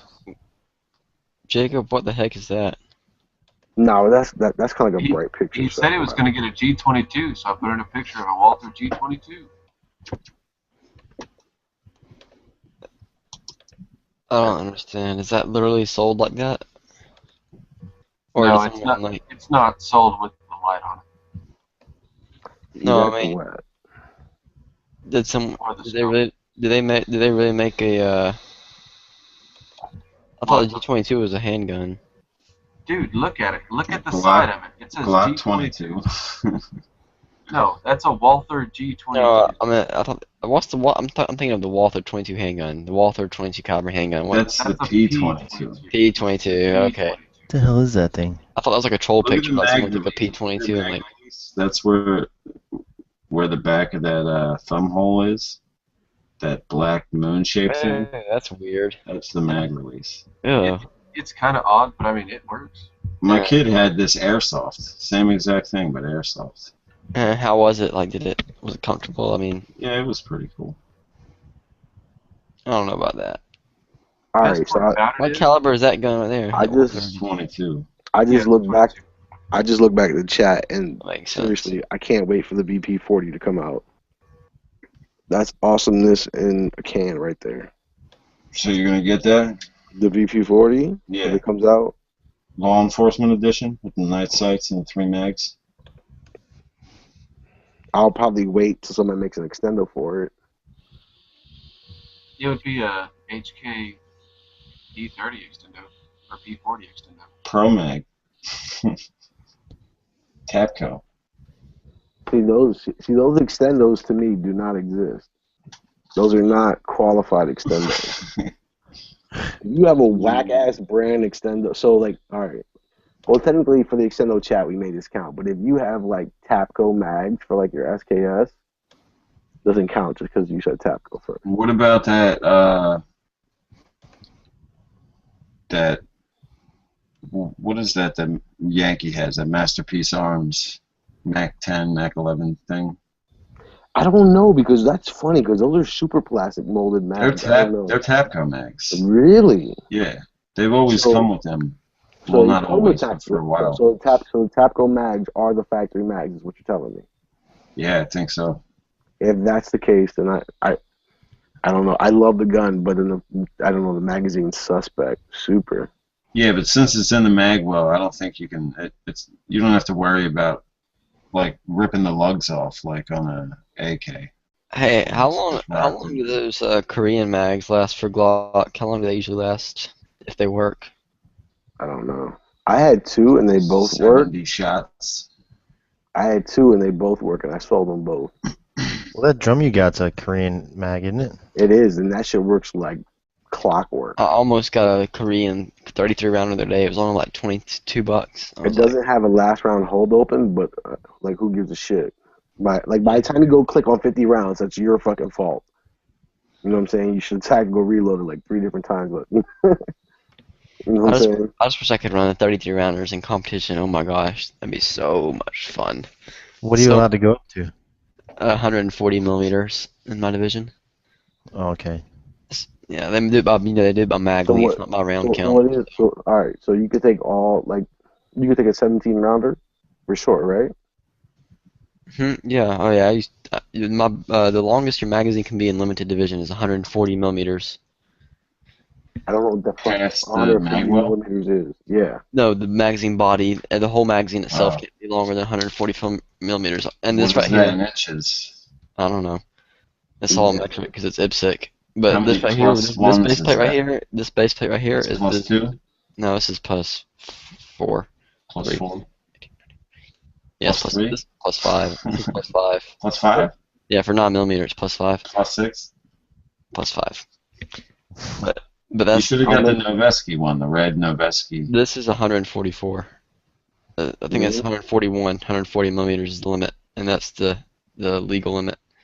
In the open class, it's 170 millimeters, so you can get a few more rounds in there. But even for open class, the 33 rounders are still too long, just by a hair. You could probably take them and cut them down and get them just right. I don't think you could because it's a steel insert. There's people who do it, who have their own shop and everything, but they're expensive as crap. I mean, not just anybody could do it. I know of others. I forgot the name of the Taylor. I think his name's Taylor's Gun Shop, something like that. He does custom Glock mags for open shooters. Taylor Freelance. That's his name. I'm pretty sure he does it. What the fuck happened to Gert?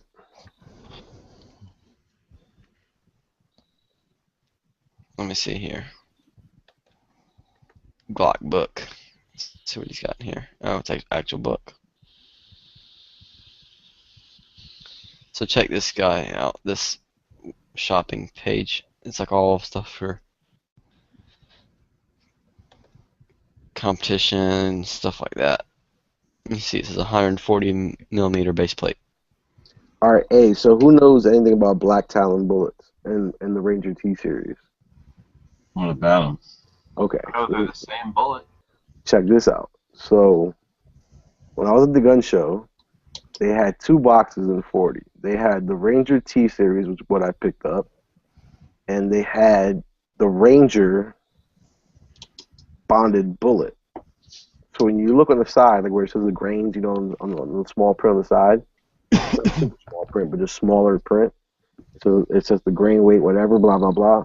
One said just 180 grains, 40 Smith & Wesson. The other one said 180 grains, 40 Smith & Wesson, bonded bullet. But it wasn't the T series box. So I bought the T series box because I figured the T series is closer to Black Talon.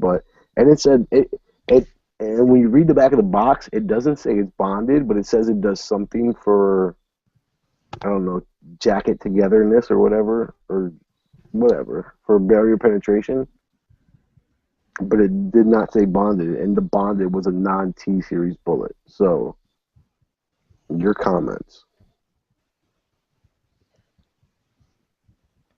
Crickets. Sounds like they're not the same bullet after all. Yeah, so that's what's funny. How is a Black Talon not bonded? It's not. It's not like a. It could be something they added later. But wasn't Black Talon bond? I mean, like, what? All right. Well, G-Web's in the chat box. Let's give him a catch up to this. But is the Black Talon bullet not bonded? Come on, you're real. Are you kidding me? Aren't the federal HSTs bonded? The HSTs are bonded. The new federal Hydra shocks, the ones that just say Hydra shocks, are not bonded. Well, the ones that just say HydroShock are the old ones. The HSTs are like the HydroShock 2. Yeah, like the ones second gen. the And ones they you were took a picture of. The ones you took a picture of were like completely jacketed hollow point. They're not like. They're jacketed, but is the bullet bonded? Is the bullet bonded? There's a difference between jacketed and bonded. Yeah, but the box doesn't say bonded, right? It doesn't. The other box, so the one that I bought didn't say bonded. The other box said bonded, but it was no longer the T series. Yeah, I think the bonded ones are perforated, or yeah, like the jacket separates on purpose. Those are the non-bonded ones. Bonded is where the jacket stays together. Well, I think that's. No, bonded is where the jacket stays attached to the core. Exactly. Which. And non-bonded is when the jacket is not attached to the core. Correct. Like a non-bonded, it will lose the jacket, which means it loses weight, which means it doesn't penetrate as well. Alright, I don't know then. I remember I used to have a Black Talon my stepdad gave me, and it looked just like what you took a picture of, but they were black. Like a black tip. I'm sure that, what's his name? Metallic hole in the middle. I think TN Outdoors 9 has either a comparison video of the two, or if not, then he has videos of the two, and you could look them both up.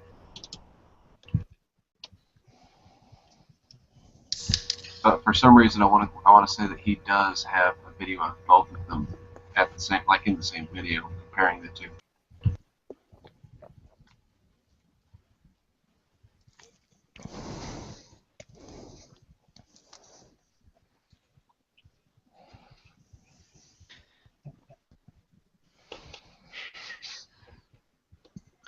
Oh, here's some +5 extended magazine 4 plates. Plus 8. Holy crap, you can get 8 more rounds in your gun. I gotta see this. How is this legal though? I don't see how that. Maybe it is. You can get 11 rounds of 9mm extra in your Glock magazine with this extended base plate. How many? 11. Who was that left? I saw somebody drop that. Weedle. Oh. I'm about to leave too here in a few minutes. But check out this base plate. Freaking, it's 8 or 10 rounds. I guess it's 8 for 40, 10 for. That's cool. 9mm. I guess it's just under the limit. You can put that. That's for only Glock 17 mag. Yeah, either that or for Glock 20, Glock 35. What mag? They use 23 mags, right? They're the same mag. Huh? 17 and 34 are the same mag. I said 35. Oh. The 40 cal. Yeah, you can use them on a 40 cal or 9. Yeah. They don't make very many base plates +1 or +2 or whatever for 45. All right. Hey, so you guys see this? See like where my finger is? See where it says T series? Mm-hmm. So if you find one, link me to that shit. So when you find this shit right here, I know they come with like extra springs and shit. see where it says T series? Where it says T series there, on the other joint it said bonded bullet. And on the back, this is what it says. It says bullet jacket design increases strength for enhanced performance in multiple barriers. Never does it ever say the actual word bonded. Well, my HST box doesn't say bonded either.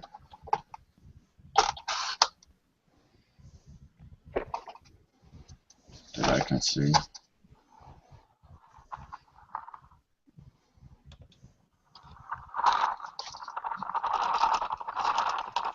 so would you say, Moon, you're looking for a magazine faceplate that only added 1 or 2? You don't want something for 45, a plus anything really, besides the plus 17 Chris Vector mag. Why don't you have any of those? You're not a real extendo dude unless you got one of them joints. I know. I've been procrastinating. Well, there's probably a reason. It's probably At least one. Like, it would be an insane base plate just so you could fit one more 40. Doesn't matter. Dog, that's the life of extendo-ness. You're out there.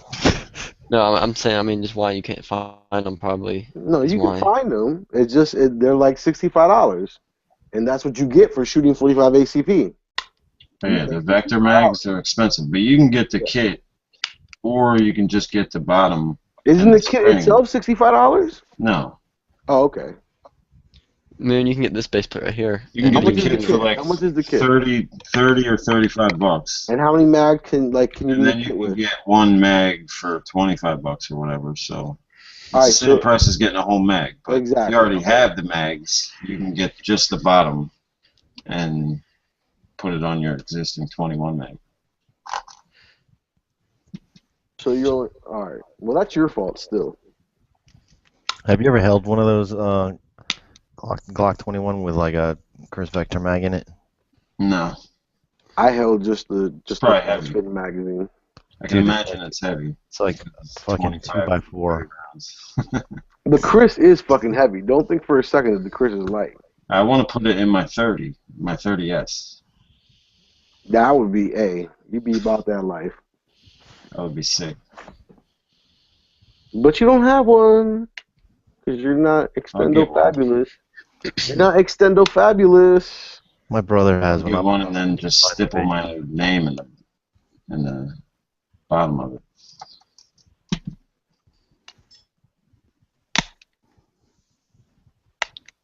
I really want to get one of these +8 base plates just for fun. Too bad they're $50 a piece. Oh my gosh. Yeah, that's. And you know how much you'd have to. Like the guy shoot with I was talking about earlier who used to shoot open. He has a couple magazines that he used for his open gun that he could fit like 33 rounds in, which is like a lot more. Which is like usually 30, 31 is about what most open shooters can get. And even when he sold his gun, he kept them because they're so hard. It's so hard to get that combination, you know, where they run perfectly. But he said you only can load them about 3 times before the springs are wore out, and you gotta get new springs. I saw some guy on this Glock page. He had them flat dark earth mags, and he was selling them, but they had the pierced grip things on the bottom, and he said he threw out the base plates. Oh, the little finger thing, the little pinky finger curl thing. Yeah. Why would you throw them away? That's dumb. That's what I said. I kept all mine for my race mag. Plus, those mags are like rare, aren't they? He said they were factory. They weren't painted or anything. Oh, it was flat dark earth mags? Yeah. That is so weird. I didn't even know this existed. Or OD green. Huh. That's cool. I saw a OD, I guess tan, whatever the color is they use for the FD Glock, the whole Glock, that color. I didn't like it. Oh, yeah.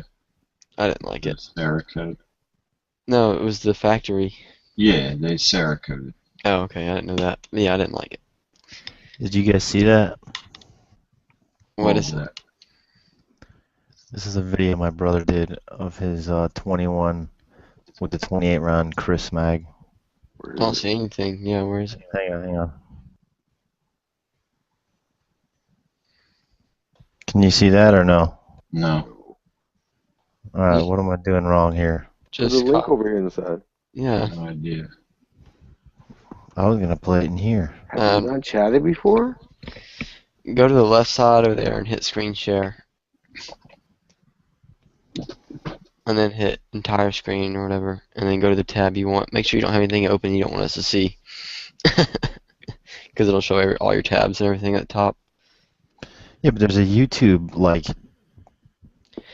Oh, you're trying to do it through YouTube. Yeah, don't worry about that. Okay, let me just find the link. I've never done that before. I've never even messed with that.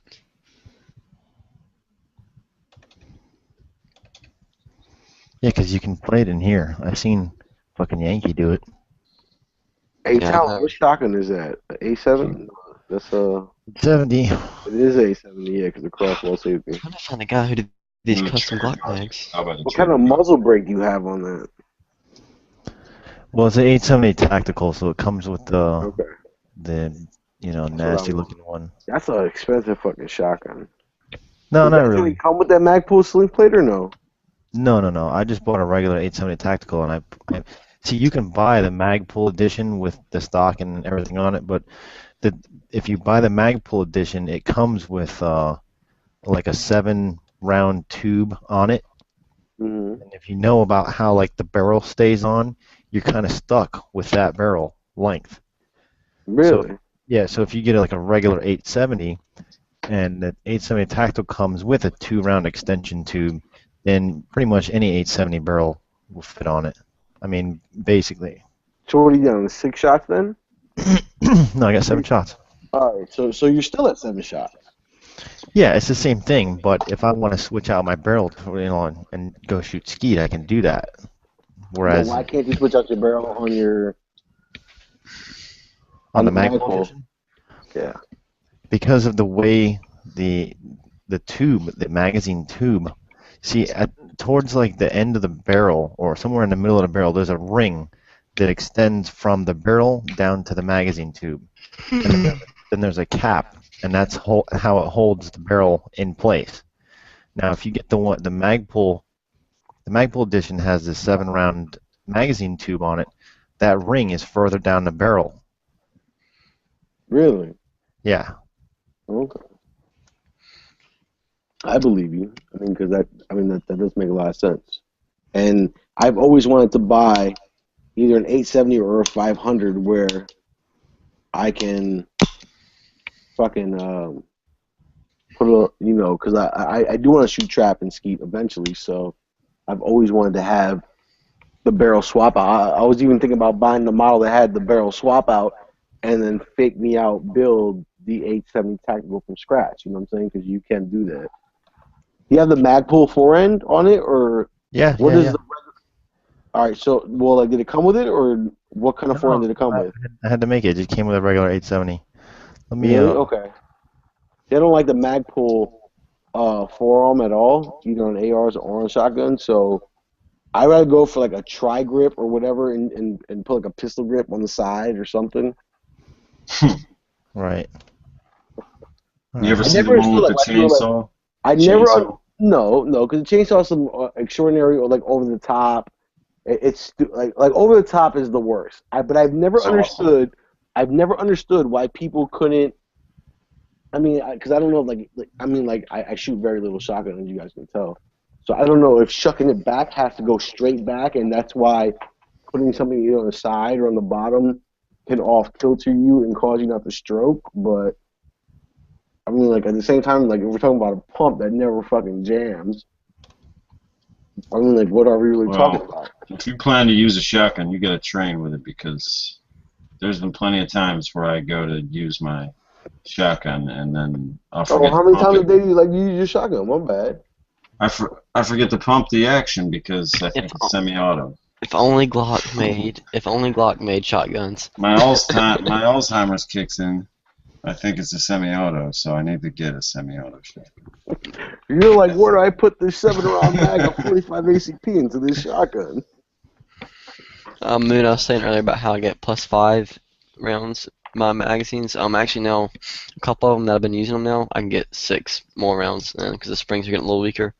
But I don't run them all at full capacity at matches anyways, unless there's a stage I need to, because there's no point in loading them full capacity if I'm not going to use. Usually like even for the high count stages, it's like shoot 16 and then reload and shoot the rest of the stage, which would be like 14 or 18 rounds. So I usually only load them to 20, and I'll load them up to 22 if there's a stage where it's like I can get through with one magazine, make it worth it.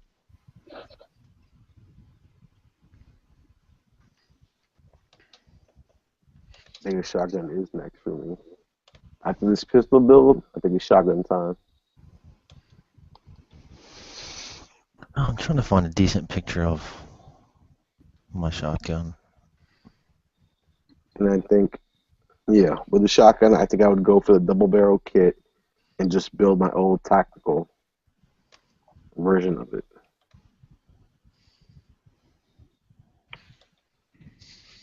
I liked my Mossberg 500 just in case Mariner edition.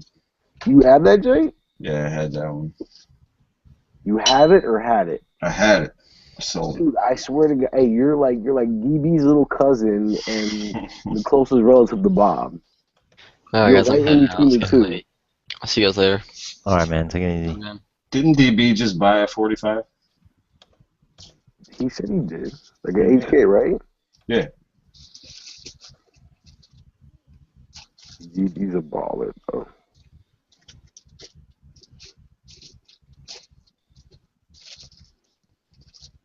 .45 is good.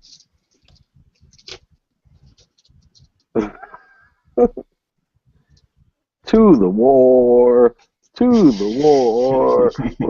marching down the floor. You're confusing 1911 with 45. No, I'm just confusing. What if it's plus put P this. plus?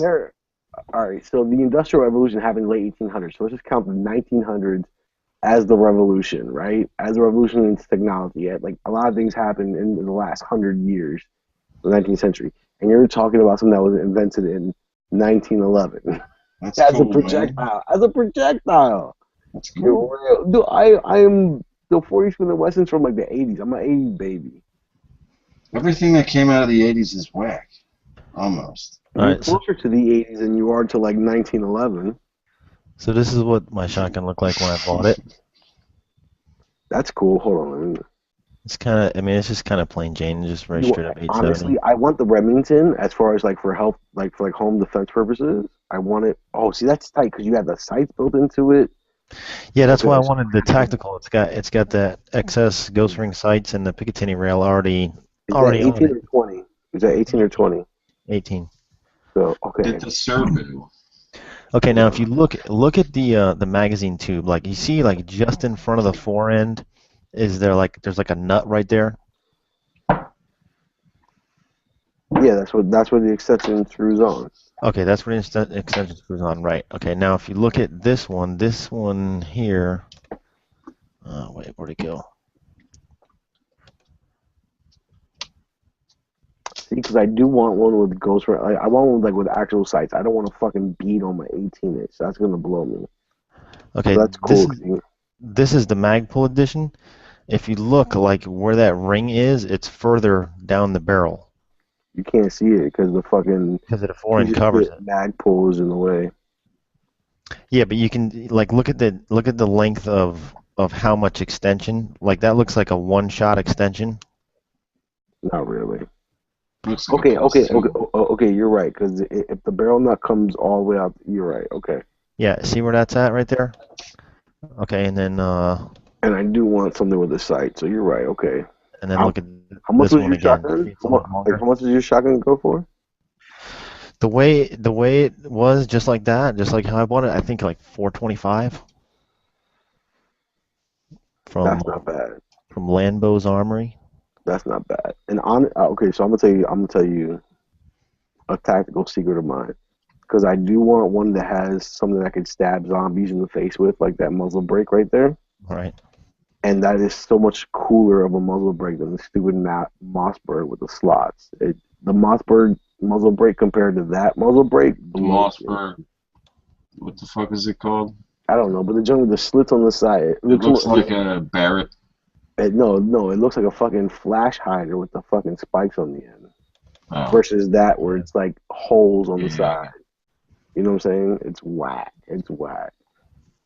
And as a left-hander, I would rather have the safety on Tang, but I'll give that up because I'm tactical as fuck. So I know how to work at safety. That's how I roll.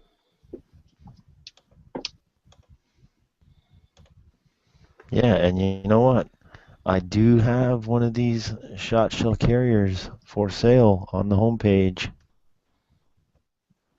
Because there was a debacle with Botac, and I got 2 of them. And yes, I did pay for 2 of them, so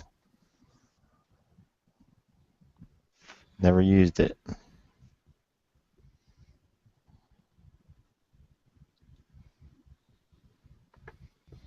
And I don't think, I mean, there's other shell shot carriers you can buy. Like Jaeger likes the ones that I don't need shell shot carrier. That shit's. I don't need that shit right there. If I don't hit you with the 7 or 8 shots I have in that joint, I'm putting it in my pocket. That shit don't faze me. Yeah, but what if there's 2 guys? 2 guys and 8 shotgun shots?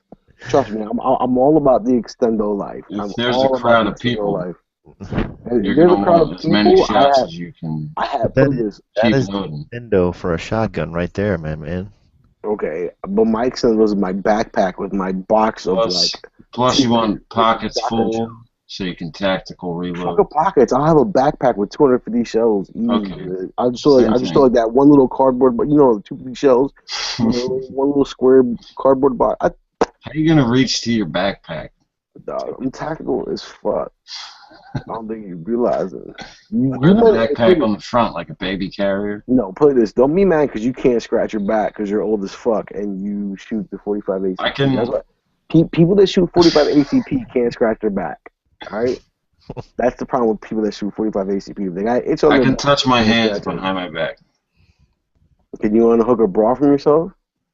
I probably could. You can reach every point on your back. Yeah, I can touch the back of my head. Not the back of your head. I'm talking about like the middle of your shoulder plug, like the middle of your shoulder. That's what I'm saying. Yeah, if I put my head back and put my arm behind my back like a cop's got my arm got. You know what I mean? Yeah. That's why I have my dexterity. It's from fighting cops and fighting out of handcuffs.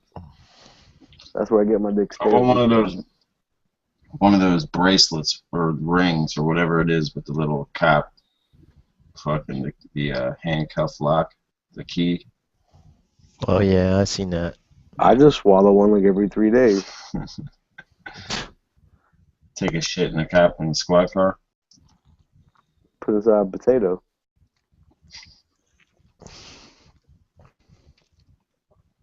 Who doesn't do that? Come on. Who doesn't swallow a cuff key like every 3 days?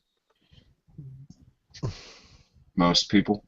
I got Oh, like at did you, least six. did I you got see that like, video? I put the video in the links over there. Of I got my like at least 6 coming on the fucking way. rapid fires, 28 rounds of 45. Let me watch this. He's a beast. I don't even know if he knows where any of those shots went.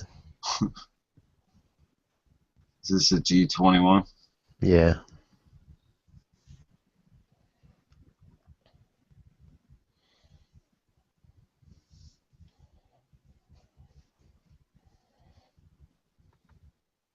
Alright. Look, there's a reason why the Chris Vector is 45. And what else is There's a reason why not that many people automatic? The 45. Thompson was a 45. Isn't there a UMP The Thompson was 45? used in World War II. Yeah, but that thing's another fucking. Other than the B-52, tell me what major piece of military equipment we're still using from World War II on an everyday basis. Hey, dude. 1911. They just went back to Exactly my point. Because it's so awesome. It's not.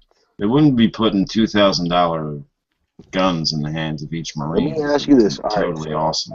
so let me ask you this. All right.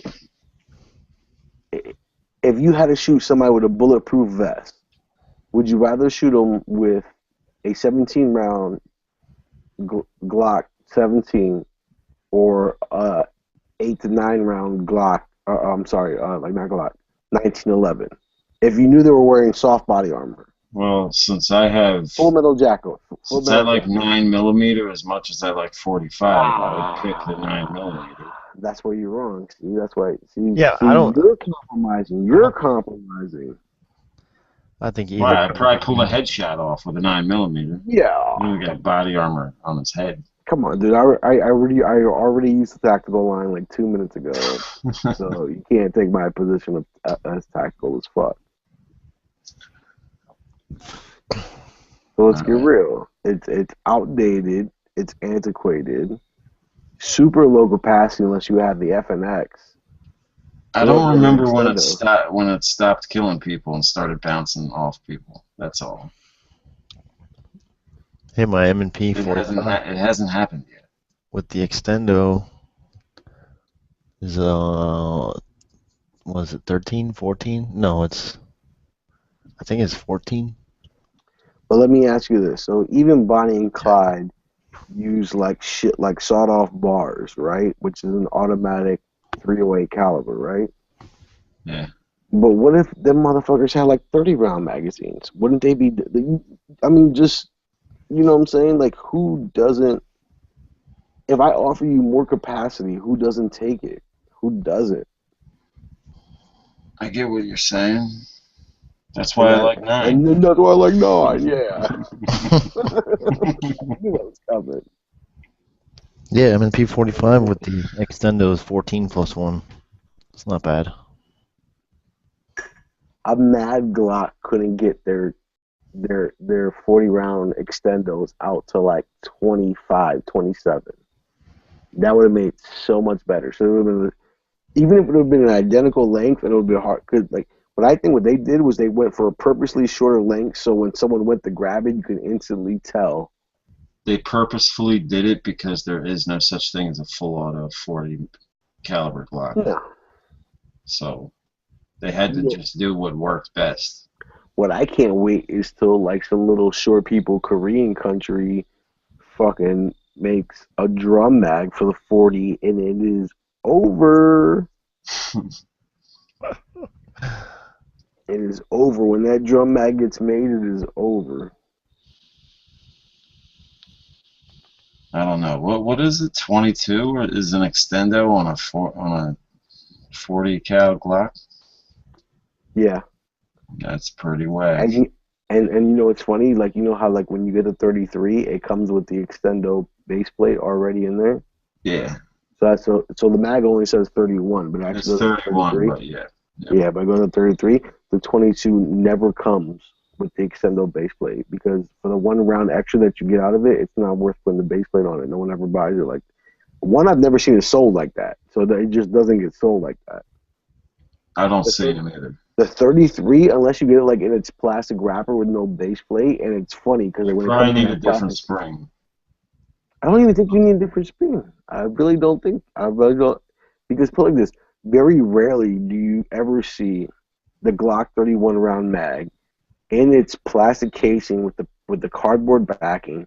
You know, just a little pop Without the base plate, plastic, no. without the base plate. You barely see that. You almost always see it sold either loosely or in that little Ziploc bag that that has it with the +2 base plate. And I'm pretty sure the people that are whatever distributor is selling like that is not buying it, putting on a free $3 base plate and changing out your spring. No. So let's get real. I'm just saying. Those that are sold loosely and in the Ziploc bag are generally cheaper than the ones that you see in the plastic packing, because like those are sold by super vendors that want to rape you. I'm just saying, why didn't Glock make the 40 cal? Because they made the 40 cal 23 rounds with a +1 base plate like the 9mm. Because Glock saw the 45 ACP as such a waste of time. They did not make their own 45 ACP. Play this, the 45 ACP Glock was out late. Go ahead. Well, okay.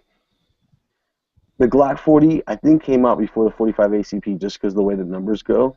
If I'm not, no, the 21. Okay, so the 45 ACP came out before the 40. So if Gas and Glock is Mr. Perfection, Gas and Glock would have made you an extendo. And because you're so old and you're about to die, he said, these people don't deserve an extendo. No, I think the only reason why there's a 31 round mag or a 33 round mag for a Glock 17 is because it's really for a Glock 18. Exactly. So okay. You say that, but keep in mind, if you've ever, I've never mag dumped one, but have you ever seen the mag dump on a Glock 18? All right, 17. So we're talking the last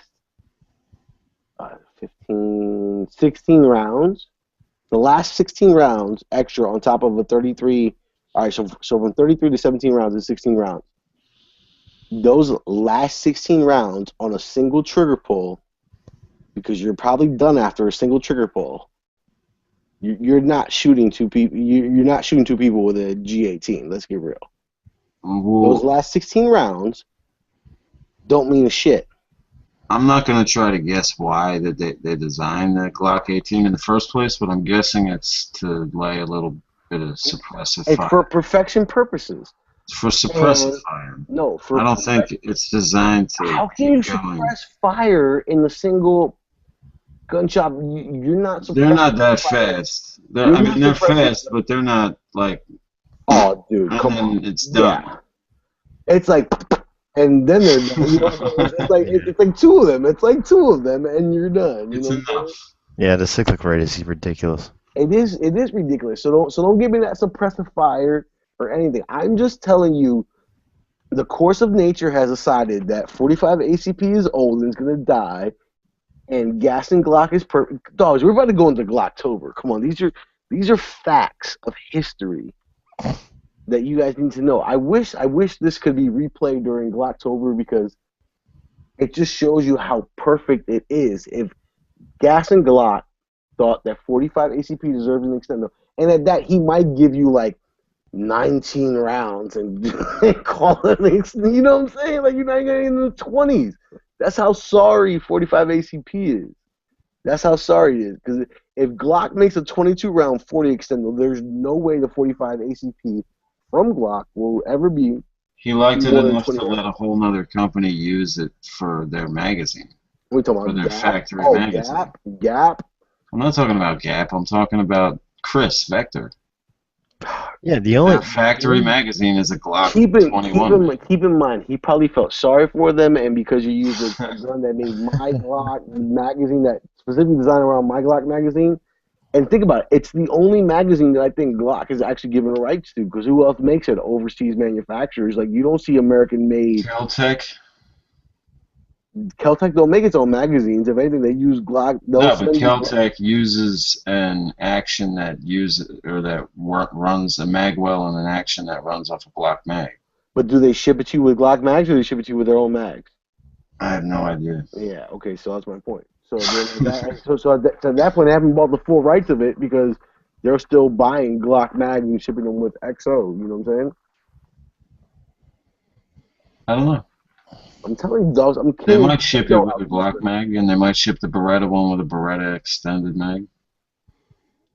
Yeah, that's like the Beretta. The Beretta. I mean, I doubt they give you some crappy Keltec mag.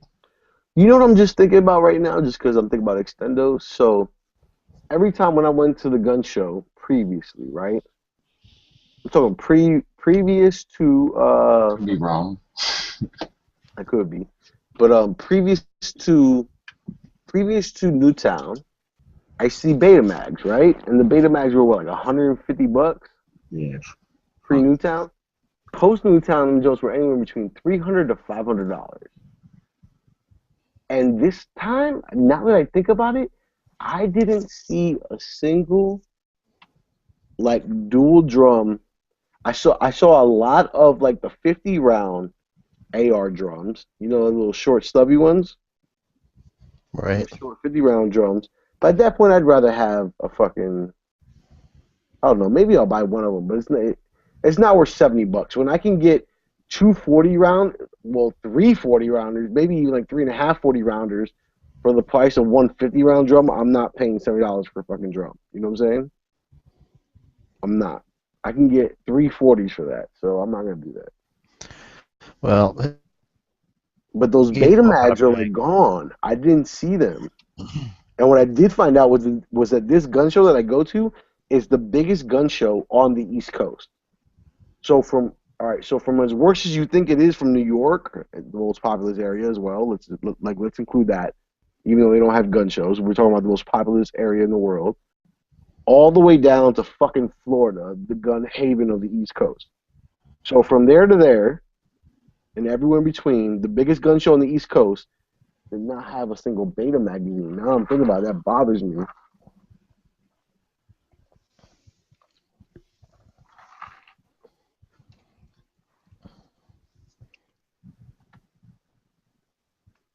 We're just G-Webs and we're fading. Who else is out there?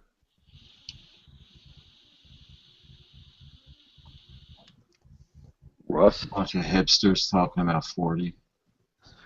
I've been having internet problems for days. I just got my new modem today. Let's shoot with the FBI shoots. Hey, Dr. No should get in here, young, because if not, this is going to end pretty quick. So Dr. No one's key is go. All right, so let's see what Dr. No said. Ag Digital 40 short and weak. I'm sorry. How am I short and weak when I'm bigger than 9mm, so I'm not short. Weak.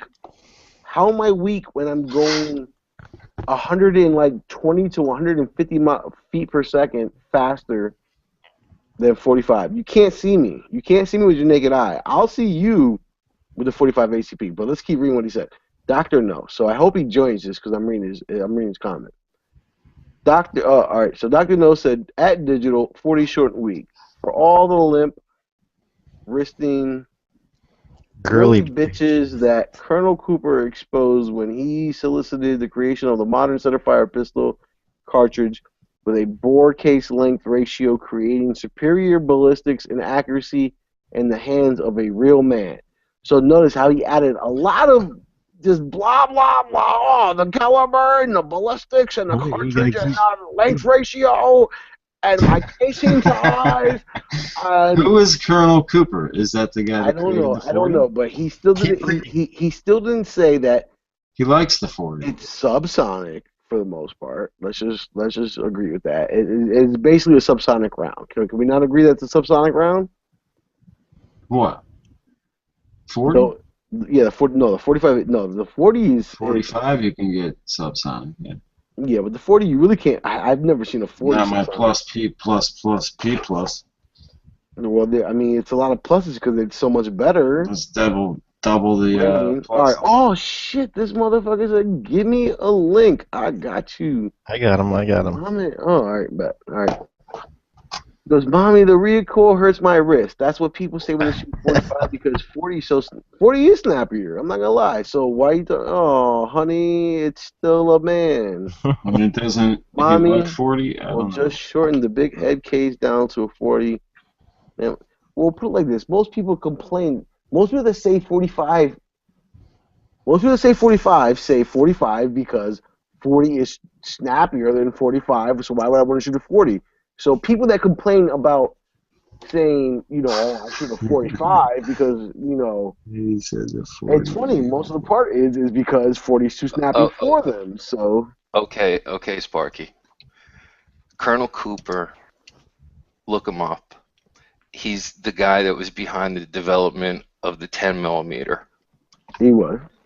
All right. I've heard that name before. So The 10 millimeter. 10 millimeter is the modern representation of the centerfire pistol cartridge. Okay. That ended up just being a little bit too much for all you girly men, and so they had to cut the case back Okay. to the 40 short and weak. Are you ready for Because this? I couldn't handle all the recoil. I have you right here, and I'm going to use one of your own supporters against you. Moon Food. What? Is the 357 SIG better than the 9 millimeter Ballistically? in a round? Is it better? I don't Yes. think so. What does You better can mean? Extend up with It 357. would depend on the situation, and What I is don't. No, I doesn't would rather carry a 9 millimeter than a 357. 357 SIG is a way better round than 9 millimeter, and what the 40 Smith & Wesson is the 357 SIG of 10 millimeter. That's your argument? Yes. Why don't you just carry a 44 mag revolver? Because I can't Because get they it in don't make 22 extendo moon extendo. flips. Exactly. Dog. The world revolves around extendedness. Yeah, so when his empty chamber gun gets caught under his jacket and he can't draw it, he can miss all he wants with his 40 short and weak. Hey, I've been carrying chambers recently. I've been carrying chambers. The last 2 times I carried chambers. I'm Mossad Tactical. No, I'm just Israeli fucking mob squad out here. Why don't you do a Justin Wu Lee and just put a drum on your Glock? I've done. Tell you this. There's 2 things I want to do in my life.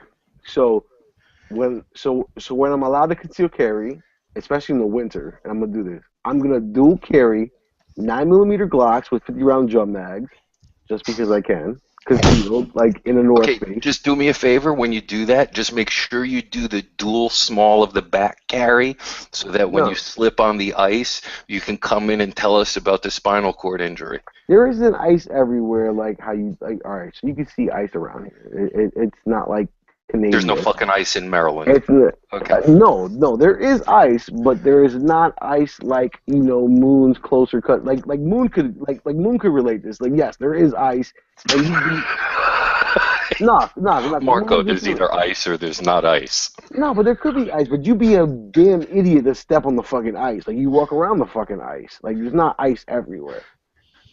You have to be a fucking idiot to fucking step on the ice. It's not Buffalo, New York either. You know what I'm saying? So Dual wielding Glocks with drum magazines is a sign of somebody who's smart enough to not walk on the ice. But in a North Face, I have padding. In a North Face, I have padding, so I can conceal them. And if I fall and do break my hip, I have padding.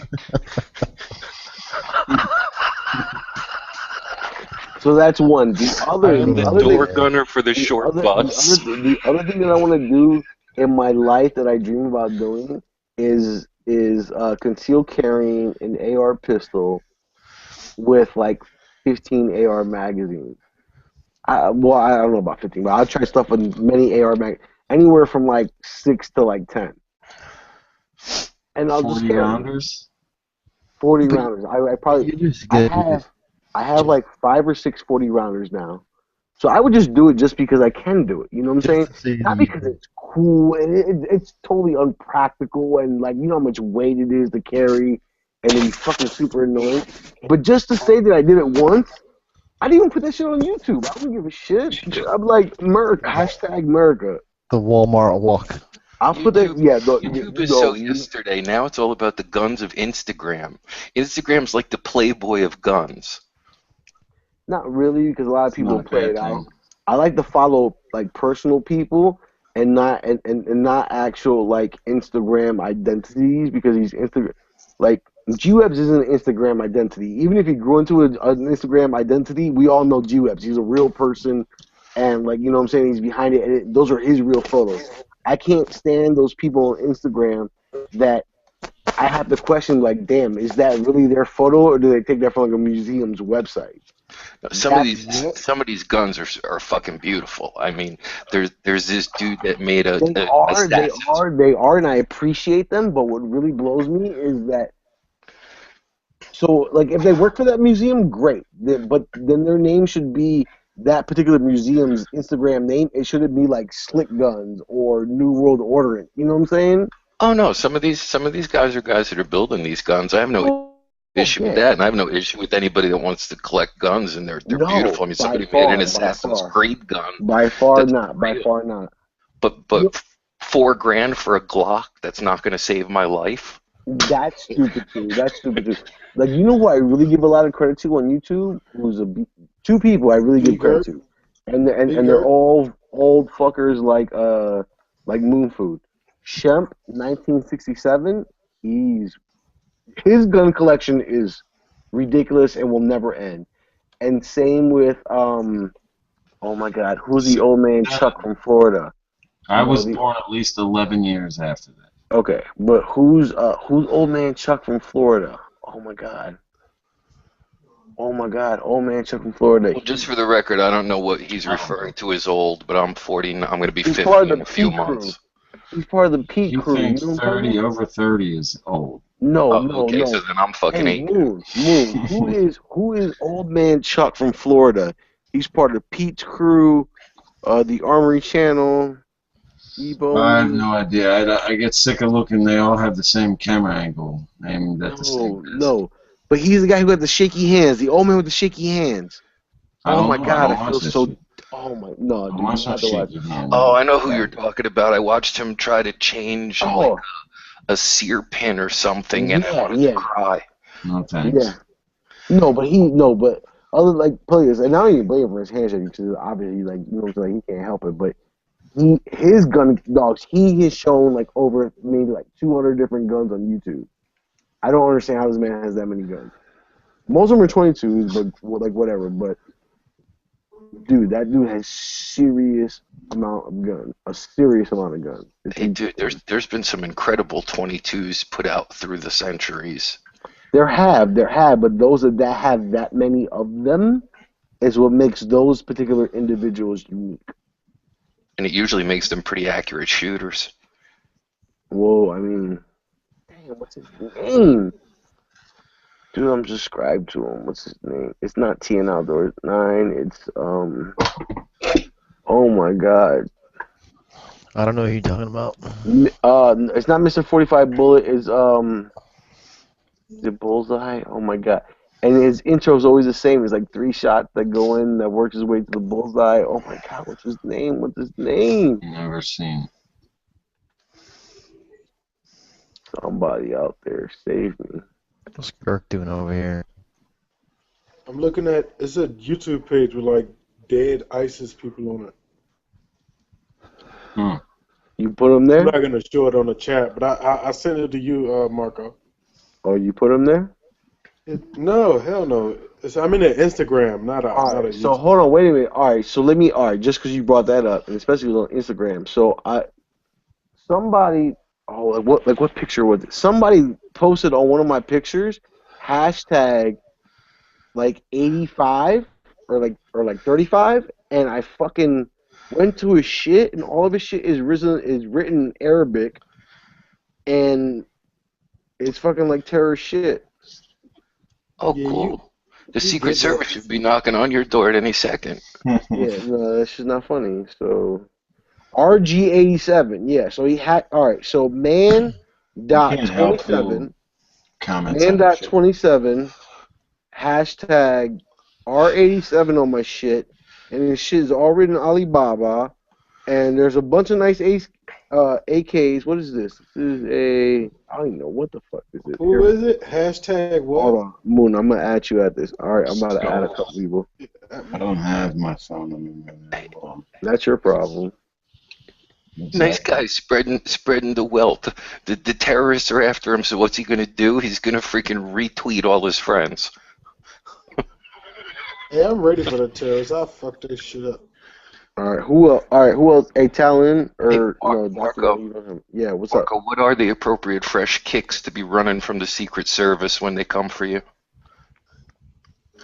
Well, if you just want to run New Balances, Superman shoes.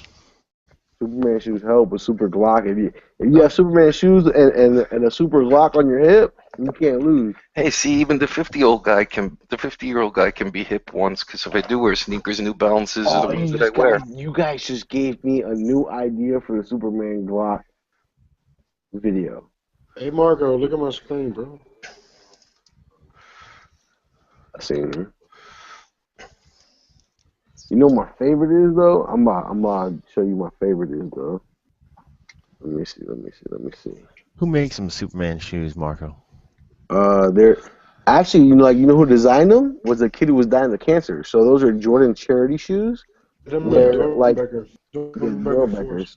But like every 2 years, Jordan goes to like 2 or 3 kids and he lets them design their own shoes, and that's the best and most popular designed shoe by a You're talking about Man 27?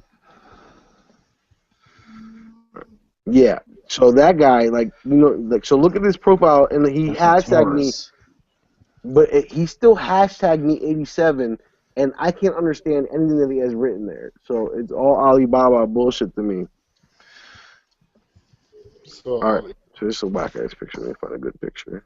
He's a gun guy. He's not saying. Well, I don't know if there's any terrorist. He's a gun guy, but I want to know. It doesn't look like gun guy. It doesn't look like it's terrorist. All right, I'm about to ask you my biggest crush. This is my biggest crush on Instagram. Look, you know what's crazy? I'm because I like that simple. I'm fucked up with you though. I'm fucked up with you though, right? I've been telling you for the longest to make a fucking Instagram. And then I guess G-Webs fucking made one, and there you go. I made an Instagram like a month after G-Webs, but go ahead. But whatever. Dogs, is my Instagram not on point? Like you faking? Last time you had Instagram, the only time you have a good Instagram is like when you out on drill off like some lucky shit. Oh, you just tripping. I do not want to look at your face as close. Pull away, please. Your face is too close right now. Yo, son, I'm always posting shit on Instagram. You tripping? Hey, my first post was 120 weeks ago. We'll put a quarter in the gap and see what kind of video I can get played out your head. What? And slide a quarter down your gap. I'm still trying to figure out how to work it. I just keep posting pictures of my dogs. Really? Hey, so what's your Instagram name? Put it over here on the side if you don't want everyone to know. My fucking Instagram name right here, motherfucker. It's Dr. No. Like underscore no. Let me see. Yeah, I'm always posting shit on Instagram. What are you talking about? My shit is crazy. My fucking underscore was dope. DR underscore KNO? GNO. GNO. Oh, son. There's a lot, bro. Oh wow! There's way too many. I can't even find you in here. Dude, there can't be that many Dr. No's. Oh, so I start with Dr. Nomius, Dr. Jonsonka, DRG underscore. Hey, burn a fucking calorie and type it out in full. DR underscore GNO. Okay, so look here, you schmuck. I'm about to show you. All right, so just because I actually think I'm following you. Okay, so do you see that? Do you see that? Can you see what I typed in? Can you actually? Yeah. Okay, so you come in my first top 2, and my first after that. Like, all right, so that's spell your name right? DR underscore no. Yep. Okay, so how am I supposed to see you? Because I still haven't seen you. So scroll down. No, it's not up there. I just scrolled through them. It's not. Yeah. It doesn't pop up. Exactly. You're gonna have to link them. Instagram's weird like that. Actually, I found you though. Hey, so Gurk, so add me. I know what I'm doing. Gurk, You don't know. me. He an I know, Instagram. I'm fresh. I'm You an fresh. Instagram noob. Hey, add me in your joint. I know. I'm not fucking adding you and shit. Fuck you. You Oh, hey, do you know who follows me now? Who's that? I'm psyched about? Who? Who? You Who the fuck muted followed? yourself. Muted. Who followed? My bad, Who my fo- bad. B. Girk followed found me? me. All right. You're Hey, a Gurk, fucking you add me. genius. So do I you did, bitch. Shut up, bitch. How do I at Marco? How do I at you? No, so you go into any video, like any picture and add, but I already found it. I already did it. You will see it. You will see it pop up if you go to Instagram. You'll see I put it All on right, your so picture. follow His me back. name. Yeah, I saw you, B.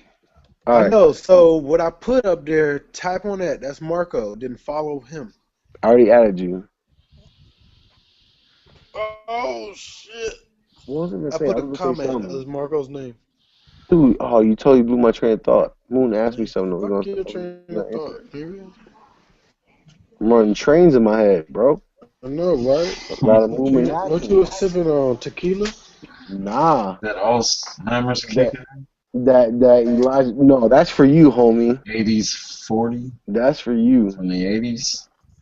80s was a long time ago now, like 35 years ago. I already know what year you were born. This shit's in your name. So. Fucking 67 year old. He's 5 years older than me. Nigga, 5 years older than me, so you always be older than me. 70s were the shit. Yeah, you Yo, know. Marco, you old as shit, bro. You Boss, like 60 out here. You know what's funny? But hey, but do I look it or do I act it? Or nah? I know you act like you fucking still in high school, you motherfucker. Wow, boy. If you grow the beard, the Louis Guzman, Jerry Because curls. I'm SB out this joint. Yo, I'm losing my hair, man. Look at that shit. Yeah, dogs, think about it. I'm a lot older than you, and I still got my hair. That's what makes me feel young. Hey, look, that's genetics, though. That don't got shit to do with age, bro. That's your flaw as a human being.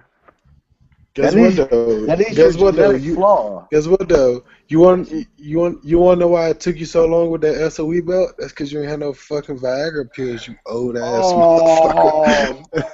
That's why it took me so long, or that's why I took a dumbass bitch, because I figured it out Because pretty she quick. couldn't find your Viagra pills, you old ass bastard. She couldn't get you right. That's your fault. Like, look at this. Like, if you shoot 45, so as soon as you buy a 45 ACP gun, they automatically give you Viagra pills with it. They come in the That's what happens when you shoot 45 ACP. The perks you get. Why you gotta be like that? When you buy a box of 40, you get a coupon for 15% off skinny jeans. What? And an autograph Got the poster of the club Village going People. on on a Tuesday. Got your girl in the club, but she choosing. And a shower cap.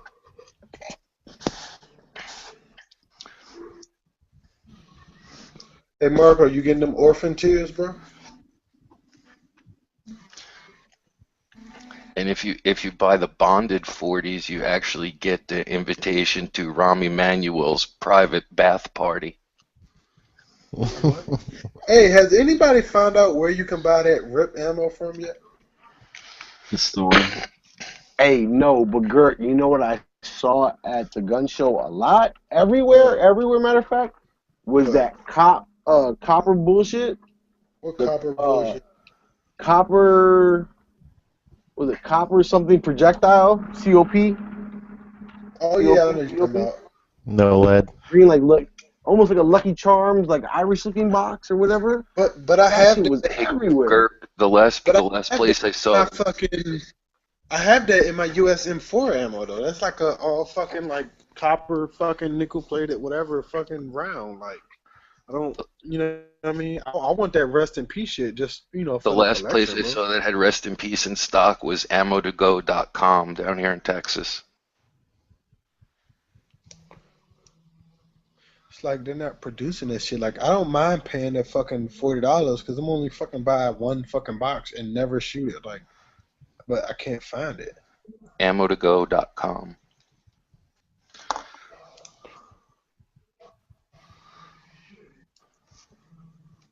I need some zombie max, yo. Marco, give me one round of zombie max for my collection.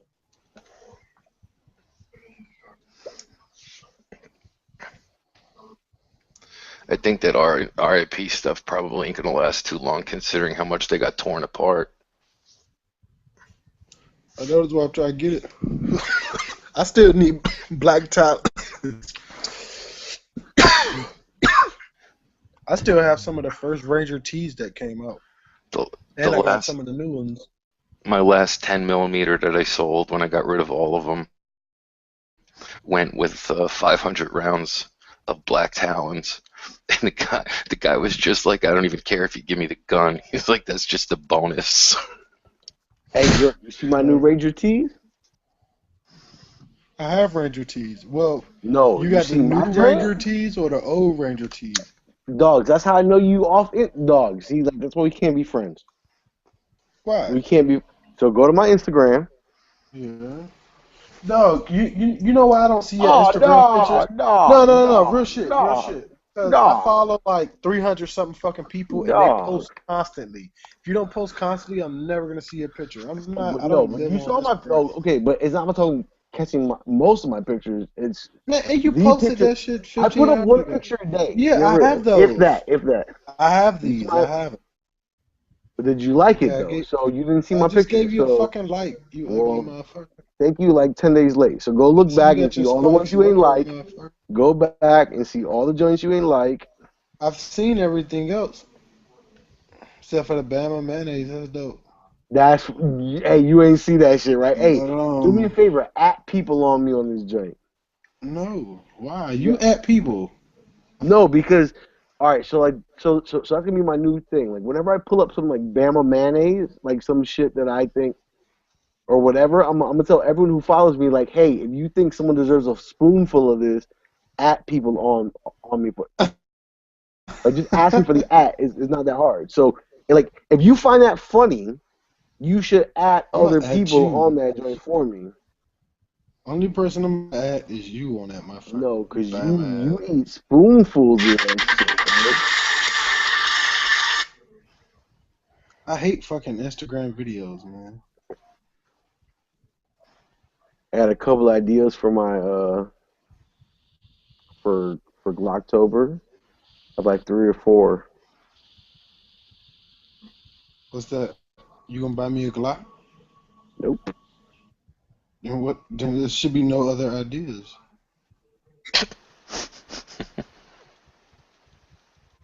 You gonna buy a Glock in October? No, I can't.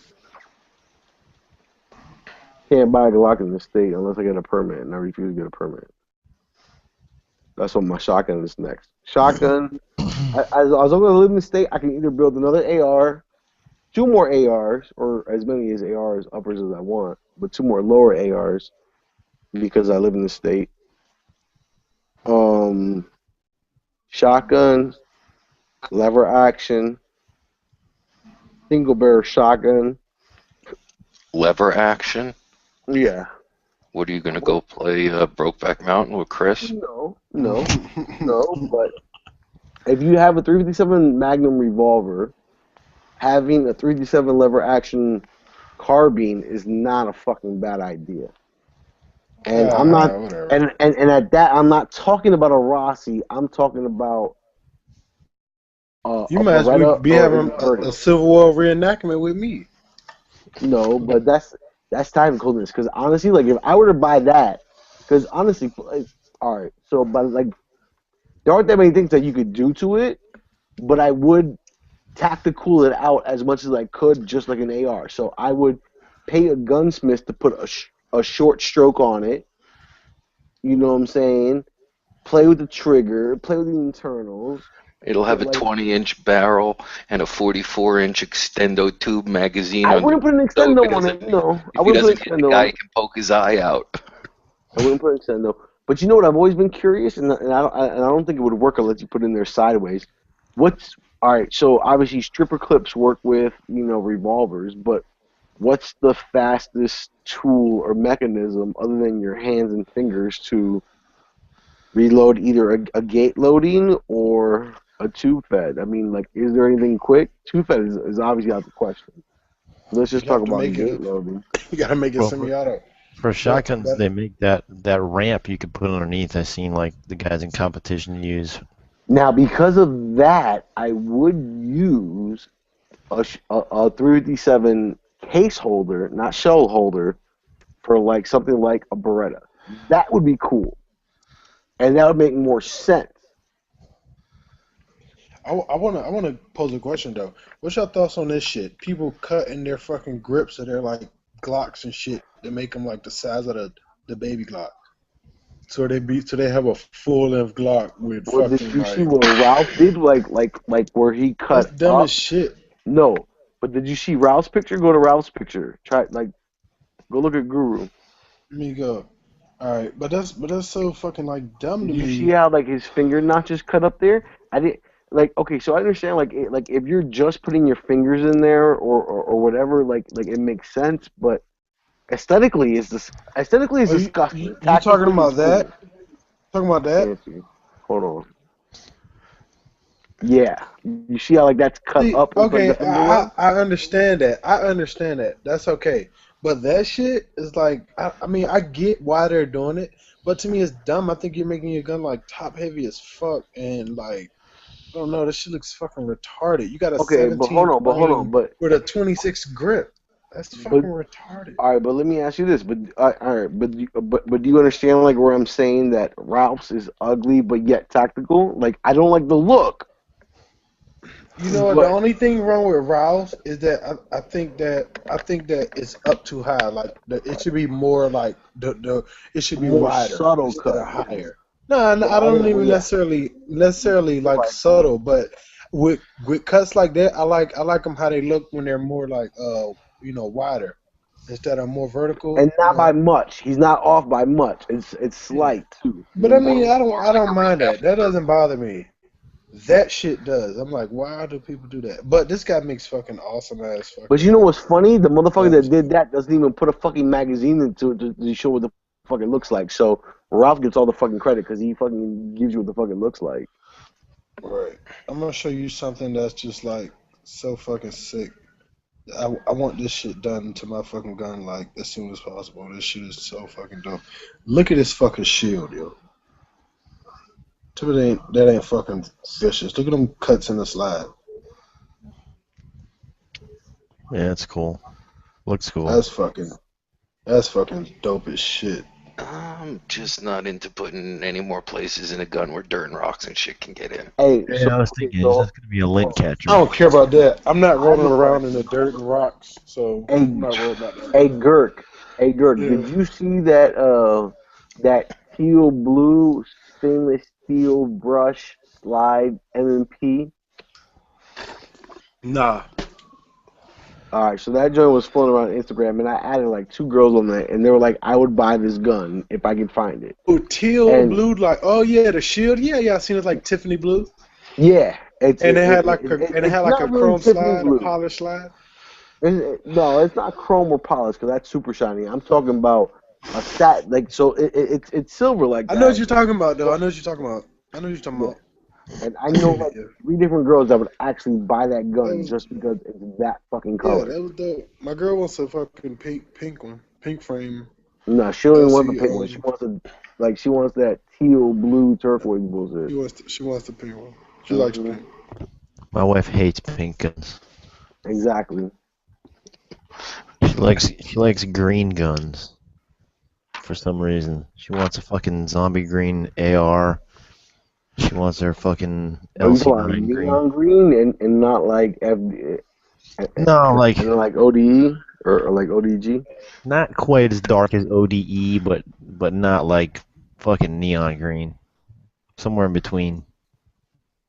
Hey John. What's up? Hey, that sling mount on the side of that shotgun. That's why. Hold on. First, what shotgun is that? Is that a Remington? Yeah, That's what I 870. said. That sling mount, is that Magpul, or does it go You like don't with see the the stock, logo in right? between it? Click on the picture, you schmuck. I figured that out. It's fucking So click on the fuzzy as picture. shit, you Click on dumb the picture, motherfucker. you schmuck. It's Click on the fuzzy as picture. shit, you ugly bastard. No, it's not. No, it's not. No, it's Yes, not. it Because is, by the motherfucker. time you click on his name and you make him the big picture, that shit It's is clear still as fucking day. fuzzy as shit. It's still going in and out. It's fuzzy as shit. Hey, Shut your fat ass up. Alright, so we your want. alcoholicness that's got you like that's fuzzy. like the fucking that's like the thing that go. I mean that attaches in the little slot in the stock, right? Yeah, the stock comes with like a removable plastic Yeah, piece yeah, in there. Right. yeah. Okay, that's dope. And you can flip it. You can put it on the other side if you're a lefty. Right. Yeah, I kind of like that. But yeah, I guess it'd be for 1 point though. Yeah, it is pretty dope. I might do Well, that when I my got stock comes in. I got a sling mount at the front of that too, so you can use it. You can use it for a 2-point. Well, I wouldn't use that Maybe not for a that 2 far up. point. I mean, it depends. Yeah, I mean, well, you could use it. Yes, your sling. What you got to make sure you. I mean, obviously you'll dial it in where you have the distance to the shoulder and then not like be too fucking tight where you can't move it around. But yeah, but it'd be dope for 1 point. When my second stock come in, I'll fucking probably do something like that. Well, that Magpul stock has it has a little insert on Yeah, it. it has on the yeah, back. in the rear. Yeah. I mean, I had one for like 2 days, but then I sent it back so I can get a different color. It's I'm gonna comfortable. get It don't. I mean, I think It's I like the way it looks. Some people don't like the way it looks, but I'll tell you what, it's comfortable as shit. It's a lot more. You know what? The reason I like it is because the way it looks. And did you put any spacers? Because I couldn't get the fucking screw out to save my life. Like Yeah, that washer in it kept spinning. I think I got 2 spacers on it. Fucking, I couldn't get that screw out, man. That shit just unscrewed and like it It's wouldn't on fucking come out. the Magpul buttstock. Yeah, on the very back. It kept. Hey, so my man.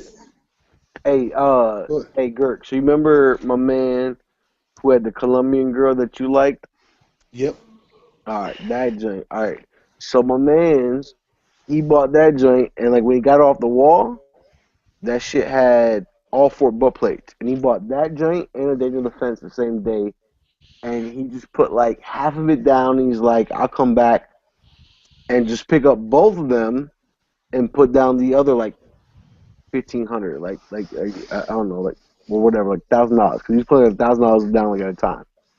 And then he was, like, so he put $1,000 down on both, and he was like, well, I could take the shotgun home now, but I don't know, like I guess he could have, like if it worked out, but the deposit would have been enough for the Danger Defense rifle, so whatever. So he put $1,000 down. He came back and he put down like another $1,200 like a week later, and took both of them home the same fucking day or whatever. Right. And yeah, and then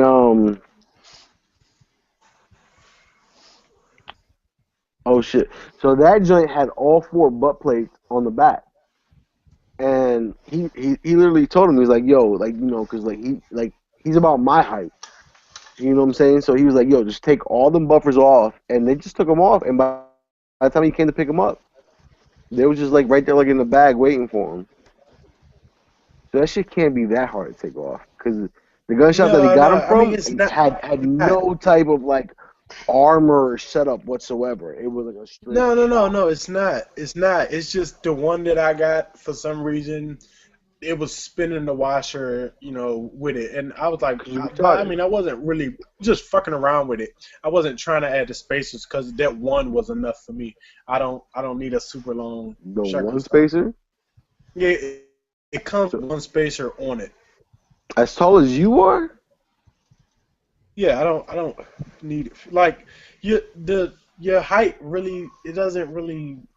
Like, it doesn't, but with a stock it like has that, more it's long enough already. Arms. It's long enough for me already. Like with that What's one that? spacer that comes. All right, so time out. So time out. And like in a dress shirt with cufflinks, what size arm length do you wear? I don't fucking know. I don't get tailored fucking shirts, dress I don't get tailored shirts either, but I rock cufflinks, bro. Where are you wearing cufflinks? Anywhere I decide to fucking dogs. Oh, my brother got me some badass Mexican. cufflinks. Put this, like if I'm gonna wear a collar shirt, I purposely wear a cufflink collar shirt because I have way cool cufflinks. Dogs, I have solid gold, 18 karat Chilean cufflinks with the Chilean coat of arms. Holla at me. He's a fucking. Those are Mexican. dope. He's Those are Mexican dope. through and through. Those But are dope. like that shit doesn't like it doesn't bother me to have a short stock. Like that shotgun stock, the length is long enough for me already, right? Adding it, and then second, adding all them fucking spacers. Let I me hate ask the you look this. of it. It Alright. looks ugly So as let me shit. ask you this. So on that joint, because you have that stock, you have that ghost ring sight and the front sight on it, or do you just have the bead? No, my shotgun just have the B, but when I do get that stock, Okay. I am gonna put a ghost. So by the time you ghost get the ring rear and a sight put in there, and you're trying to co-witness with the front sight, you might find it a problem because you're gonna see that rear sight too close to your face. You know what I'm saying? Nah, I mean it's enough distance.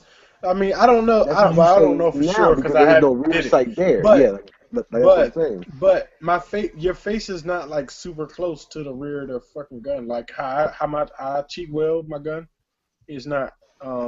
But I see all that when I get it. But I guarantee I'm not putting all four of them fucking things out there. I might put one extra one depending, but I'm not putting all four. It looks too ugly for me. Period. And it works just good enough. And I might not. I don't know. My shotgun's right here. I keep it beside my bed now. But you know, and then what's dope about mine? Oh shit, that shit froze up. What's dope about my fucking shit? I got the fucking heat shield on my shotgun. That's It what looks I really really dope. want too. As Yeah, far it as look- like on like my it looks Maxwell like- tactical on my fucking Remington tactical, I really want to put that shit on there. That's a Mossberg, right? With the heat shield on Yeah, it? this is a Mossberg. Can you Yeah, get the it's Mossberg. 870 like the way you had it factory with the heat shield? I don't think so, man. Not with like you talking about like the ghost Because rings I don't on want it? no stupid ATI one either. I want If you have the Mossberg Tactical, it's got the pick rail on the back. You can move that peep not the sight Mossberg, like 6 not- inches. Yeah, We're talking about the I got a we're talking about bunch the of 870 tactical. fucking surface rust on my fucking tube. Gotta clean You're a this shit. fucking dog. How the fuck? You're an idiot. I don't Well, fucking I'll clean tell you my this. shotgun. It sits in a fucking closet. I don't even Well, fucking then shoot. don't. All right, so if you're gonna sit there and say, "Well, I'm a gangster. I don't clean my shotgun," don't sit there and say, "Oh, now I have a rust. I didn't see that." I said Shut I up. gotta fucking Shut wipe it up. off, Shut up. motherfucker. But think who about wipes getting, off I gotta rust? get a magazine Who tube does that? extension. Who? Okay. Wait a minute. Raise your hand if you're God, and you wipe off rust. Who does that? Me? I want to know. I want to know right now. Who wipes off? Other You than can me, wipe off surface rust. What are you talking about? You can't wipe off surface I rust. wipe the rust off your girl's pussy when I'm out Wipe hit some it. on my You know what I'm fucking saying? finger. Because you ain't fucking give it to her lately. That's what I do. I wipe off. I put a little frog loop on my hand and rub that clear and get that joint lubricated. COP, and wipe the rust right off there, Joe. Hit it. I hit it with my green You're slime. an idiot, Marco. You can wipe off surface rust, dog. That's why it's surface No, you rust. It's can on buff the it top. off or Wipe it some off. shit. You don't wipe surface No, rust you can. off. I can literally wipe this shit off. What are you talking about? All right, so Watch let this. hey, so all Hold right, so on, let look me at my so thumb. hey, Look so at let my me wipe thumb. the Look at my surface thumb, right? rust off Look at your my girl. thumb. Look at your thumb. I can't see your thumb. I see what Girk's talking about before. It'll be like a little Wipe orange. this shit off. Look at this I shit. know It's on it. my You don't fucking really thumb. see it. Come on, man. Okay, but you're not gonna Marco. you're not gonna get off the metal. A Though. rag, a little bit of fucking oil maybe, and it'll come right Let the me hit fuck your girl off. with some frog lube then. Let me hit your girl I with some got frog you. lube. She needs some of my Come frog through. lube. Come through. I got you. I'll be there. I'll be there.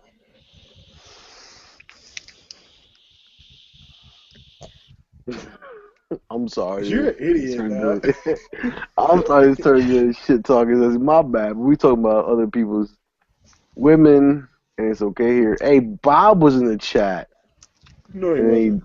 quickly disappeared. I think he died. He died I'm mad again. you guys gave me no clue to what happened earlier when I said about the 40 to 9mm. What He happened? wasn't here to debate it. What happened? Dogs, like we went through so many 40 to 9mm. I can't remember like my stance on it, but I know I won. Because I had the best jokes. I had the best jokes. I had the best jokes about it. I want and that was making 35. people laugh. You know what Trying to cracks get me rid of up? that 35? Have you, Pull it in. Marco, have you ever done that shit with somebody and they take it fucking seriously? Yeah, this shit is funny. Yo, But see, when you try this, to let me get that 35, man. unless you're carrying an FNX 45 with like over 13 round 45 ACB capacity, I don't respect you. I don't. Stop. You It might, makes my head as hurt. well be carrying a Derringer 410. What do you carry? What you carry? What do I carry? I Glock carry a Glock 23 just with like me. a Just Glock like 23 me. with a 22 round magazine. Don't act like I didn't show up at your house with a 22 round magazine. Did I not? You better get a Did I 30 on that motherfucker. Hey, You better get a 30 on that motherfucker. but they don't. But Glock don't make it. So, but did I not show up at your house with a Glock 23 with a 22 round mag? Yeah, I did Cool. it. That's what's And up. an extra mag in the pocket, extra 13. But My let me backup mag is. let me. And you forgot his 22s. I did, but I gave it to him later, did. and he But- started crying yeah, he about did. it. Yeah, because he didn't want to give me the amount that we agreed upon. How much did you Fuck want? ass. I gave you I wanted. You were supposed to give me 2,000 rounds. 2,000. I gave you 1,000. Yes, exactly. On two separate occasions. First one, you was like, How much okay, I charge got you for them? How much I charge you for them? You charged me the fucking price of them. You charged me like fucking $80. No, you charged me like 60. You charged me $60. That's the fucking price it go for.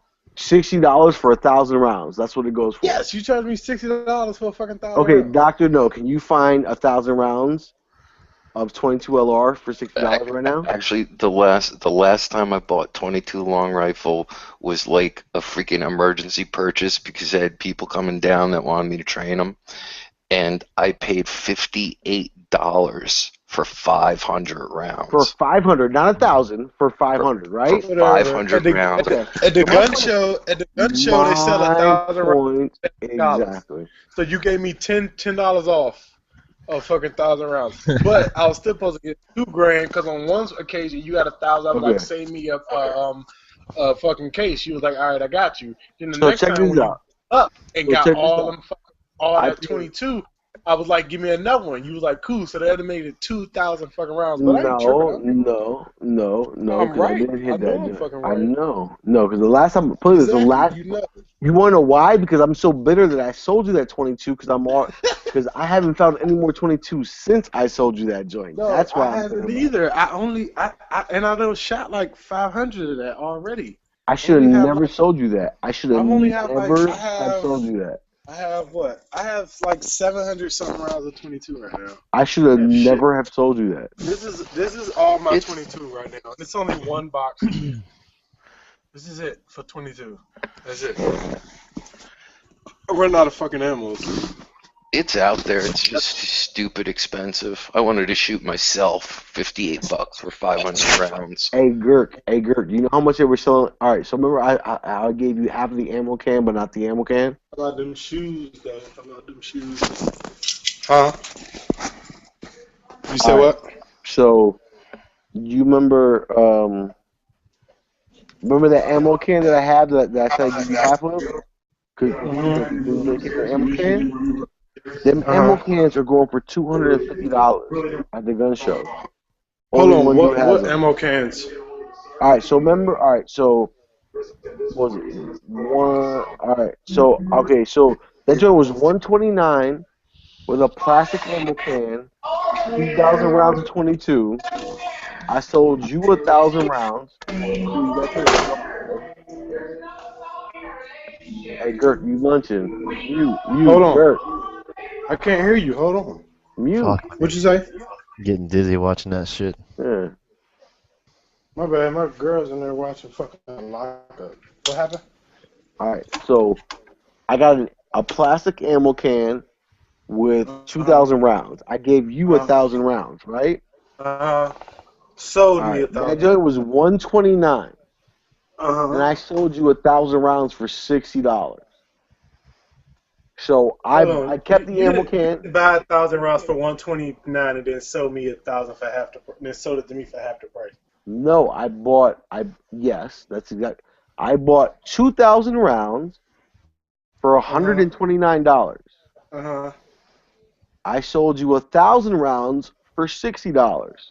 Okay, so you took $5 off for making me wait 4 months. All right. And he kept the ammo can. Yeah, and I kept the ammo Thank you, can. Marco. How is that not fair? How is that not fair? I didn't say it wasn't fair. So then why are you talking shit? Because I said I wanted 2,000, motherfucker. I don't give a Greedy shit like what that. you want. You lucky when I feed you, motherfucker. You lucky. As long as it's not that nasty ass mumbo sauce. Get for real. You have me eating. Get real. All right, but that was the last time I saw it. So that same bucket that I paid $129 for was going for like $250, $275, and there was only one dude at the gun show that had it. Hold on. What the fuck? 250, 275 for 1,000 rounds? 2,000 rounds. 22? That's For fucking 2,000 rounds. rounds. That's fucking 2,000 rounds. ridiculous. Yeah. That's fucking ridiculous, Yeah. dog. Because like you remember like when I gave you that pack, you were like, "Yo, this shit looks like 500," and like when you opened it up, you're like, "Oh, there's two 500 packs in there." Right. You know what I'm saying? So, dude is selling 2,000 rounds for fucking either 250 or 275. I can't remember, but it was under 300. I know that for sure. For sure.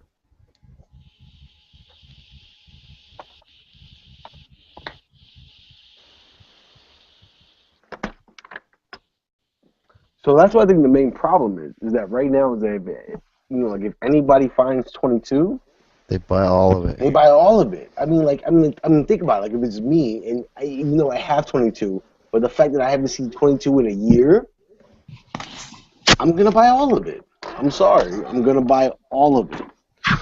Because if I haven't seen it in a year, I don't expect to see it for another year.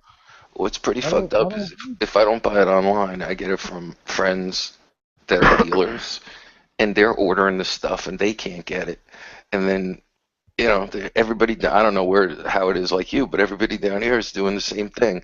They walk into the big stores, they buy it all up. The guys are paying off like the sales clerks and shit at the academies and the Walmarts and stuff like that.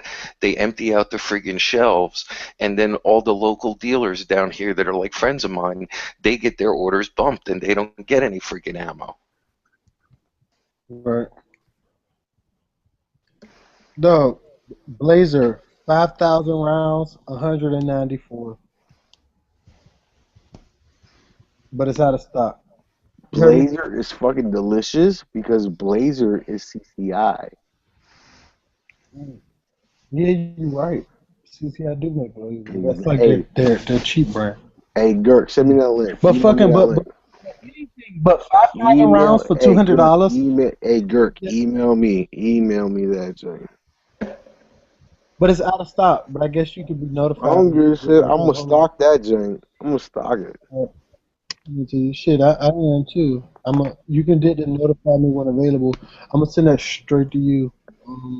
Shit. I'm gonna order me one and send one straight to you. You guys ever use Target Sports USA? Hold on, I gotta email straight to you because I don't know your email address by heart. Hold on. On Thursday. What the fuck? Come on, email work. Let me see. Alright. I gotta send you from my iCloud. Alright. You should be getting it. Oh, Moon left? I just realized Moon left. Yeah, he left a long time ago. What happened to fucking G? I thought G was in the chat earlier. He faking.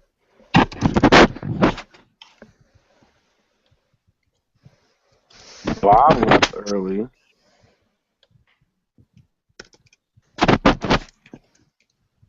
I left like half an hour ago. Cabela's has CCI mini mags for $9, 100 rounds. But you're only allowed to buy one though. What happened? 100 round mags. What I hear?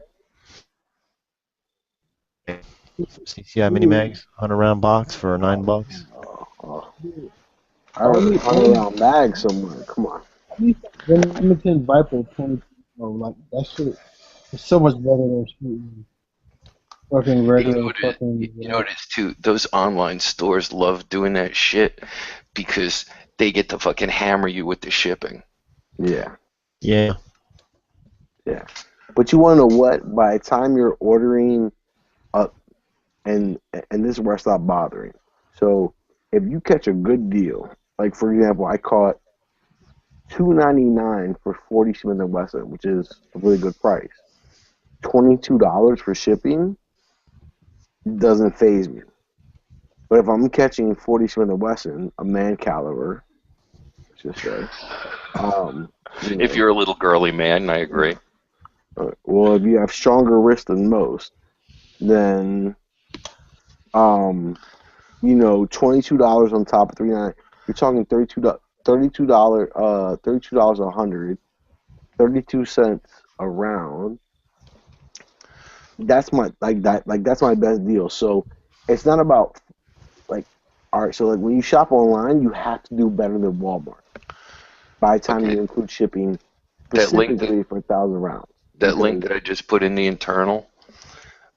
The last time they had a sale, I bought 1,000 rounds of Federal M193 for $319, and if you buy a case, the shipping's free. They have like the best prices by far if you buy by the case because they give you free shipping. Well, you know what's good is if you guys are anything. I mean, I buy mostly bulk shit, right? I like the.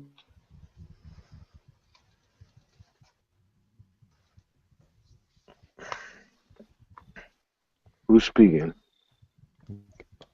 Girk cut me off. Go for it. Girk was talking. I think he froze up. Oh, I said I like to buy bulk fucking ammo and shit. I like to buy bulk. I like to buy bulk shit. That's what Marco disagrees, but I don't give a fuck. No, but there's a difference between buying bulk ammo and buying bulk shit. Girk likes to buy bulk shit. The reloads aren't shit, man. They're fucking quality shit, man. They work. I haven't had any problems. My gun ain't blown up. I'm still here. I'm not fucking dead. Exactly. I buy bulk Federal loose pack. Like I said, $319 for a I don't case. see this. All right, so the link that you posted, I see does select item to cart. It says anywhere from $8.49 to $14.99 a box, and their boxes of 50 because they're short boxes. Is this I don't want to pay 8 cents a 22 long rifle. You're crazy. Which one are you talking about? The one I put up there? No, I'm talking about the one that Dr. No put up there. Oh. Well, the first thing is you have to see what they have in stock, and the second thing is sign up for their email sales. It doesn't matter at 8 cents a round. I don't want to catch CCI. I really don't. I don't want to pay CCI prices. I don't want to pay $40 to $45 for 100 rounds. I want to pay. I didn't tell you you have to. All I told you is sign up for their freaking email things because 22 long rifles not all you shoot, and you. That's true. Excuse me. You can get some. Tight. You can get some seriously good ammo deals there when they have it in stock. I mean, right now, 22 long rifles, the fucking Black Swan. You didn't recognize my 45 ACP salute.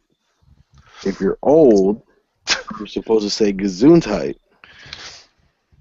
Hey, Gerg, what kind of ammo are you looking for? 45, 9? Well, I'm not really looking for anything specific right now. I'm just browsing.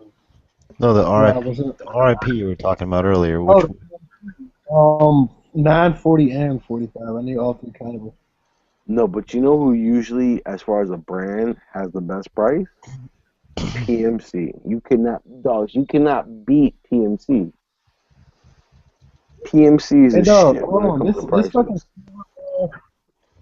yeah, PMC is pretty good. This Silver Bear, 12 gauge, nickel steel. You ever seen this? Hey, Chris, roll up your window. Hold on.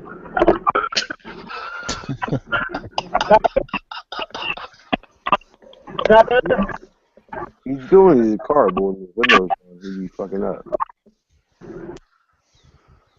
This has got to be worse than driving and texting. It has to be. Ask the coyote.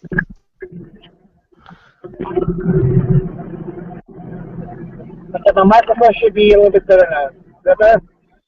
Better, but you sound like you're in a tunnel. I mean, you are, but it sounds like that's too. Oh shit! What the fuck was that?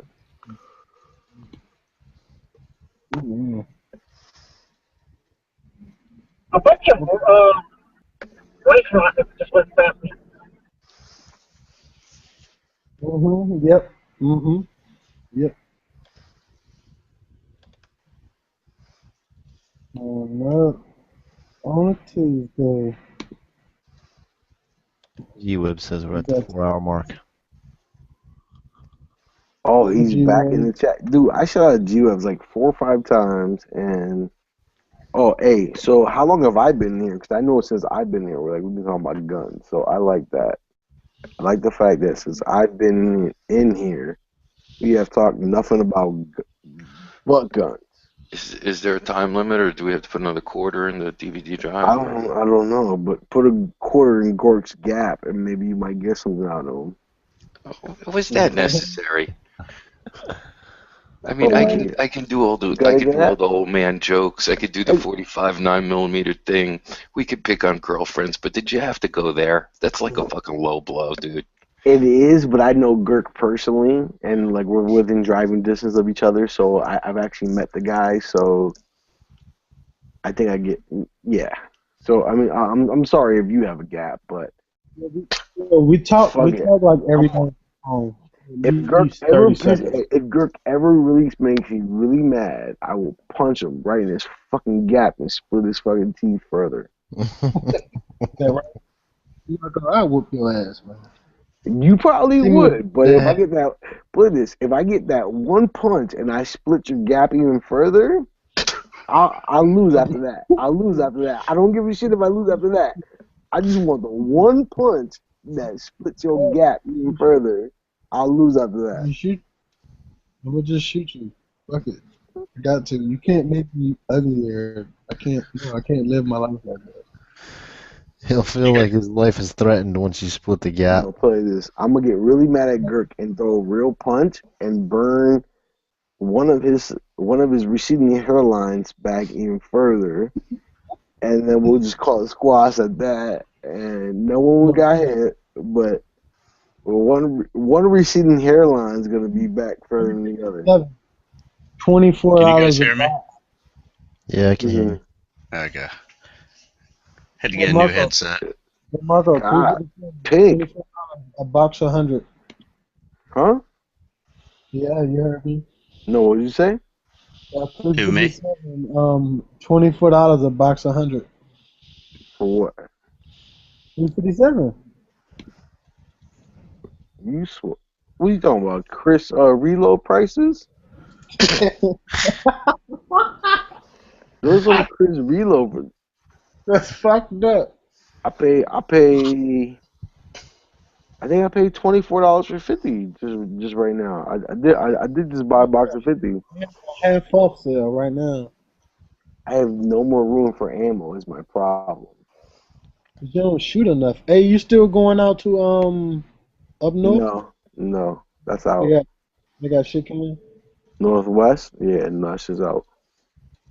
Oh, okay. Try to make bigger moves. I hear that. When we gonna start our IPSC competition, you know? IPSC? I don't want to do IDPA. Well, USPSA, same shit, right? That's what US told me. How about just run and shoot? You run and I'll shoot. No, dude, you gotta do IDPA simply because the hours and hours that Marco will go on about his bling vest. That's what you talking about. Oh, I don't even have a pouch for that joint, so that joint ain't even ready. No, By when the time by the time I get it ready, that vest is gone. when you shoot, That vest itself is gone. That when you vest is like for like Halloween outfits, honestly. Someone check concealed carry IDPA vest.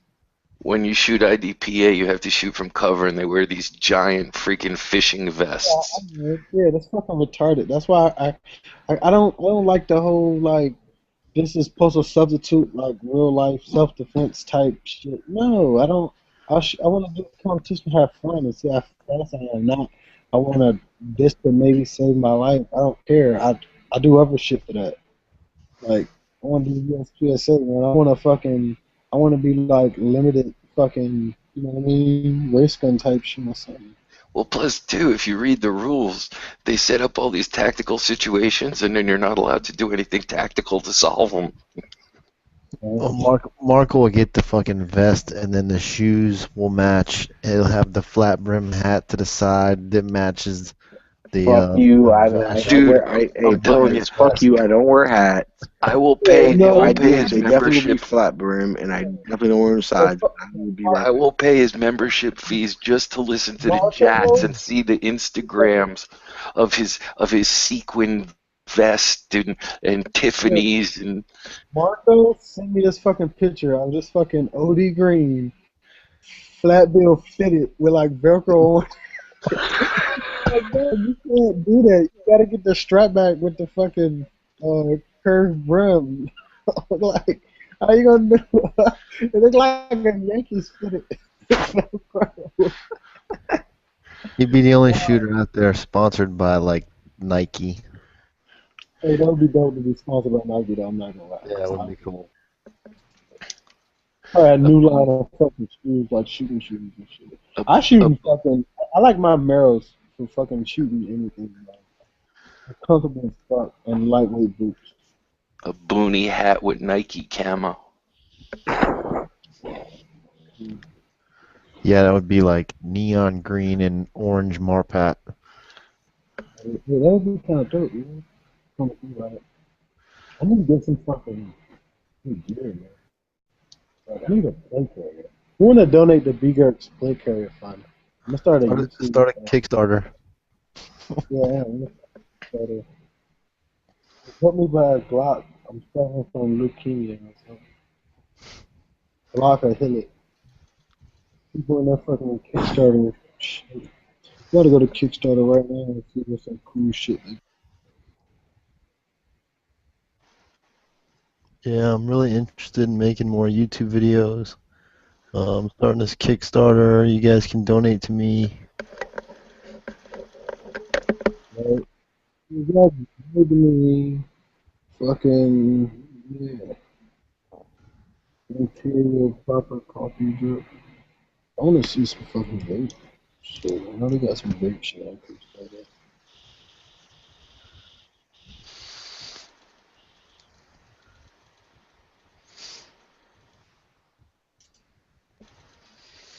Some of those. Who the fuck $300, man? Fucking $50. Want to see fucking electronics.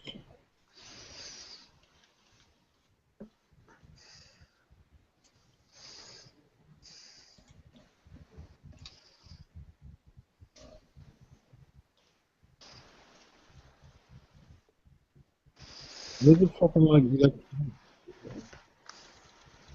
Technology, that's good.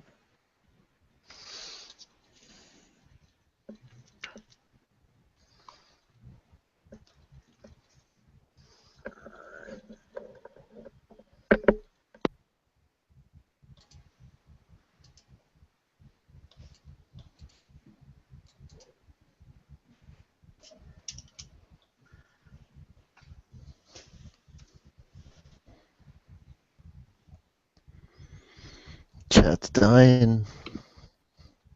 No, right? What the fuck are we talking about? There's Marco's hat. I was gonna say Marco's IDPA wardrobe. Yeah, I don't know. I think I hurt his feelings. He said he'd be right back. You probably Team have to Tiffany. go put it on right now. Yeah, he went to put it on. He's gonna come back with the camera. He's got a He Superman looks vest. like he put a stretch in his nipples. Okay. When he comes back, he'll probably just want to have the 9mm 40-45 debate part like 5,387. Yeah. My uncle's a big fan of 40. He's a typical like 40 cal dude, like best of both worlds, and like, why you got a 9? It should be a 40. I'm like, but I get this extra round with the 9. Like, but just 40s, let's go fucking knock the dust off a motherfucker, like shit like that. I'm like, chill out. Was your Uncle Well, Coleon let's have a Noir? shootout right now. Yeah, that's He second looks link. like Cody on the one. That second link would be Marcos. Oh, shit.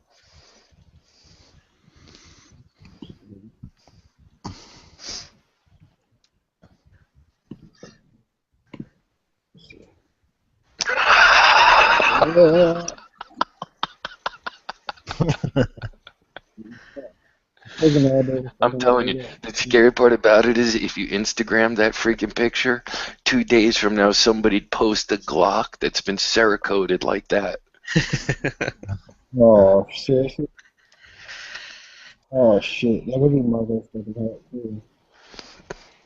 What's the next hat? That LeBron hat is dope, though.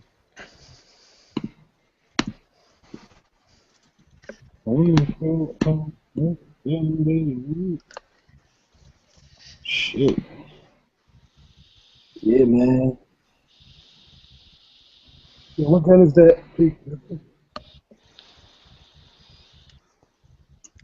They had to get new headphones. X? Yes, that's what it looks like. Fucking best gun. That Pitbull puppy through the cord of the other headphones. You got a pity puppy? Yep. Hell, I had to get a new webcam. Had to get new headphones. He chewed through all the cords back here.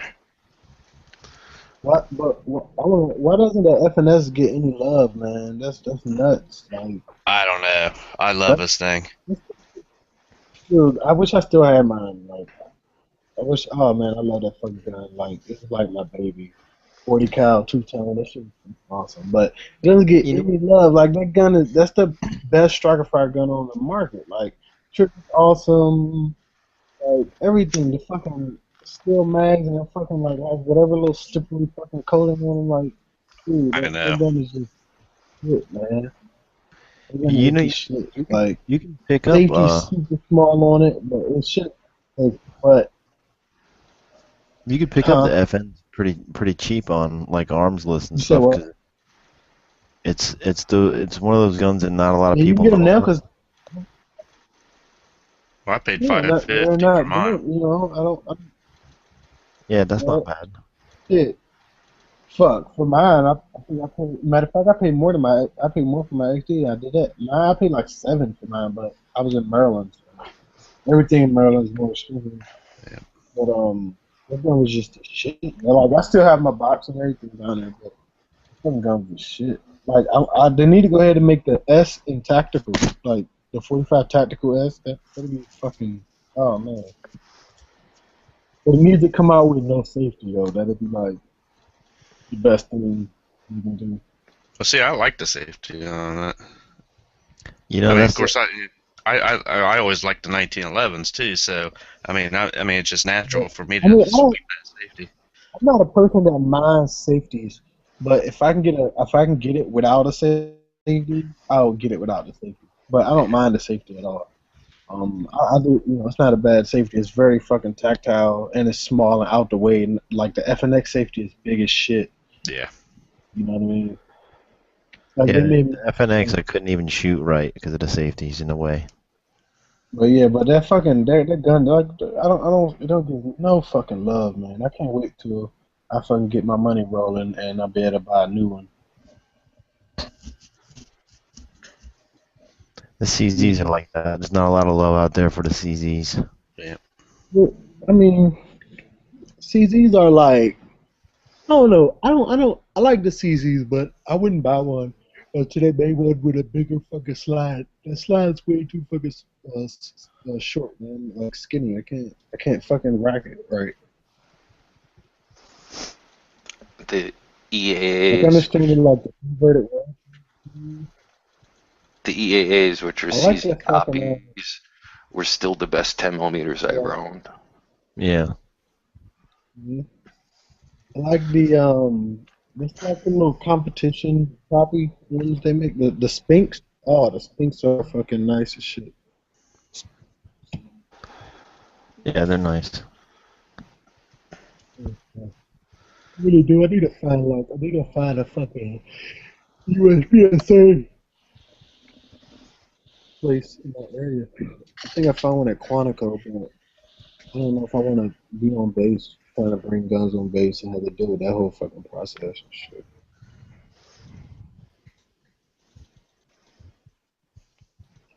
Oh, shit. Yeah, you guys in the military, you guys, you shouldn't have guns on base. Right. But no, this is for because Quantico has a gun club, right? And they let civilians in the gun club use the range, and then that gun club also does USPSA competitions and shit. So it's all like on military range, which is cool. They aren't really. Most of them are like fucking dirt pits. Isn't there like a shooting team for military? I mean, yeah, they do. Yeah, Army has like a marksmanship unit who does like all the national competitions and shit, and they go against they go against guys like Jerry Michalik and shit like that.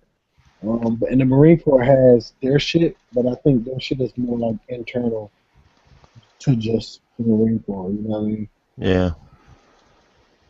But the Army marksmanship unit is like, I mean, obviously they're the best shooters in the fucking military. Yeah, I mean, they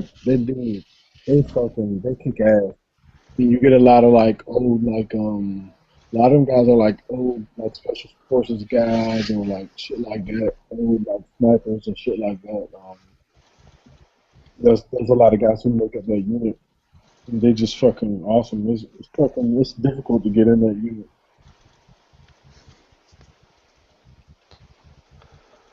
That's something I love to do too, but I have no way of even starting my path, knowing how to fuck the best route to get there.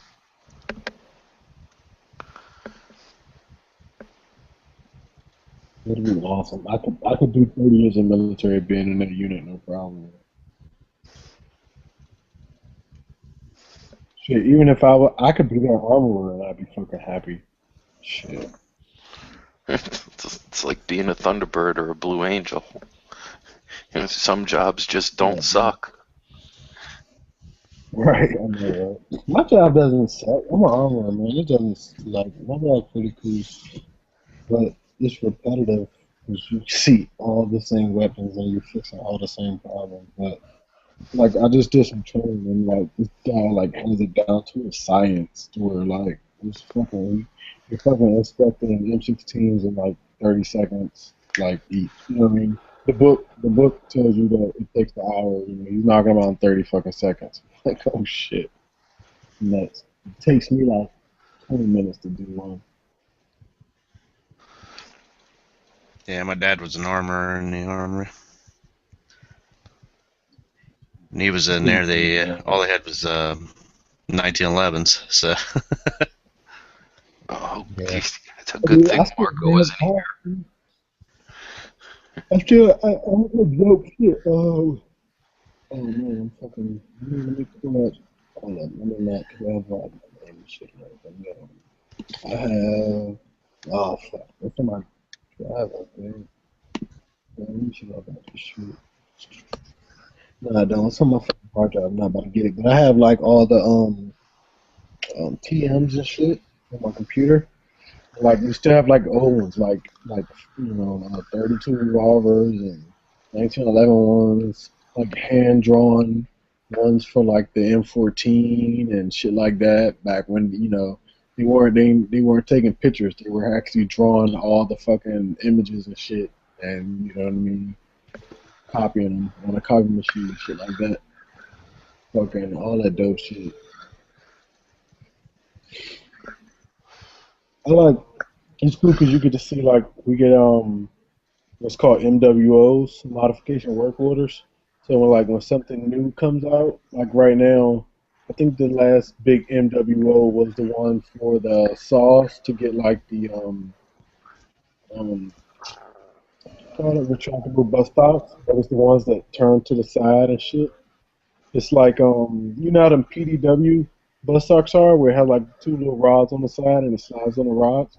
The ones for the saws have those now, but they turn to the side, and like all of them are in the process of getting switched over. Like you get to see like new shit like that before anybody else. All the new little modifications and shit. Those PDW ones look And cool, you, but I haven't heard any reports on how reliable they are with the different buffer tube and shit on there. nah, well, I ain't talking about ARs. I was talking about the saw, but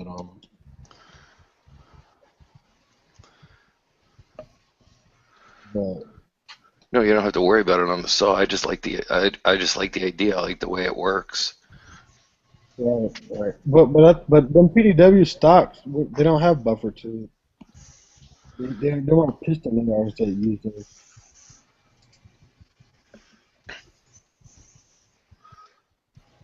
Like, this is a dope. These are a dope type. I don't think we've ever used these. Let me have a fresh screenshot. My God. Yeah, no, that's a dope saw. I don't think we've ever used that though. But like that's just standard stock saw. No. What the fuck? No, that's the first retractable one they had. Right there. Right. And trying to find the fucking new ones. Yeah, this is the new one right here. It goes in and then it turns sideways. And then the saws it like yeah, that's a short barrel saw he has right there.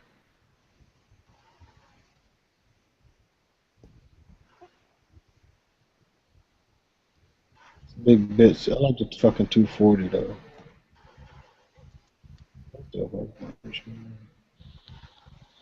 That is really fucking dope. Yeah, ever seen a fucking M231?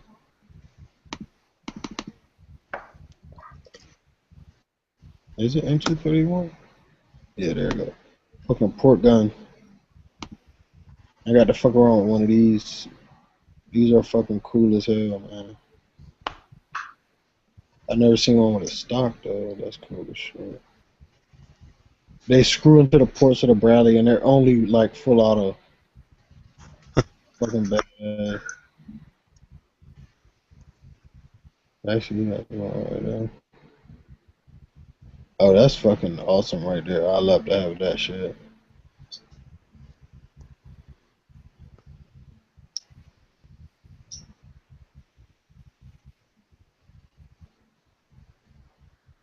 That's dope. See, not like them type of PDW stocks are nice and shit too. Like I like the way that looks. That's a crazy fucking muzzle brake too. I think that's an airsoft rifle. Yeah.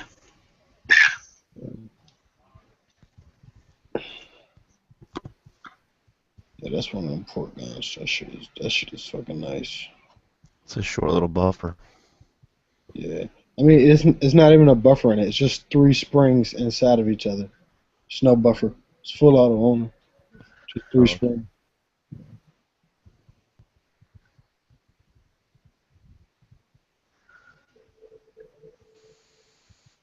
Oh, that's fucking nice, dude.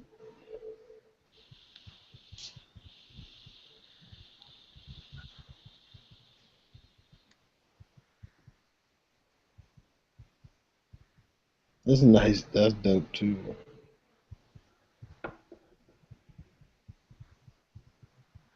That's cool. Yeah, Just but safe and auto. That's it.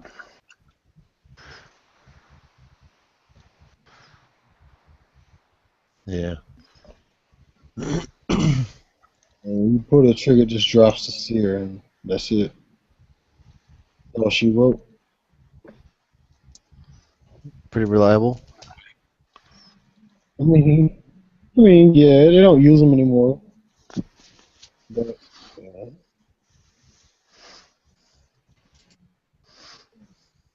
See, that's how it works. That's the internals.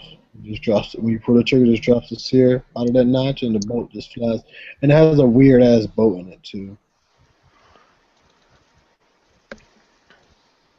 Fixed bolt. It doesn't like retract or lock in. Fixed firing pin and shit like that. That's a different lower too. That's not a M16 lower. Straight up, or is it? Yeah, it is, but it has like this plate in there. Let me go back to the picture. A couple extra pins. It has it has a plate. See this plate right here? Right, right. That plate like blocks a lot of shit off inside, and the trigger mechanism is only the trigger connected to the sear. Like that's it. It's not like hammer or nothing, because the firing pin is fixed. slam fire. Yeah, basically. It's open bolt.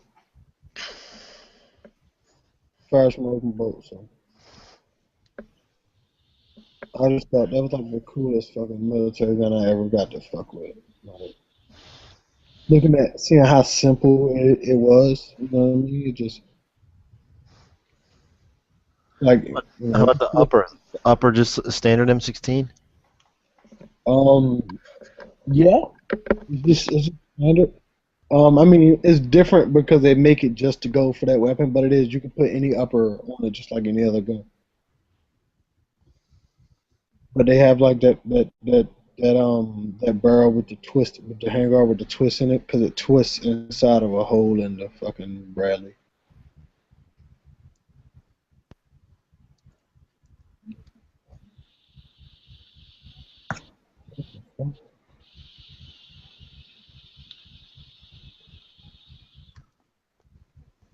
Yeah. Going up on Tuesday. Is it a fixed hole or is it like a ball socket? No, it's just a fixed hole, and it's just a fucking hole inside a Bradley with threads in it. It's a port. So it's a port. It's made for you to stick your gun out and shoot. You know what I mean? When people get too close, because your gun can't aim. You got dead spots around, like right up close to it on the side. So if you're getting attacked and right up on you, you have a way to just stick your barrel through the fucking hole to get through. But they made this so you can just screw the gun in there and you can move it. So kind of like it's a piece in there that moves and shit. You can kind of like aim it.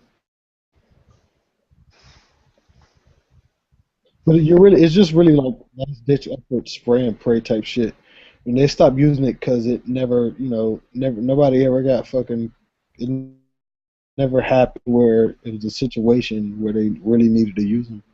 Yeah. Motherfuckers don't get close to Bradleys. I was gonna say with the barrel that short, if the bullet doesn't get him, the flamethrower will. Yeah. I had some pictures of me with that shit, but I don't know what that shit is. I'm good. Matter of fact, I do that. Let's see.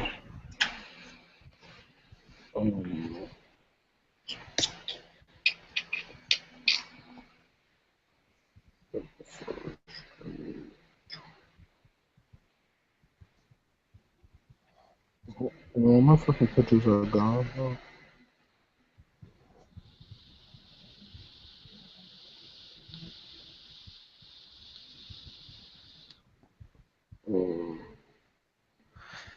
Alright, it's 3:30. I'm hauling ass. Holler at you all. See you, man. Look at Yes, that take it real quick. See the color in that motherfucker? Was it a shield? Yeah, it's fucking shield. Check the color out. It's hard to see the color because of the screen. Was it like FDE? It's like a fucking like a bronze type color, but then it's like the stress. You know what I mean? Let me see. Let me lower the brightness on my screen down. Like fucking distressed and oh shit.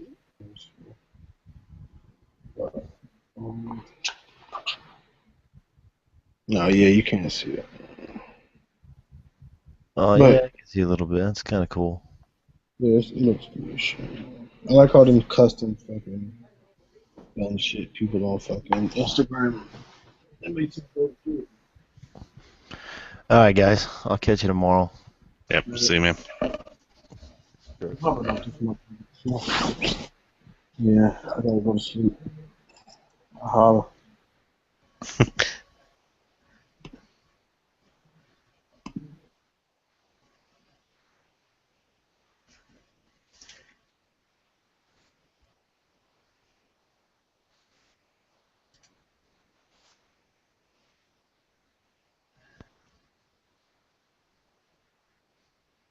I don't think Chris is gonna jump on now.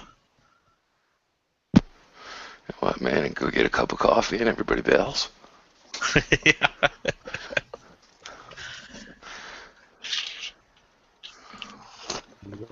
So how old's the puppy, Scott?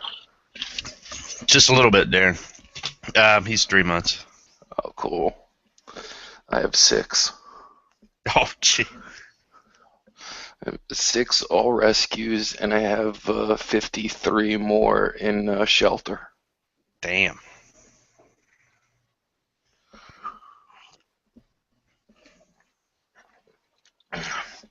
I rescue pities. Yeah, my neighbor brought him up from Florida, and they found homes for all of them except for this one. And they was getting ready to go on the road, and she was going to take him to the pound. And I was like, I can't see that. He's just too cute. He's cost me a lot of money, I know that. Oh,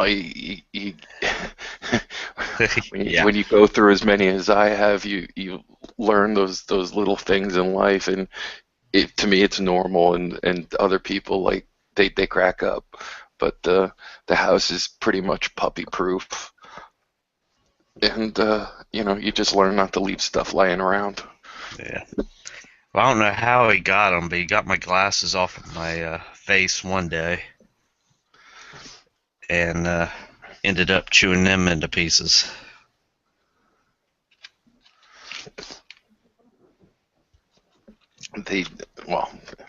Obviously they're pit bulls. They do like they're chewing things. The frisbees in my house are the lids off of coffee cans. No, 5-gallon pails. Oh. Not the pry-off ones, but like the ones that pool chemicals come in. They actually screw down. They're it's like the size of a regular 5-gallon lid, except it's about 3 inches thick. Yeah. But those are frisbees around here because it's the only thing that lasts.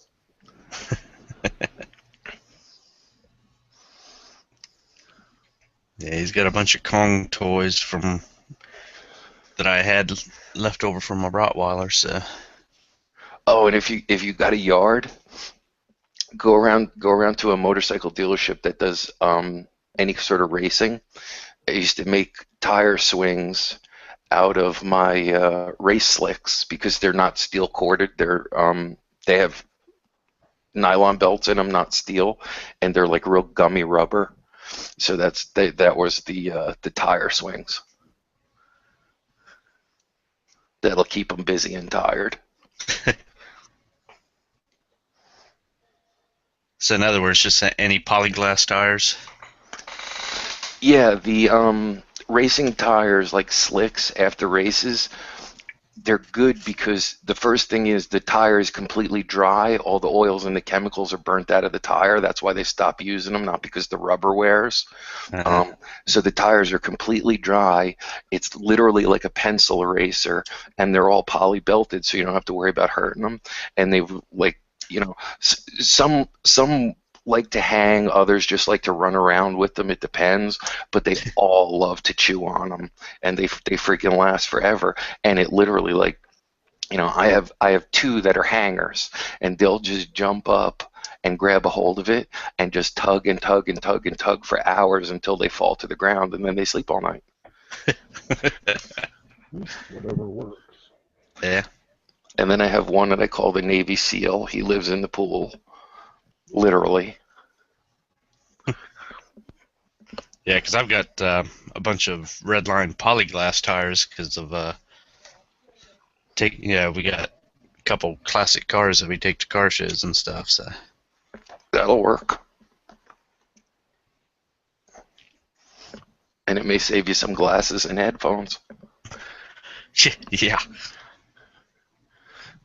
Rub a little. I used to do all kinds of stuff. I would take half a pound of bacon or pound of bacon and just throw it on the inside of the tire when I hung it. Not only does it drive away Muslims, but it attracts pit bulls.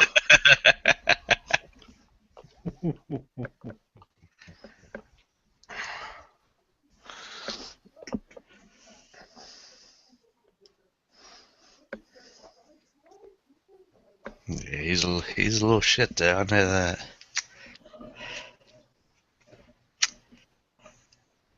He's got one heck of an attitude. Well, he's getting an attitude. I know that. Yeah, they're awesome though. They have such distinct personalities. Yep. Yeah, he's gonna be a talker.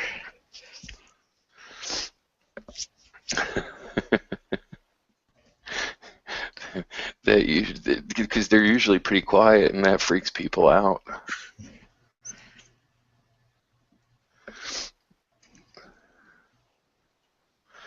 Then I have one of them, Bert. I call him Snoopy.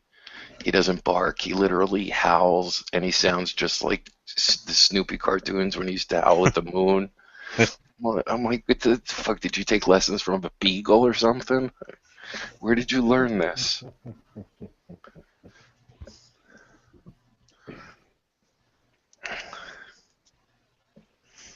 And I don't know what it is, what he's trying to accomplish, but like when I get home in the morning from work, I'll fill up his food bowl, and he goes over there and like pounces, or it's almost like he's like how a cat will pounce on laser lights. Yeah. He'll do that with every piece of food, and it's almost like the food bowl's going to get him because he jumps 2 feet back from the food bowl once he gets a piece, and he's just constantly jumping back and forth, trying to get a piece of food. Yeah, it's like a prey drive thing. It's just their little games. Plus, too, you don't. Well, I don't know. Do you know like how long, or like if he was with his litter and his mommy and stuff like that? He was mostly with his litter until about 2 weeks ago. So. Oh, so he's fairly well socialized then. Yeah, it's just like their natural prey drive, hunting, chasing.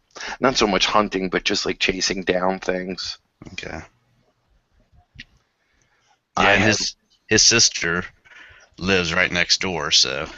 Oh, that's awesome. I had one years ago, Jaws, and when he used to get this dog was like too much. When he used to get in trouble, he would go to his food bowl and take food and hide it around the house. And it was like, dude, you come from an Italian home. Like there's ever a chance that you were going to be starved no matter how much trouble that you were in. But like, that's their defensive thing is like, he'd take food and put it under a table or put it in his crate, and then so when he went and hunkered and hid that he didn't starve to death.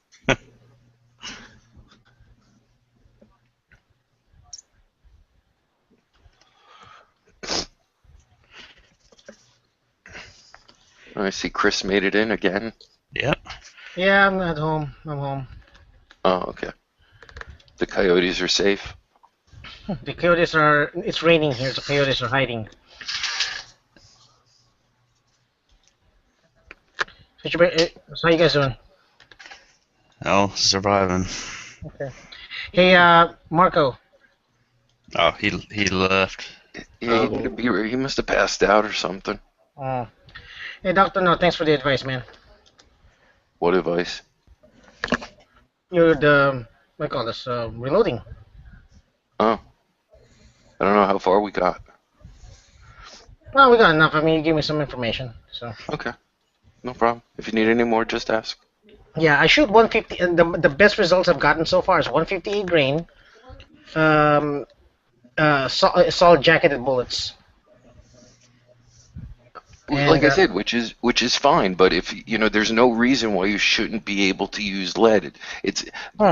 No, they're not as accurate as jacketed bullets, but they shouldn't be all over the map unless you're using the same charge for the jacketed bullets as you are for the lead.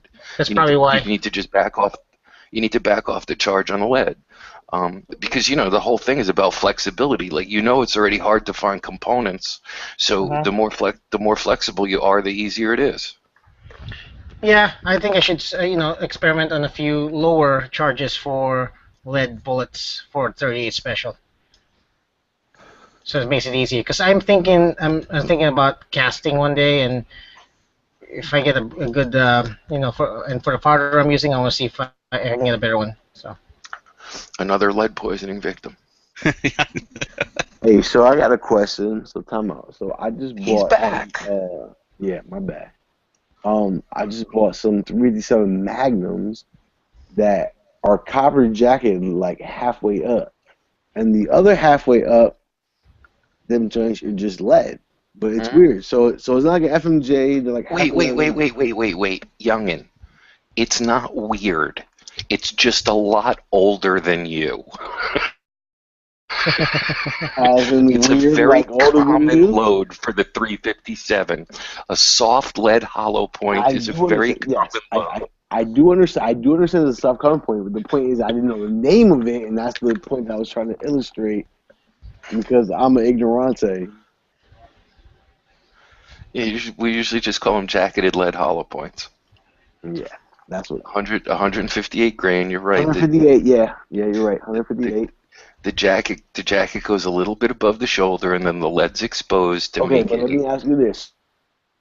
So, all right. So like when you shoot pure lead rounds, because those are shit, and I don't mean they're shit, but it's it requires a lot more scrubbing to clean it out. So versus like copper, Yes, if you shoot unjacketed bullets and it's pure lead on the barrel versus copper jacketed bullets. Okay. That's why you lubricate the lead bullets. Hold on.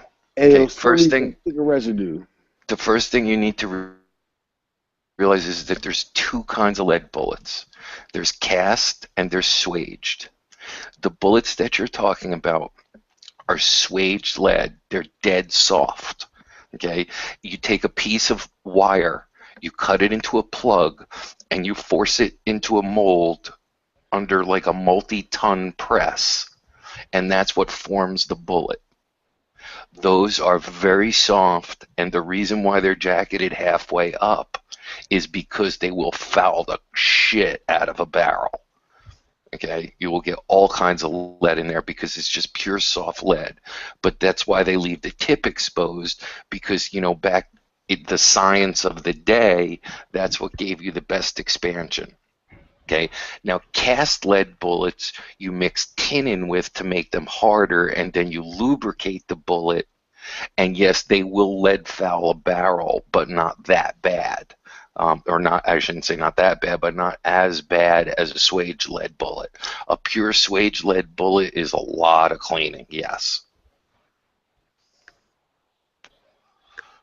Yeah, but if you clean the gun after you shoot it, if you scrub the barrel down, you shouldn't have any problems. Yeah, not on Switch, but on cast. No, but like my comparison is to how much scrubbing you're actually doing to clean that barrel versus twice as much as what you're talking about, or half as much as what I'm. You know what I'm saying? Like, Oh yeah. And plus, too, you're talking to somebody who shoots jacketed bullets and doesn't clean his barrel after he shoots anyway. You know, I'll send a patch down the barrel maybe. But I mean, as far as like cleaning my barrel after I shoot, nah, I clean it when it's dirty. But you know, you can't do that with lead. You have to check the barrel and you have to stay on top of it.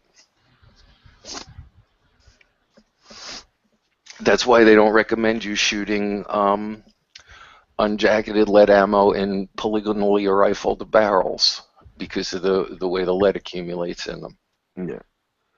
Okay. Well, I shoot mostly.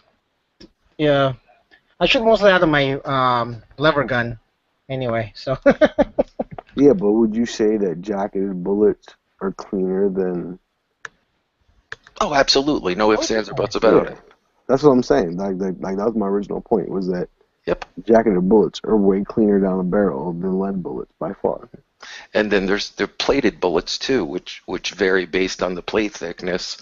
So all right. So like, what did you call that half plated, half not plated bullet?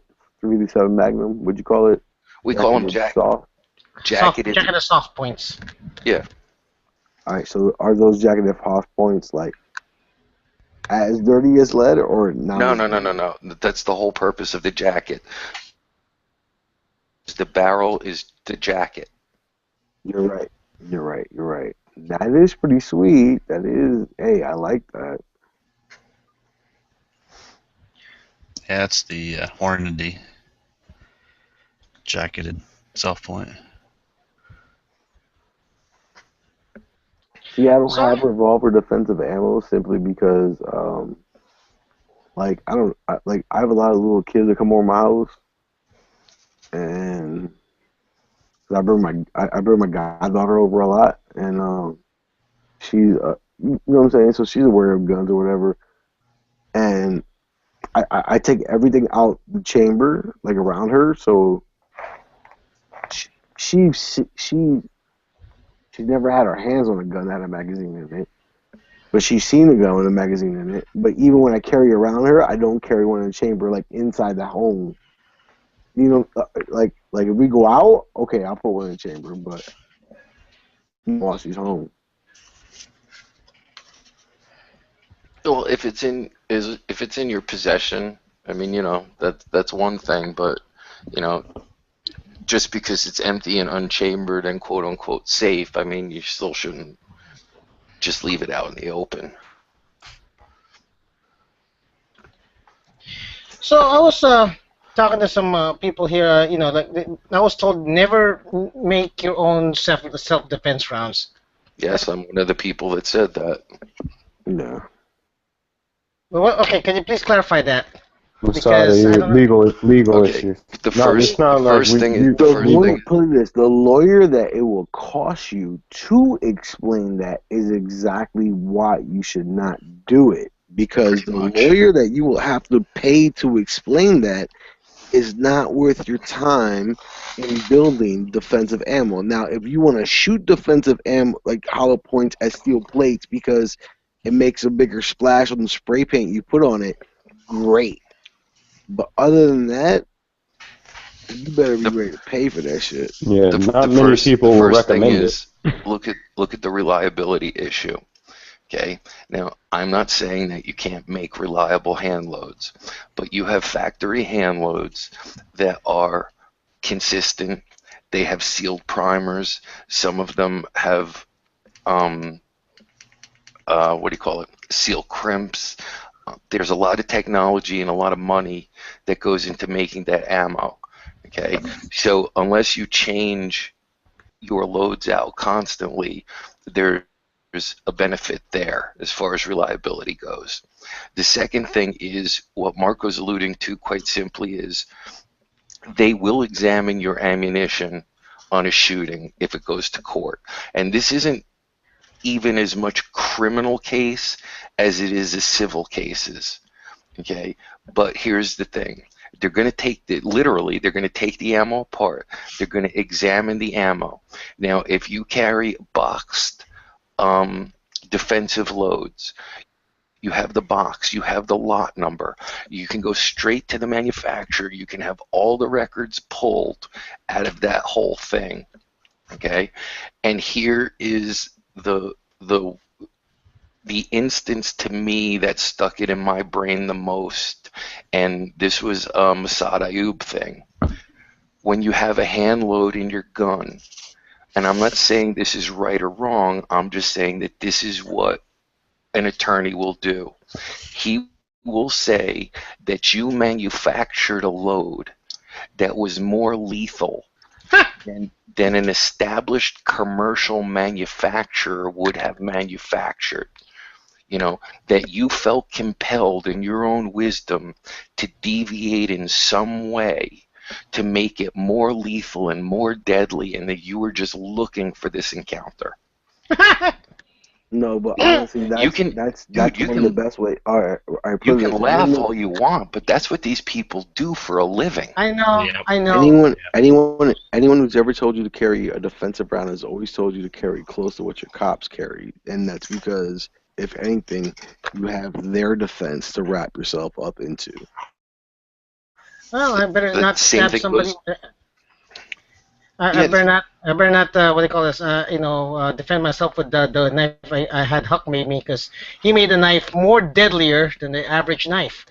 Yep. But it's true, and they do. It's basically the same advice. You should always shoot not that you should always. Your best defense is to shoot a box stock gun, and people say, well, there's never been any evidence that somebody was convicted because they modified their gun. That's not the point. The point is, it's still going to come up in a trial. It's going to make the trial last longer. You have to pay for the attorney. You have to justify yourself. You have to pray that you can get it thrown out of court on part of it and make your arguments there. But every argument has a counterpoint. It's like every trade has a counter trade.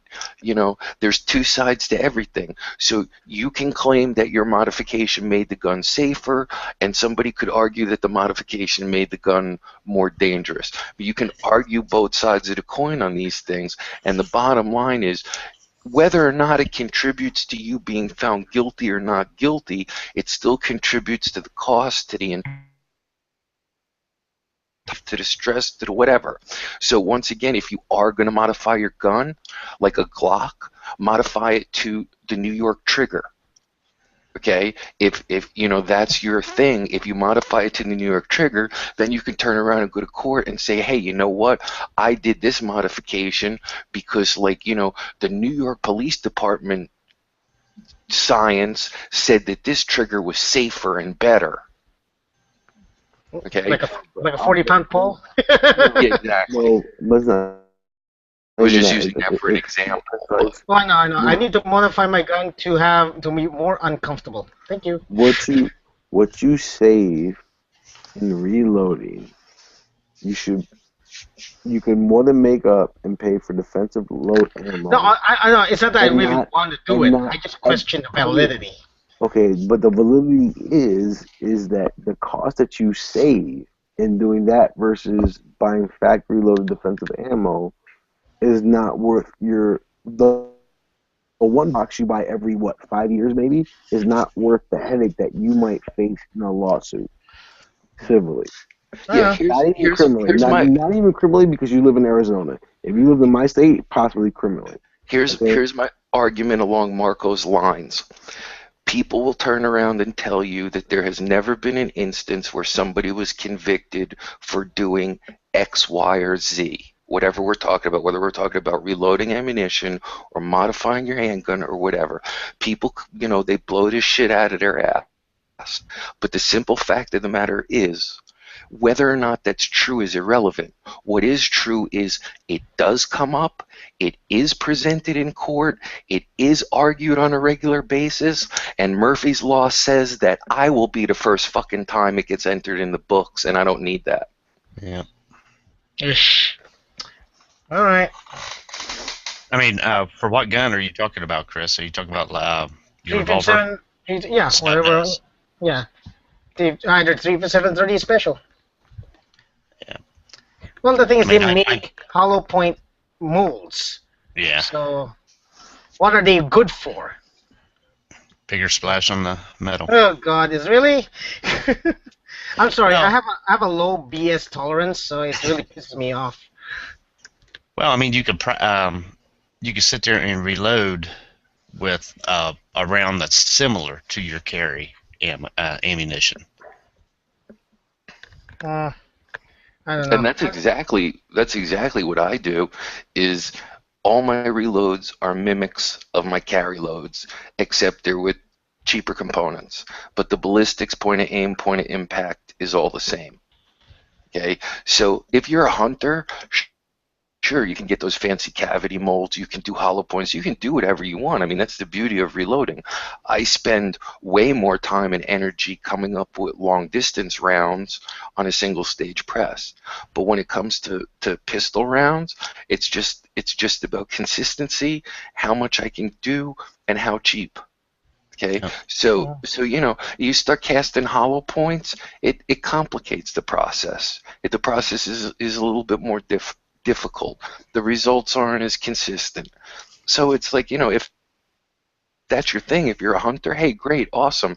But if you're looking to go like ring steel with your Rossi, to me that defeats the purpose. To me, the purpose of that is how many rounds can I get? How cheap can I get? Do I get a consistent good, or do I get a round that the gun likes? Because that's the other thing too. When you reload, you're reloading to a gun. Just because the round works in one gun is no guarantee that it's going to perform the same in a different gun. Okay? So you get into that situation. You can make a 38 special load and put it in the Rossi, and depending upon the barrel length, you'll get diminished performance because the barrel's too long for the load. Okay, so you try to, if you're using multiple guns, that's something you want to balance, or you want to come up with two loads, or whatever. Actually, I designed my load for the Rossi because it'll work step down. So it'll work with my cowboy gun, with my Pieda, and it'll work with my snubby. Right. So I don't know. Like I said, it's just, I mean, and Hornady sells their bullets just as the bullets, not their defense rounds as bullets. It's just, I don't know. It's just, to me, like I said, I'm not thinking about doing it. I just don't like redundancy. Yeah, well, just because you can do something doesn't make it a good idea. Ugh. Probably the best thing you should do, Chris, is just get one box of Hornady, and then you can reload all you want and practice with it, and then. Bullets, you mean?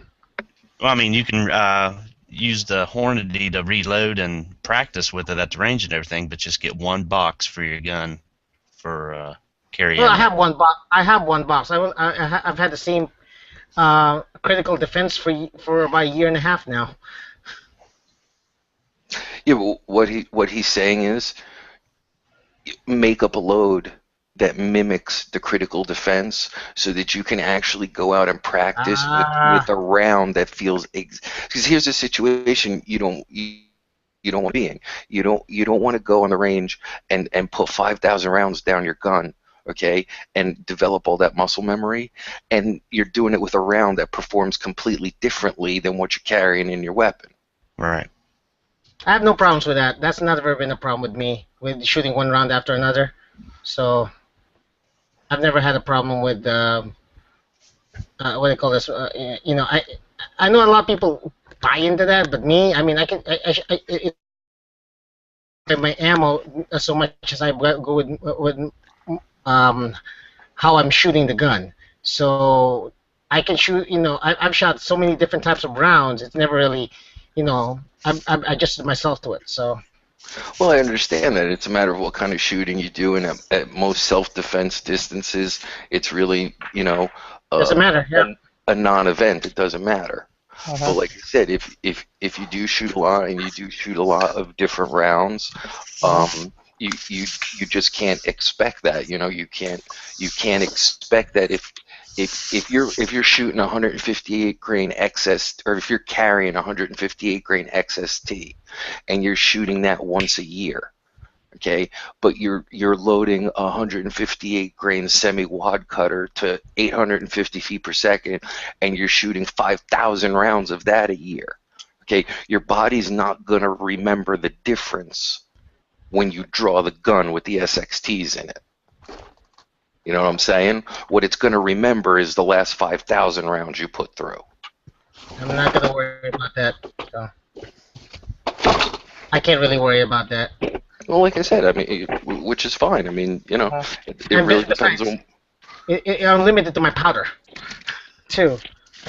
Yes, we've had that discussion.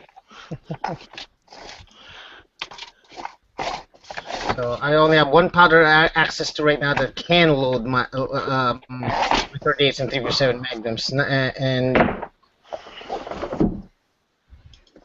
nothing above that. Once I have access to red dot, gold dot, blue dot, and all that,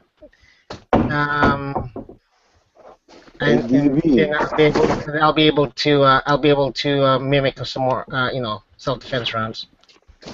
Shit. Hey, DB, you moving? What are you talking about? My bad, dude. I thought I was muted. Moving? Was that your gun safe? Or were those all the empty boxes of all the guns you sold? I think that was the noise of all the empty gun boxes you have sold in the past years.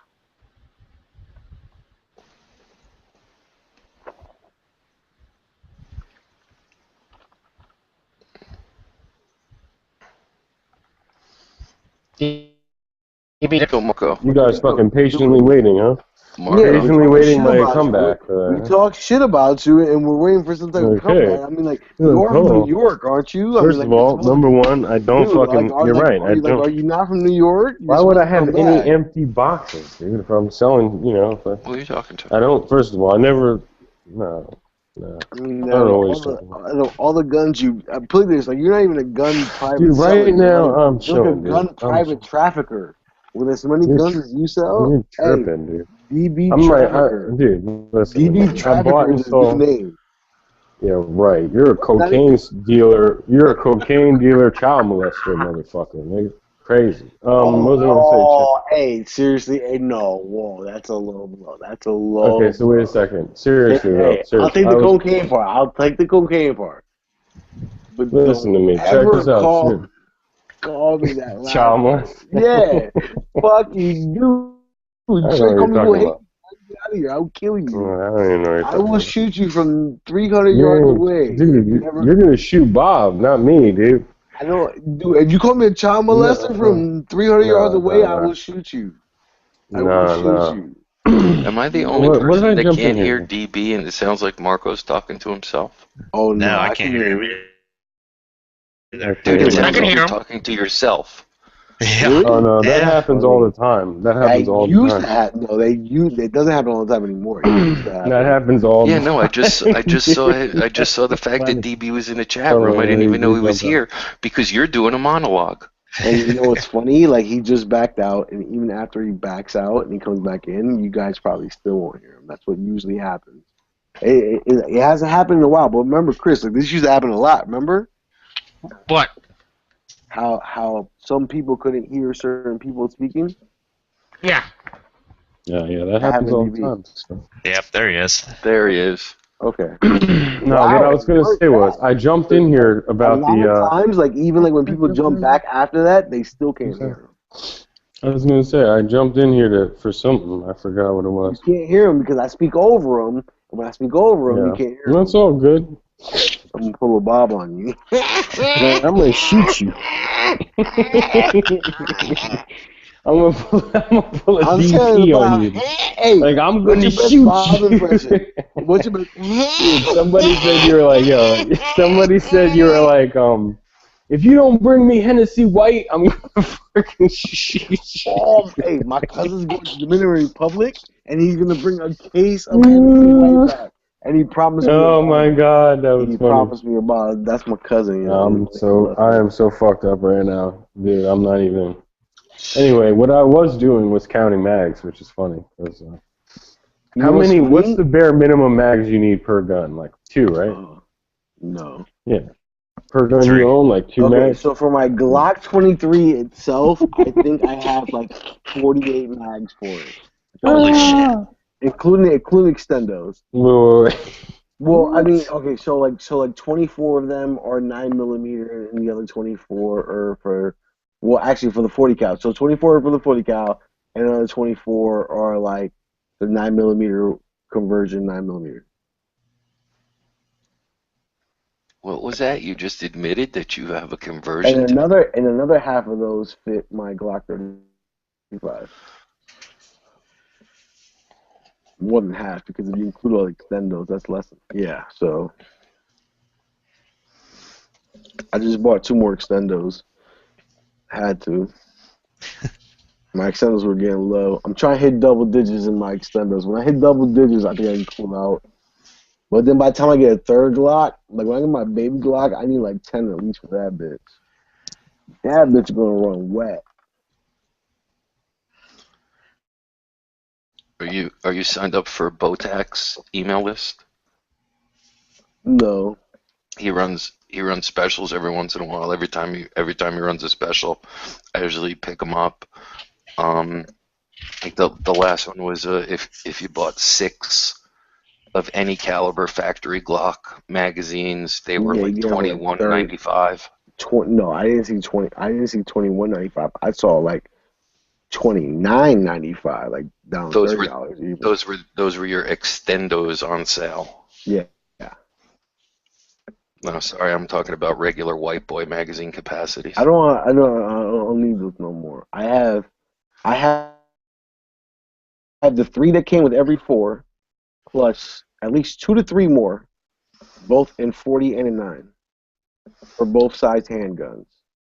So what I was gonna say right now, because I know you guys don't keep up on this stuff, but Botash Tactical right now has like 13 mags for like $90 or something, and they got the 33 rounders. No, 30 round Magpul, the new generation Magpuls, whatever those fuckers. Shut up. They're like G3s. No, it comes out to like $8 or something. No, it's like $8 or something.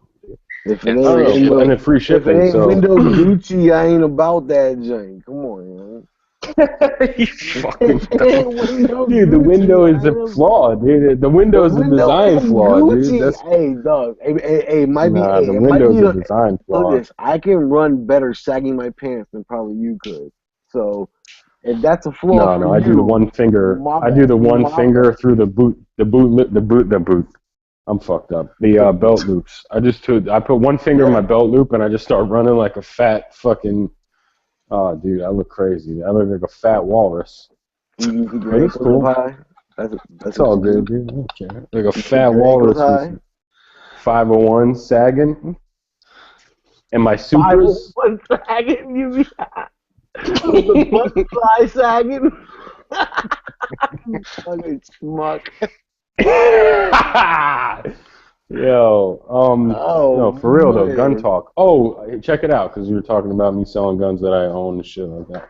I was thinking about what am I gonna sell? Oh, wait a minute. No, wait a minute. We was talking about you earlier. I don't. No, wait a minute. The Beretta 92G, right?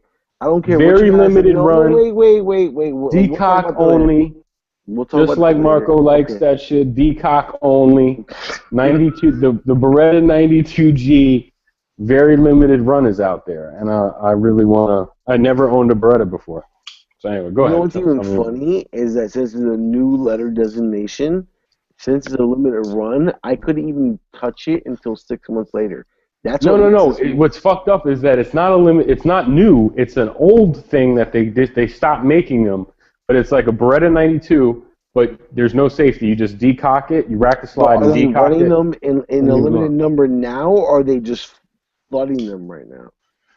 No, they're running them in a limited number now, just because Wilson Combat, the 1911 people, they just like started making these like new Wilson Combat custom Berettas and shit, And I think the guy who's doing it is like talks to the guy at Beretta like a lot, the people who run Beretta, and they were like, wow, the popularity is insane. Like, why did we ever stop making the decock only version? And if people are sending their Berettas to Wilson and spending like $200 to have that option done, like, why don't we just come out with it? So I think this might be a test run to see how popular they're going to be. But dude, they're selling out like crazy and shit. And like Bud's gun had it, they sold out. Grab a Gun had it and sold out. Like, and I haven't seen any locally. I'm sure they just ran a few of them, but well, if they dude, they're like $550. If they change the model to the OG, Mark would be right out there buying 2 of them and having them chrome plated. Fucking triple OG, dude. No, put like this. If they put out that joint in like a stainless brush, they might. just like Talon's joint, and just like fucking George Zimmerman's brother-in-law's joint, that shit No. wet. Now, you know what's fucked up? Okay, so in that case, if you really wanted that, you probably would have to send that shit to Wilson. Because they said Wilson is the, like, you can do it yourself, but it's crazy intense, like gunsmithing or something. But how much is Wilson? Remember when Yankee? No. Like, look, here's the deal. Wilson right now, you send them your Beretta, and you can pick and choose off a menu, like, just like whatever you want done. Okay, like, so they'll how much fucking is Cerakote it, the trigger job. I think just the G conversion to make it decock only is like $150, but you got to send your gun to them, so that's like $40 or $50. I think you have to pay shipping back or whatever. So you're looking at probably So around that's like $100 right there in just shipping. Yeah, it could be right. It could be like $200 to get it done. No, you looking more like $250. You just said the shipping doesn't bother you when you're buying ammo, so what the hell difference does it make? Anyway, if you've never, $20, so I'm here to ask grade, you guys. Not, Well, I was not $50 each. Dirk was in the There's a big military. fucking Good guy difference. was in the military, and I was just here to ask military guys like what their opinion of 92 was. Period. Because every time I want one, I talk to a dude that was in the military, and they just tell me, "Stay the fuck away from those guns. They suck." You know. But No. I had You good like experience it, with huh? my M9.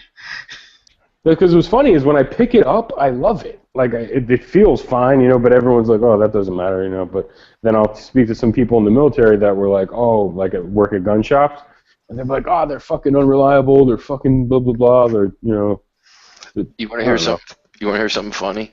You know all that fucked up shit people, the Glock haters, say about when they pick up a Glock, and they go Yeah. on and on and on.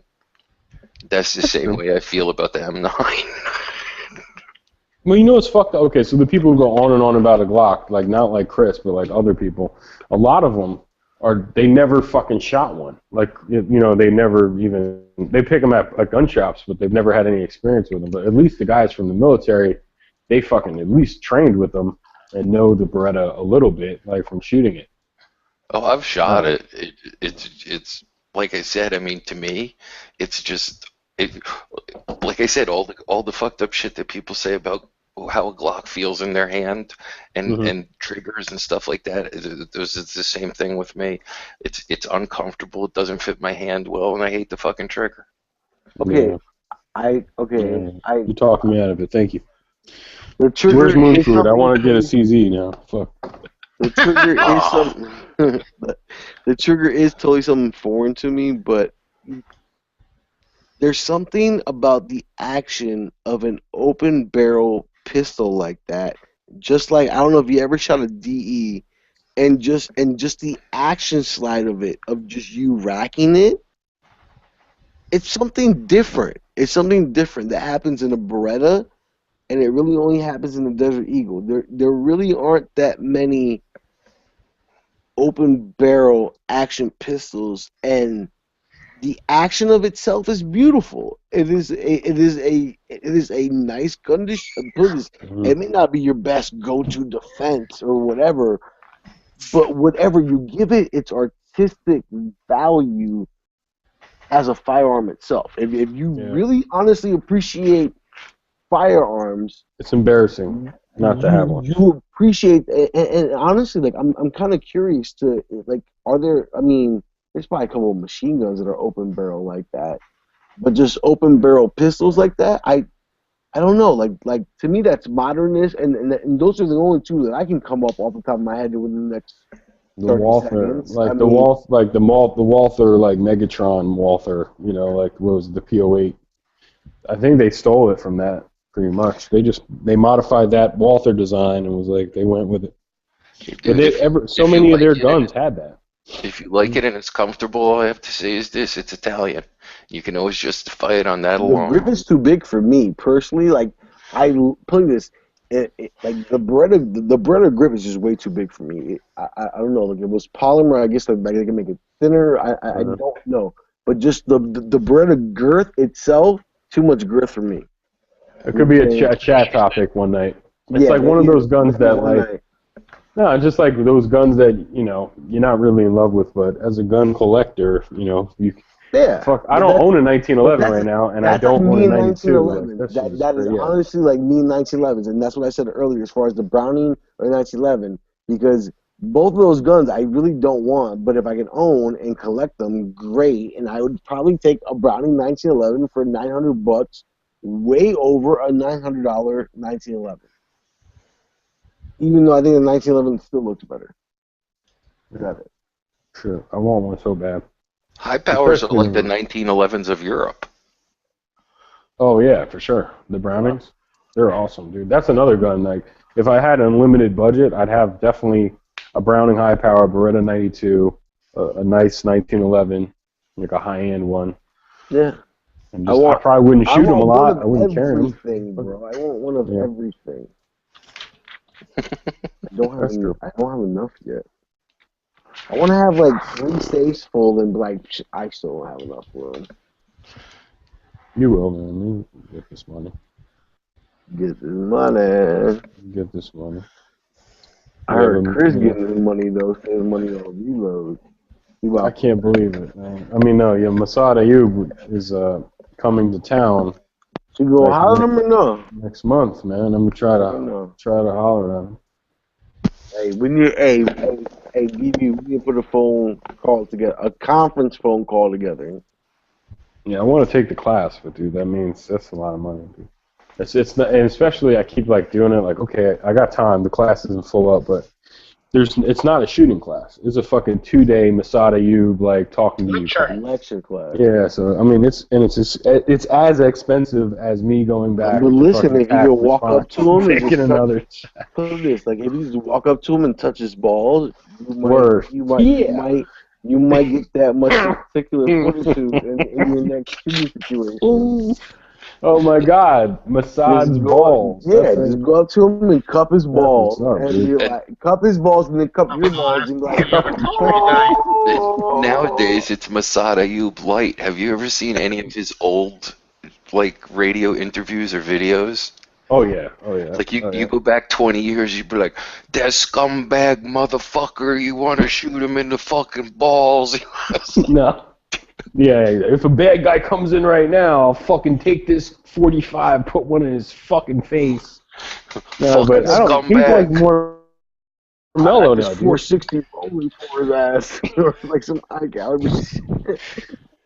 I can't. I mean, I really do want to do it just because I'm sure it goes in depth. Because even if we watched one of those old interviews, he still was doing those lectures back then, like the 90s and 80s. And he would say stuff like during the interview, like, well, you know, there's stuff I'm not going to talk about because you need to take a class, like, you know, basically that kind of shit. That was the thing. The last time I took anything with him was back at the days of the Lethal Force Institute when it was in New Hampshire. And like I said, it was just like absolutely fucking hysterical. It was like Andrew Dice Clay teaching class. Dude, I wonder if he still does that, but like behind closed doors. Like, is there any cameras on? Okay, now Masad shows up in a fucking leather jacket, smoking a cigarette. I still actually have my Ted Blocker Lethal Force Institute leather holster and Velcro belt that Masad Ayub designed and Ted Blocker made at the time for the full-size Smith & Wesson series. Nice. The 45 series or something? Yeah, well, I had a 1006 and a 1046. and a 1076. You were expecting to get gang raped by a bunch of fucking bears, huh? Wild boar or something. No, I do shit in like calibers, like you say like gun collectors, and they collect like all these different kinds of guns. Well, when the 10mm came out, I went like 10mm crazy, so I had like all kinds of freaking 10mm, and I reloaded 10mm, and then I was like, oh, I'm switching, so I got rid of all 10mm. I always thought like 10mm a little bit much for like just for like regular bad guys. You need real bad guys for that, like Marco. Nah. Well, there's no more real bad guys. That's why they made it a little baby round and called it the 40 short and weak. Now it's a little 10mm for little bad guys. You read that FBI How is 9mm the paper 40 that you short and weak? Please, I don't understand I don't understand the 40 is short and weak. When it's more powerful than 9mm, we all know that it's more powerful than 9mm, and it's faster than a 45. But it's shorter, weaker, and made from a 10mm. But it's okay. Weaker is okay. So people that like 45 will compensate for 9mm. Let's just use Moon Food as the platform. Is that okay? Can we use Moon Food because he will alternate between one or two. There's only two calibers in this motherfucker's world. He's 9 and 45. So if it is stronger than a 9mm and faster, a lot faster than a 45. It's still a short and weak 10mm. You can't call it short and weak when the other two calibers that you're comparing it to I've already beat. Hey, you decided you were comparing it to two calibers. I didn't. He's comparing it to 10.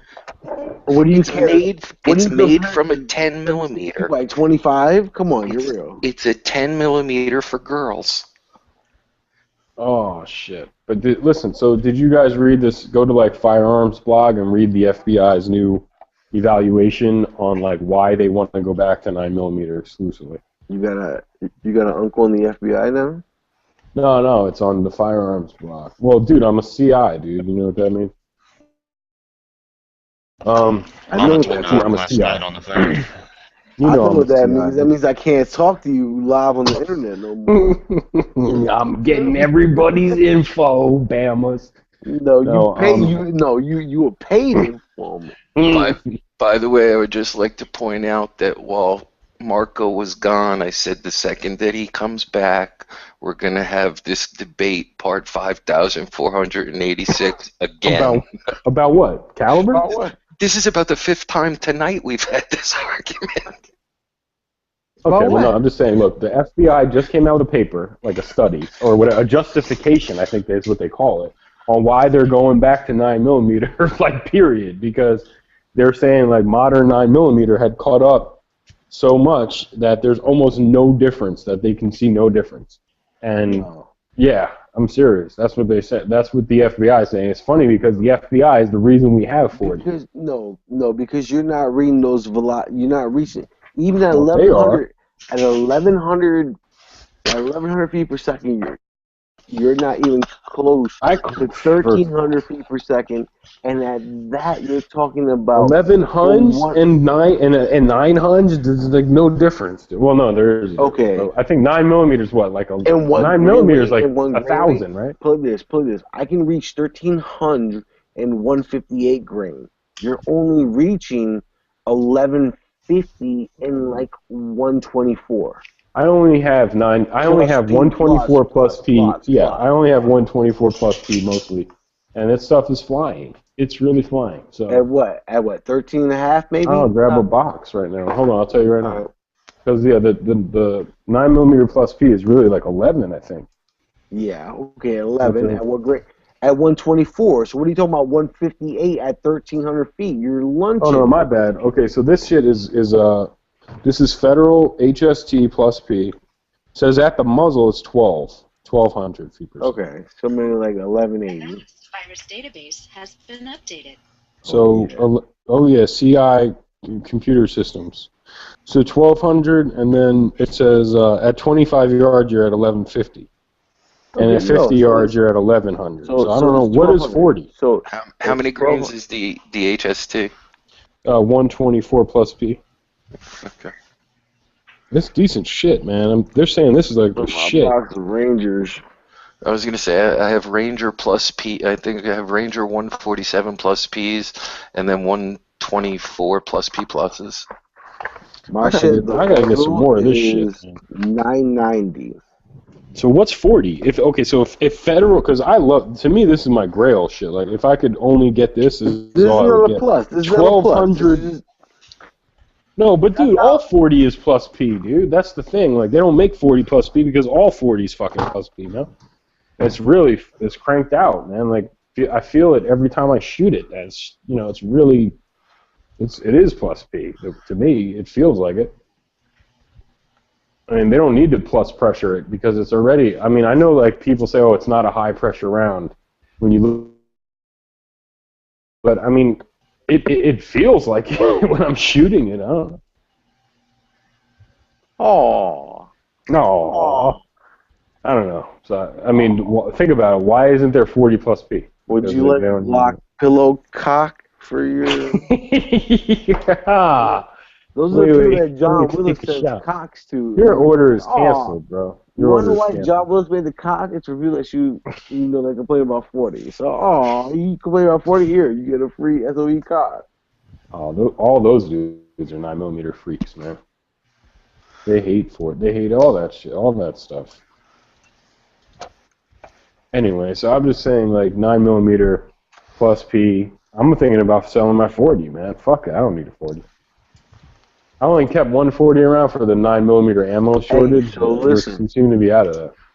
Hey, have you seen like the 8-inch extended barrel for the 17L or whatever in like 357 SIG? The what? I don't know if that even exists, but I just made some shit up. But you should. All right, so you have a 17L, right? No, I have a Glock Gen 4 23 with a Glock 32 357 SIG barrel, and it works. You know, I have like 600 or 700 rounds of 40 through it, and a couple hundred rounds of 357 SIG through it, and I just put it in my safe. Is get an extended barrel for the 17L. What? No, come on, dude. 6.5. That's already 6 inches or something. Like 8 inches. You can get like an 8. It's like 5 and 7/8 inch or something. Then you want to bring it out that much? Hey man, Dude, I'm telling you. If extendo out the back is good, then extendo out the back and the front's twice as good. Dude, I can't. I don't extendo at all, man. I can reload so fucking fast. I don't care. Actually, I think it might be a good idea to make the mag capacity ban like on a federal level, like 10 rounds, because it don't matter to me. Don't matter to me. Don't matter to me. You're that tactical. I'm like, phew! Yeah, you can't even. You blink and it's like another round and another clip. Jerry, another mag in the clip. Jr. Another mag in the clip. Hey, did you hear? All right, so we all know Moon lives in like the Philly area, right? Yeah. So the reason why Moon likes 45 and all those fucking Norinkos is because he's closer to Biker Bob than we are. Well, dude, they said, look, here's the deal: 45 and 9mm. You don't really need anything else, right? That's pretty much. A lot of people say that. Like anything else in a semi-auto. If you just have just the 40, you don't need anything else. If you have just 40, if you have the 45, then you say, oh, well, then in case my 45 doesn't work, I'll pull out my 9mm, and I'll have compensation between the 2 rounds, and I'll dual wield them. Let me tell you each something. Each round will take care of whatever I need to take care of. Let me tell you something. If you pull out your 9 and it don't work, 45 ain't helping you any. You better have a fucking 12 gauge or better handy. Mm-hmm. No. I read this the other day. The difference between stopping power and knockdown power. Do you know what that is? Yeah, they're both fictitious. Yeah, I think they said like knockdown. No, stopping power is like shooting somebody with a 12 gauge. Knockdown power is like hitting them with a car. Like there is no in a pistol caliber. There's no such thing as either, like stopping or knockdown. Hey, physics 101. Okay, if you bother to take a science class, if the bullet can knock you down when it hits you, you will have been knocked down when you fire it. Yep, that's what they say. But I like that car analogy. Yeah, that was like I forgot where I saw that. It was like knockdown power is stopping power is like it might be a 12 gauge, and knockdown power would be hitting them with a car. But I don't think you're right. 45 is cool. Like I hear people talking about like in the winter time they switch to a 45 or they switch to a 40 because people start wearing a lot of clothing and leather jackets and all kinds of wet winter coats and stuff. Well, also the Miami shootout is what kind of encouraged the FBI to ramp up their caliber because of those two guys took a lot of rounds. Oh hell yeah! No, I just meant like I'll hear trainers and like Masada Ayub will say like in the wintertime he'll start carrying a 45 because bad guys are wearing jackets. But in the summer, when people are wearing T-shirts, it doesn't. He doesn't really care. I live in Arizona, and it doesn't matter here. Right? Yeah, you're right. No, that's what's funny about the whole thing is the FBI is the reason there is 40 caliber, and now they're the ones that are like we're done with 40. We don't want it. We don't want to. We feel 9mm is fine, and the modern loads and shit, the modern projectiles are performing as good, or close to as good, I guess. I don't know. I read most of it. I was like, all right. I get the point. I haven't read it all yet, but you got to realize that they're subject to freaking bureaucratic brainwashing like everybody else. When the FBI first switched, their first round of SIGs had safeties on them. They were decocking safeties, but they were safeties. The lever stayed down and the gun was on safe, and if you squeezed the trigger, nothing happened. Okay, so that to me is a safety. A decocker is when you press down, it drops the hammer, and the decocking lever springs back up. That's a decocker. Well, when the FBI got the SIGs with the safeties on them, the manual of arms and all the training told these guys it was a decocker, it was a decocker, it was a decocker. So they all ran around. I'm like, dude, your gun's on safe. That's not a safety, it's a decocker. Not if you don't remember to take the fucker off. If it's a safety. You had to physically pull it back up. That's fucked up. Yeah, like the Smith & Wesson. I did not know that. Well, no, that's like the Beretta versus the G model you were talking about. No, yeah, I never knew SIG had a model that had that kind of had a safety. I could see the FBI wanting one. I know on the Liberty, both the 9 and the 40 are 2,000 feet per second. So. Jesus, that's fucking nuts. Oh yeah, no one came back with the what is 40 feet per second? Like 40 cal. Regular? Yeah, 180 grain or something like that. See, this is 165 Z-Max, and it's at the muzzle 1175. 50 yards, it's 1,066.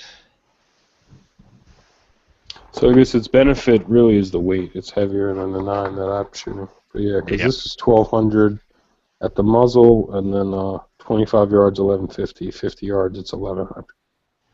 And then, energy foot-pounds, does yours say that at the muzzle? Not on the Z-Max, it doesn't. But on the Liberty, it's saying 500 foot-pounds of energy. Wow, that's a ton. Yeah, but that Liberty's fucking space ammo. I want to get that DPX, man. It's just always so expensive. I never could buy a box. It's like $40 for 20. I see on the side. RIP in the joint. No, I don't want the RIP. I'm convinced that's fucking my whole like rifling up or something. It's fucking. It looks like a pineapple, like the way it's shaped. Right? It's got all these weird checks in it and like weird. PDX ones. I don't like the RIP shit at all. Don't make me go all Hawaiian on your ass. I don't like that at all. That looks weird. Now I'll see take the on DPX or Liberty's the Liberty. on Liberty's box, it's saying the energy is 343 for the 40. Well, now I understand what the F guy's talking about. I would be surprised if that RIP company is still even in freaking business, because did anybody have anything nice to say about that? Actually, No, they but are, because they just came out with, or they've got a 300 blackout round. I just saw them on Slick Guns. Like they're having a sale somewhere on them, but they're still expensive. Is it a going out of business sale? No, it's still expensive. No, seriously, I heard the realistic test that wasn't one of their tests, and other than that, they just got torn apart by the quote unquote gun community. Well, didn't Rated RR? Yeah, Rated RR did ballistic gel test on one of his alternate channels, and he loved it. What about TN? I only trusted him. TN Outdoors 9, and then there's another guy like, but that's about Ammo it. channel. Pocket Guns and Gear or something like that. Pocket. Oh yeah, Pocket Guns and Gear does good ammo tests too. Yeah. Yeah, I like him. And TN, and then that's about. There's one guy who's really good. It's like Ballistic. I forgot what the hell his name is, man. He's like a What do you doc call or this? something like that. There's also and the ammo channel also does good videos. He mostly does reloaded stuff, but he does good videos. Yeah, I was like, wow. When TN Outdoors 9 was like, well, I'm switching from 124 grain plus P to like 147 grain 9 mil. Like, I was like, wow. If he's gonna switch, I should just switch, because look at this guy's hobby. Like, my hobby's fucking collecting guns and shit like that, and looking at them and then like wiping them down with a silicone cloth. This guy's fucking hobby was really like, shooting fucking ballistic gel. He's got to know what he's talking about. Well, all other things being equal, lighter and faster has more energy, but it dissipates the energy faster than heavier and slower. So heavier and slower will actually get you more penetration than lighter and faster. Well, why is it that like 45 doesn't defeat glass, like windshield glass and stuff sometimes? Well, now you're talking about hard penetration and deflection. When you're talking about deflection, you're talking about the shape of the bullet, and the diameter of the bullet makes a difference, because you're spreading the energy over a greater area. In a soft target, it's like that same thing you were just talking about in the winter, where carrying a different round. The 45 is bigger, it's a rounder nose, so it's more subject to deflection under a windshield. It's got nothing to do with absolute penetration. If you were talking about straight on 90-degree perfect shots, it would be a different story. Okay, so now you're talking about a whole bunch of other different variables. Gotcha. Did you ever hear of what the hell is his real name? Steve. His nickname's Yeti. Steve Fincher? Yes. Yeah. He has probably put more rounds through cars than anybody, and he's got like a shit pile of stuff out there about using cars as cover, shooting from cars, shooting through cars and shit like that, and actually how much abuse a car will take, and the different spots of the cars and the amount of protection that they offer, and how bullets react when they hit certain parts of cars. And I mean, he's been doing it for years, and literally log thousands of rounds, and his whole thing is this: number one, the only thing that counts is how many shots you fire, and number two, I want a 12 gauge with 00 buck in it. You mean for glass, or cars? For cars. So like, if you keep shooting through the windshield, then I guess it doesn't really fucking matter anymore, right? Like, you've defeated the glass, so you'll make a hole. He said he doesn't give a fuck what caliber it is. He's like, there's marginal performance differences, and there's performance deficits based on caliber and based on load, and some are better than this and some are better than that. And he said the only thing that matters is how many rounds you put through. Why is he carrying fucking 1911? These fucking guys got a 1911. These guys who talk shit and they still carry a 1911. And then I guess they might argue like, well, you know, they shoot it better. You just said you reload fast. Maybe he reloads fast. Yeah, probably. No, I don't know if Fisher has a 1911. I've seen him like on G-Webs has a ton of videos with him too. I've seen him. He's got a whole bunch of different guns like MMPs, Glocks, and stuff. But I'm pretty sure I've seen him shoot a 1911 before. So there's no benefit in a 45 anymore. Like a Glock 21 with 13 rounds or. Well, again, it's that thing. In certain conditions, it's a benefit. In other conditions, it's not a benefit. And the common denominator, once again, is how many rounds are you putting on target? Yeah. You know, like you said, the FBI paper that's out there, you know, they're going back to the 9mm. Okay, so whether you're talking about a 9mm, a 40, a 357 SIG, you can argue the nominal. You know, this one's 0.25 bigger diameter. This one's 200 more feet per second. At the end of the day, that may matter under the most obscure specific circumstances, but none of that makes up for the second shot, or the third shot, or the fourth shot, or the fifth shot. Right, that's what I tell my friends and shit. Like, I start talking about, you know, whatever they're going to carry. Dreaming about buying a gun in New York or whatever. But it's just like, yeah, dude, forget that. What about your second shot? Like, if your hands are all way above your fucking head, you know, well, that first shot's going to ice them, you know? Or, you know, even if it's bears and shit. Like, they're like, well, what about a bear? You know, I'll just shoot them once. That's all you need to do is shoot them once and stuff. Well, that's what makes me laugh. Is you take a particular situation, whether it's a bear or it's anything else. So you got this bear charging you, okay, and you're carrying a 45. So what do? Do you fire off one shot and then lower your gun and see the bear still charging you and take out your calculator and figure out how many more shots you need to fire? I shoot all 15 rounds in my 9mm. Exactly. If you're in cover, yeah. As far as I remember, it doesn't matter what size bullet you're shooting. You shoot them until the threat's gone. Yeah. Then you can do the math at the end. Yeah, I agree. I do like the idea, like I like watching these chats and reading Masad Ayub stuff, and like Yankee was talking about 357 SIG a lot. And Masad Ayub is like, that's his fucking like favorite round. Like, he acts like it's a nuclear bomb, you know.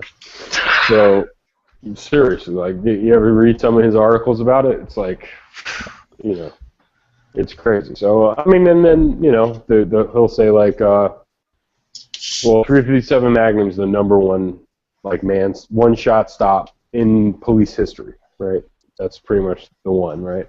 And that 357 SIG comes so damn close that, you know, it's negligible. And then on top of that, I think like Tennessee State Police, whoever's using the 357 SIG, they'll have reports come back like, wow, we've never had so many one-shot stops, you know. So then he'll write an article, and then he'll say things like, you know, in the wintertime, like I said before, like people wearing heavy winter coats and stuff, that he'll put his 9mm away and start carrying 357 SIG, or when he's in like the woods, like he'll carry a 357 SIG for like animals, you know, big animals, whatever the fuck, you know, wolves, bears, shit like that. And I was like, wow, this makes total sense. And then hearing Yankee talking about windshields, I'm looking it up like, okay, shit, yeah, windshields, yeah, definitely 357 SIG, and then the Secret Service uses 357 SIG. So then I was just like, I have to have this gun. Like, I have to buy a gun in that.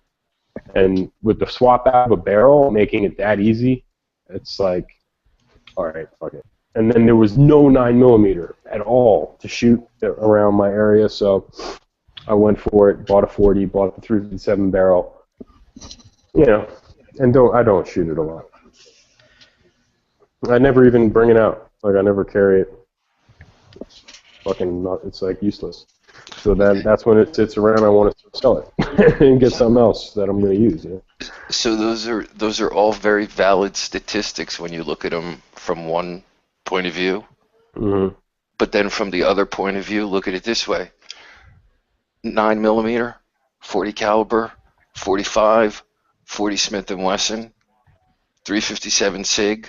9mm have killed more people than probably the other 5 or 4 rounds combined. Yeah, that I'm sure. I was telling family members about 380, and I'm like, come on, 380 some sort of, it's totally fucking inadequate and it won't work. I'm like, come on, 380, like what the fucking Nazis were shooting for the longest time, right? Like, sure, they were killing motherfuckers constantly with that shit. Well, if they didn't think it was good, they would have fucking stepped it up earlier, I guess. Maybe I got it backwards, but if I remember correctly, didn't the 9mm Parabellum come from extending the 380 when Luger designed it? Yeah, I think so. 380 is a Colt round, so I mean the 32 was too. So all those German fucking Walthers were either 32 or 380, and then they stepped it up with the Walther. With the fucking, what was it, the P9 or P08 or what, the P8? And that was a 9mm German Nazi gun. That was the big deal. That was like they stepped it up with that, I guess. We went over there with 45, and I'm sure they were like, wow, this is fucking awesome, man. I don't know. Well, like I said, 9mm Lugers. When that bear is charging me, the last thing I'm going to do is whip out my fucking iPhone and pull up my Where Did I Fuck Up the Math app to find, well, he should have stopped after 2 shots with 357 Sig. Yeah. Well, if I'm in the woods camping or something, I don't have one now, but, I don't do that. But if I was doing that a lot, I probably would have, like, a camping gun, like, I want to take down a bear with this gun kind of gun. That would either be like a 10mm Glock or a, 44 Magnum or something. Like, 41, I'd probably get a 44 Magnum or, I'd get a revolver. Well, there's a perfect example for you. I grew up in the city. I'm not a hunter. I'm still not a hunter to this day. I hunt boar and I hunt duck because I eat both of them, and that's the only thing that I shoot. I used to shoot traps, so the duck thing's kind of cool, but I have no fucking idea what I'm doing. Okay, none whatsoever. So I have friends that are good at this shit that take me, and I take my 870 TC and I shoot ducks. Okay, but the bottom line is, you start hanging out with these people that know what they're doing in the woods. Yeah. And the fact that they're all crazy in the first place. So if I am going where there's critters that have more than 2 legs, I have a Smith & Wesson 686 Classic Hunter 44 Magnum unfluted barrel. Mm-hmm. I mean unfluted cylinder, rather. I thought the gun was freaking pretty. I love the rubber grip on it. Yeah. I love the fact that at the time that I bought it, like, you could get a 454 Casull chambered in a single action, but at the time I bought it, that was like the beast of the gun that there was. And I'm like, I have no fucking idea what I'm doing in the woods, but I've seen a bear and I know how big it is. 357 enough for a bear? 357 they say is good for like certain bears. Like I forgot it was brown or the brown bear, the black bears. Well, in my world, if a 357 is good on a bear, then a 44 Magnum's better on a bear. Better, yeah. Yep. And if that chipmunk looks at me crazy and I see a little foam in its mouth, that 44 is going to do just as good a job on that chipmunk too. I'm using I've shot a 500 Smith and 500 Smith & Wesson. So I figured if I need to go big, I'll go that way. That's a reloader's handgun. I forgot what it was. So like, yeah, in the woods, 44 Magnum. I would do 357 Magnum, if that's if I thought that would be the only bear. Is the black bears? Yeah, I mean that'll take out a cougar, right? A fucking mountain lion, because they're vicious. You know, like a wolf. It'll all take 9mm would take a wolf out probably. Sure. Yeah. Oh, yeah. But once again, I'm going to the store. I'm buying a gun to shoot shit that I don't know anything about. That if I have to shoot it, it's because it wants to eat me. So I'm going to the bigger is better thing. Like if I couldn't shoot a 44 Magnum or I couldn't control it, that would be one thing. But let's just say that I'm equally as comfortable with a 357 as I am with a 44. I'm going to err to the big side. Yeah. I don't know why, dude. I love 45 just because it's like so old, I guess. Like it's just, 40 and 357, all these other ones they're like, I can remember when they invented them. I know I wasn't born when they invented 9. I wasn't born when they had 45, so it's just like, it's been around forever. I wouldn't mind just going to just, if I was going to consolidate, going to those two. And just, like I did already. I got so many 9mm. I think I have like four 9mm handguns, or 5. And then I had no 45 at all. Then I had 140 with the 357 SIG barrel in it. And that was my whole fucking collection right there. 45. That's preferably like subsonic round, right? Yeah. 800 feet per second, preferably. I think it's like right at like 850, 875, like right under 9. Yeah, around 8. Yeah, and just under 9. So it should be subsonic. I forgot. I thought like the speed of sound. Like I was a recording engineer for like 10 years, but I think it's 850 feet per second or something like that. They taught us that in school. I forgot. But does that come up when you're recording speed metal? No. It was like talking about feet per second. They didn't even measure it. You definitely don't need to know that shit. That's some school stuff. Are you an analog guy or a digital guy? Well, when I started, I was doing analog, like when I was like an intern and assistant, and then right when I started recording, it was all digital by then. I want to get back to y'all all talking shit. Okay, let's go. So DB just said, I only like to buy the rounds that are older than me because they've been around for a long time, and they've been around longer than me. Nice. I said I like them because they've been around forever. Yeah. So you like the 9mm and like you like the 45, but you said in case you had to go up against anything extraordinary beyond human, you would carry 357 SIG. And 40's not that kind of a round. No, I said that if I'm going to have to go up against anything that's got more than 2 legs that I don't know anything about and wants to eat me, I'm taking a 44 Magnum. No, I said 357 SIG would be fine for anything, but I was just talking about when it gets cold outside, and because you're from up north too, that when people start wearing all kinds of fucking layers of clothing, that you might want that extra oomph, you know what I mean? So that's what Masada Ayub convinced me to get a 357 SIG with his articles and his comments. And the fact that you would be a fucking scumbag motherfucker if you didn't. And Yankee Marshall went hard on 357 SIG for a long time. Remember when Yankee Marshall first got on the chat, like in the beginning of the chat era? Oh no, he put the like cherry on top basically. I was like, oh shit, okay. This guy, because all Yankee would talk about, I doubt he's listening, but it was like windshields, right? Cars, hard glass at a mall, like dealing with if some guy's fucking shooting somebody, like and you're seeing this happen but through like a window. You definitely want some hard barrier penetration there. But looking at this Vox of HST.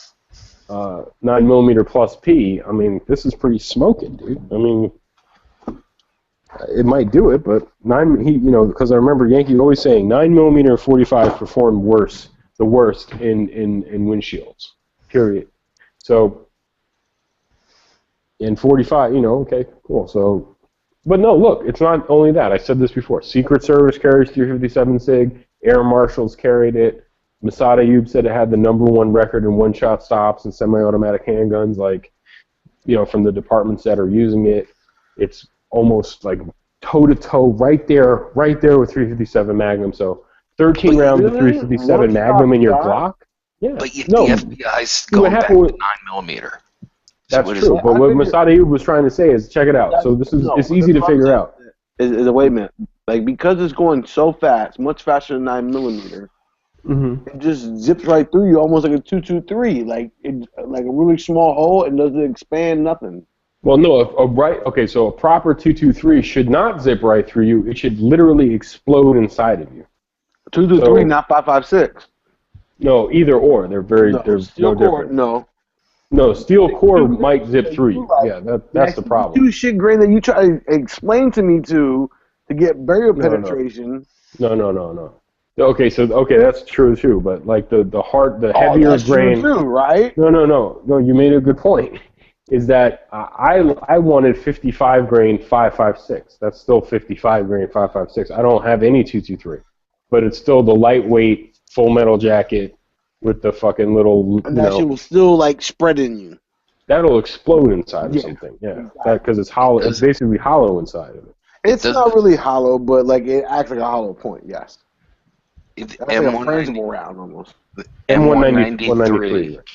Okay, doesn't expand inside you, it tumbles inside you. That's why it doesn't work too well when it hits something hard. Okay, as soon as, like, if you're shooting through M193 through something hard, as soon as it hits that hard thing, it starts tumbling. Okay, well, it's the same thing when it enters you. It's a long, thin bullet, so it starts going end over end. That's why it does the damage. The 855 with the steel penetrator in it goes through hard barriers better. Okay, and it doesn't start to tumble as much. So 855 rather, against a soft target, it doesn't tumble when it hits like the 193 does. So it's not as good for bad guys. It depends on whether or not you're shooting through something hard. Right. Okay. So that's my point. That's what I told him. That's the green tip, right? Yeah, green tips. They're not really. They're mostly good for like barrier penetration, but they're not so great for like bad guys. You have to get through the barrier penetration. It's a tiny little 223 hole you're putting in somebody. I don't know if you've ever seen like a 223 bullet itself. It's super tiny, bro. Well, okay, so Marco, quick, back to 357 SIG. It's still gonna fucking mushroom, and it's still gonna get what 15, whatever the fucking in gel. It's still gonna stop pretty much where a 9mm would stop in the gel. If you shot like a 90-pound crackhead, I don't think it would. Right through. Probably right.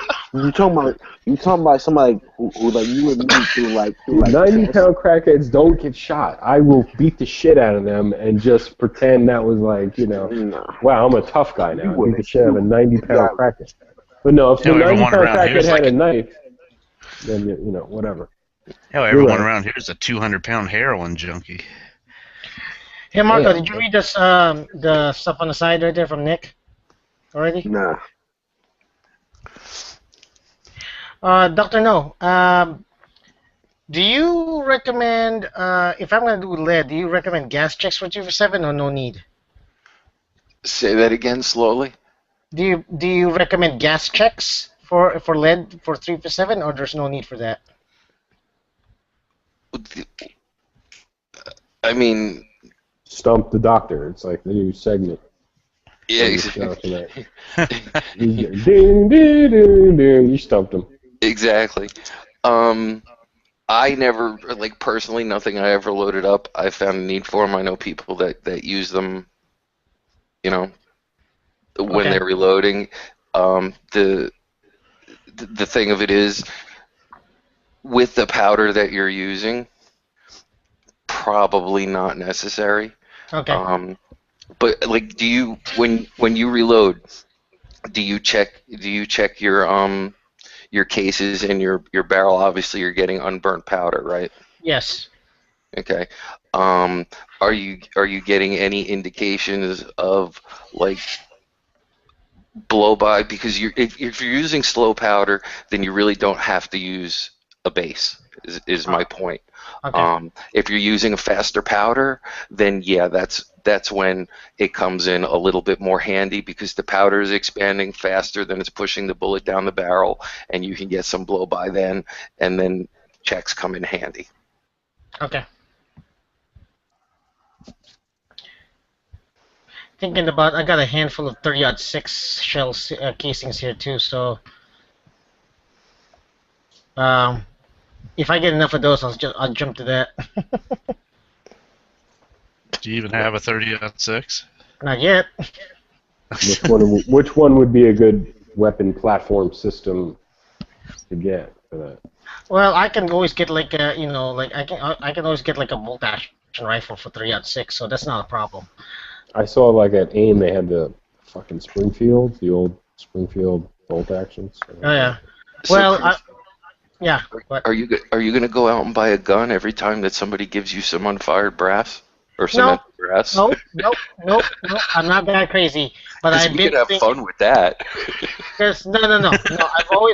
I've had the thought about getting like an alternative to a Mosin anyway. So and like another heavy caliber anyway. So I was gonna either go for 308 or 30-06. So if I get enough 30-06, then I'll go with the 30-06. If I get enough, if I happen to get some what do you call this, some 308, then I'll go with the 308 instead. But I'm not gonna get both. Oh, by the way, SIG. Oh wow, this is some funny shit. Breaking news. This is breaking news. 5 a.m. No, SIG has announced that they're coming out with their 10mm SIG P220 this January at SHOT Show. Breaking news. So, because we were talking about this in chats before too, like no one even makes 10mm anymore. Anyway, like only Glock makes a 10mm, and what, EAA or somebody, like, Rock Island does. Oh, okay, yeah, Rock Island does. And Colt still has the Delta Elite, like limited stuff. And CZ sells a sweet one under the Dan Wesson line. No, I think they discontinued that. They don't make that anymore. That was the gun that probably once a month I pull up and look at the pictures of and go, should I go back to the dark side? Yeah, 10mm. What's a 220? I know nothing about SIGs by model number. What's a 220? Which one is that? It's like a 40, whatever the 45 is, like the single stack 45. It's like a 8-shot 45 or something. They look just like the SIG 226, like the Navy gun, the SEAL gun. Okay. It's just the 45 version of it, and it's single stack, not double. Yeah, you want to play Stump the Doctor, just start throwing those SIG model numbers out there. I don't have a scorecard. Yeah, they're weird, but yeah, you know what? Oh, good guy. Do you have a 308 bolt action gun yet? No. The Savage Hog Hunter is so fucking badass. It's got like a threaded barrel, and it's green, like OD green polymer and shit, man. I saw one at Moss Pawn and Gun. They had one for like 500 or 400 or something. I was like, holy shit. That's the gun I want, man. Like, if I was going to go bolt action, I'd get that. Because it's like really cool, small, and it has a threaded barrel on there. And it had iron sights. That was another thing. Like, it's the only bolt action I see that has iron sights like on it. What is it? What is this? Savage what? It's a Savage Axis, but it's the Hog Hunter. ADB. It's pretty awesome. ADB, like, you know what I got for city folk like us? Like, as a bolt action? 22 a fucking cricket. So you got the artisan Tony Cricket. No, that was me. So oh, you got the artisan. I think it's actually called the Hog Hunter, dude. Like, yeah, maybe on their website they're not calling it the Hog. Right now, but oh yeah, yeah, model 111. Okay, I don't know, but I know it's like suppressor ready, which is pretty fucking badass. Put a link over here, Chris. That's what I'm doing right I'm now. on my phone. Here. Gun channels too. But I love the fact that it has irons on there, because like I don't have a scope. I don't really want a scope right now. You know what I mean? I just buy this fucking bolt action and put it in my safe and wait till I win the lottery. Yeah, I think I've seen them for like 450 or something. Under 400, I've seen some. Wow, that's fucking awesome, dude. Yeah, well, that's okay, I guess, but I could get a Savage for less than that, so. A 308. My Marlin 22 volt. Or a actually is Mossberg. tight. Or a Mossberg. But will it have iron sights? Will it I have don't the give a threaded? shit. Will it have threaded barrel? Or, you're going straight to the scope. I just like having iron. Yeah, well, he likes scopes. He likes scopes personally himself. I He try to likes put scopes on everything because I can't see shit. I'm sorry, I just can't see No, I shit. hear you. Yeah, I got news. And I know. If you're going to What's use up, that thing on hogs, you don't want a scope. You want irons. Those things are fast. You're engaging them relatively close, and you don't want to lose sight of them. But this problem, you can't see him in the first place. Shit. Yeah. I Just wear am glasses. nearsighted, even with glasses.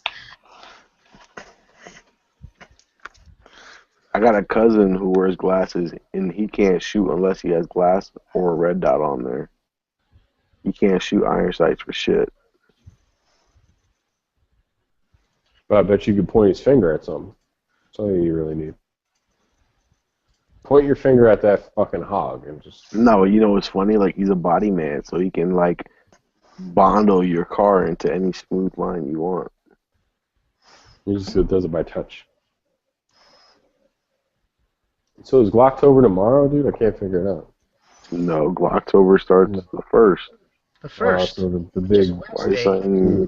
It's gonna be like an online barbecue, an online pizza party. You know what I was thinking? I was already thinking Revolver Member. That's what I was thinking. It's Glocktober. Yeah, November. Who's that guy that has the channel that like cooks his Glocks into cakes and stuff? Oh, Matt V. We should have him do the barbecue for you. He just did a fucking video. He got a Sega 12, Sega 762. Like he got one of the last ones in the country. They're like $600. I could probably buy one right now if I wanted to. They're like $600, $700. But he bought one, so he's gonna torture the shit out of that, I guess. But he just did an update on his 17 Glock, and dude, he had it sitting in a gallon of hops. Dude, like, and It's been what, 2 months? You know, that gun is still good to go, dude. It's people always say, "Oh, you shouldn't leave like your shit like wet with hoppies." I mean, like if that motherfucker left it soaking in there, and the polymer's not like in crumbles, I mean, who gives a shit? You know what I'm saying? The polymer's the best part about the gun. The polymer looks brand new. ashy as shit, but It does look ashy. The whole joint looks ashy. He's gonna, dude. The gun is working, which is scary, dude. I'm afraid that it'll blow up in his hands one day. It looks pretty good. Hey, real quick, I gotta go here soon. So, Doctor No, do you have you ever gotten some brass that had some rust on it? Rust? No. Yeah, like I mean, buildup. you get some tarnish and corrosion, but generally speaking, I've never seen rusty brass. Brass won't rust. Well, there's like buildup on it. I think I don't know if it's corrosion or something like that. It's like some solid buildup on it. Before the tumbler. I've been tumbling it over and over again and putting it aside. Now I pretty much it's still it's still crusty. So Can you feel it or just see it? I can feel it. Chuck it. Ah, fuck. Oh well, that's 11 brass I'm wasted. Wow. They came in a bag that I bought. It's only like a 50 round bag from my local for like $4 from my local gun shop. So Yeah, I mean, I can use it. even if structurally it's going to be a little bit weak if you can feel it, but the other thing is it just becomes a nuisance with even if it's sound, it becomes a nuisance with stuck cases, and making sure it's clean and stuff like that. Yeah. It's just Jamming and chambering. Exactly. It's just not worth the hassle. It's not worth the hassle trying to remove the thing and smoothing it out. No. If the tumbler will not, if you tumble it and you can still feel it, you don't want to be like sanding and grinding and trying to make it smooth. No. Okay. All right. I'll just put it in the junk brass pile and trade it in one day. Oh, by the way, another trick too. When you're tumbling, Uh-huh. get yourself some flits, metal polish. Uh-huh. Put a little bit of flits in there, and it'll dissolve it into the media, and it makes the media like a little bit moist, and it polishes the shit out of the cases. But it's way easier to clean the cases, and it's almost like got like a lubrication quality to it. So when you're resizing and stuff like that, you can, at least me anyways, the dude that told me to do it. How about Brasso? Does that work? I've never used it. I just used the guy that like, you know, taught me the trick said, you know, throw like, you know, a couple of inch ribbon of flits in your media. I was using walnut hulls, and it cuts down on the dust. It polishes the shit out of the cases, and you can actually feel like them go through the resizing die easier. Okay. Yeah, I use Brasso. What I have in there right now is walnut, Brasso, and BBs. The BB thing I never messed with. What's up with this chart this guy got? Taurus PT92 RAI. What's this? That I was going to show that to you, DB. That was a future firearm list I made a couple years ago. See at the top Oh, there. it looked like fucking. Okay, I got you. That's awesome. Yeah. All right. You guys have a good night. Yeah, take care, Chris. Yeah, it used to have the G23 on there, but I've already gotten that. Yeah, my future gun list is like, basically, fucking, maybe a Glock 35. I don't know why, because that's another thing. And then, yeah, 92 FS and a 1911 of some kind. I do look at those Rock Islands now differently. Like, I don't feel like they're so bad. Oh man, there's a T. Don't say that. Don't say that just because right Chris next left. to me. No, not because he left. No, because I watched that interview with the owner, the CEO. I don't give a shit about the owner. Oh, he's cool as hell, dude. He seems so awesome. So, all right. So, if there could be something that's as good as a Glock and maybe as reliable, i.e., the High Point, and costs a third less, i.e., the High Point, are you gonna fucking buy it? Only if I like it's shivered in 40 short and weak. Yeah, exactly my point. Yeah, I like Glock.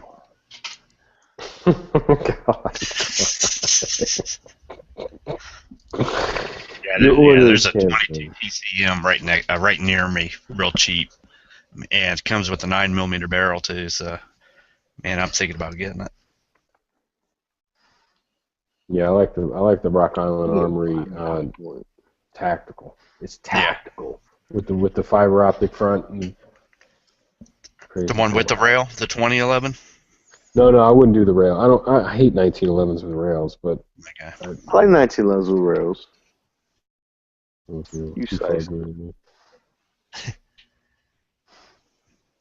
That's where you put the bayonet.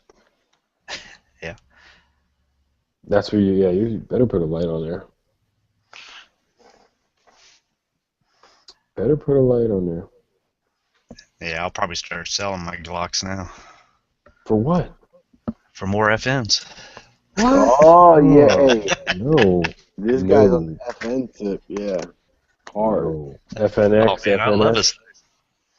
FNX, well, both. Oh, God. The trigger's not as good as a Glock. And Glock, you know, like, oh, Glock's got a shitty trigger. That's what he likes most about it. Is the Yeah. actual trigger. You like the trigger. What about the safety? You're cool with that?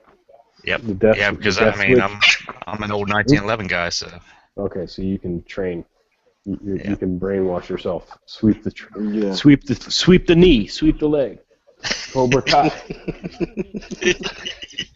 Never does. I'm not gonna sweep shit. I'm pulling it out and fucking squeeze them. Hey, DB's that guy in Karate Kid Part 3 that goes, whoa! He's that Plus, asshole. I mean, you don't have to use the safety either. I mean, it is a striker fire, so you don't have to use the safety. Karate Kid is fucking awesome, man. But no, yeah, safeties are death switches, man. I want to get rid of all of them. I heard some cop talking about, like, you know how many police officers are found shot dead with their fucking gun? They had their guns out and their safeties. They were shot dead with their safety on. I don't know if it was because they were slow to the draw or they just started yanking on that trigger and it was like, oh shit. Yeah, it's fucked up, man. I don't know. But 2 days later, the same person that told you that story will tell you the story about the bad guy who got the gun away from the cop, but when he pulled the trigger, nothing happened because he didn't know how to take the safety off. I hate that story. I hear that shit from my friends all the time, dude. Like, that's my two buddies that are like, you know, gun guys. They're like, ah, man, 1911. You know, the average kind of bad guy is not going to know. I'm like, oh god. I mean, yeah, I guess. If they knock you unconscious and get your concealed carry out that you were concealed, right? That's their biggest fear, is like walking down the street, getting knocked unconscious, and then the dude grabs their gun that was hidden and then pulls it out and is about to shoot them but can't figure out how to shoot them. They're unconscious person. Like, yeah, you're fucked. I don't know. They'll figure it out because they got all the time in the world, right? Like, you're unconscious already. Well, here's the other one back in the day that goes along with that story is, well, like, my mom is first generation American and her entire family's from Ireland, okay? So this shit about stereotypes, when you grew up in the Bronx when I was a kid, there's truth to stereotypes. Everybody in my mother's side of the family was a cop or a soldier. That's what they did, okay? And they're all drunks. So I used to hear all... 4 uncles, my grandfather and my grandmother all died of liver-related alcohol diseases. So anyways, we used to hear all the stories about bad guys getting the guns away from the cops, and then the law enforcement community turns to the holster makers to make weapons retention holsters. So the first joke of it was they used to try to keep it a secret. Like Safariland would make a holster and they would try to keep it a secret where the button was or where this was or where that was. Then they went through this whole multi-level thing. So then it got to be such a joke. You needed a fucking decoder ring, a leprechaun, and the luck of the fucking Irish to get your own gun out of the freaking holster because there were so many steps to it. It's pretty scary. I wouldn't want that. Yeah, it's like, have a baton handy because whether you're the good guy or the bad guy, nobody's fucking shooting anybody with their gun. That's pretty fucking scary, yeah. I've seen some of those, like, level 3 retention. Like, it's like way too much. Google some of the old ones where you used to have to, like, push a button, twist the grip, rock it backwards. I'm telling you, it was like you had to take dance lessons. I mean, look, I had. Remember when the Nate Square Tactical was like, are you going to start Jonas? This shit on the fucking dude. I ordered one from the YouTube. Okay, I saw some reviews. Pink, I hope you're here. Pink, are you here? I'm here. So I buy this I buy this Nate Tactical Professional, right? Dude, but look, I've had other holsters by then. I had ComTac inside the waistband. I had Fist Ink. I had Galco Summer Comfort, but I bought the Nate Square Tactical Professional, and I read the instructions. It's like, well, just all you got to do is slightly twist the gun and pull it out, and that you'll be fine. You know, like that's it. I put it on. I wear it. I'm like, wow, this is super comfortable. And then I started trying to pull the gun out. Okay, it's a little weird. It's not coming out. I twist it a little bit. Okay, cool.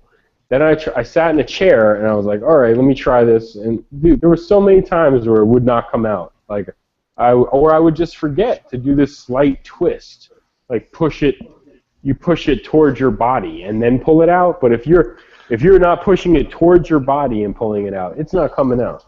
And I sent that fucking thing back so fast, or I think I sold it actually.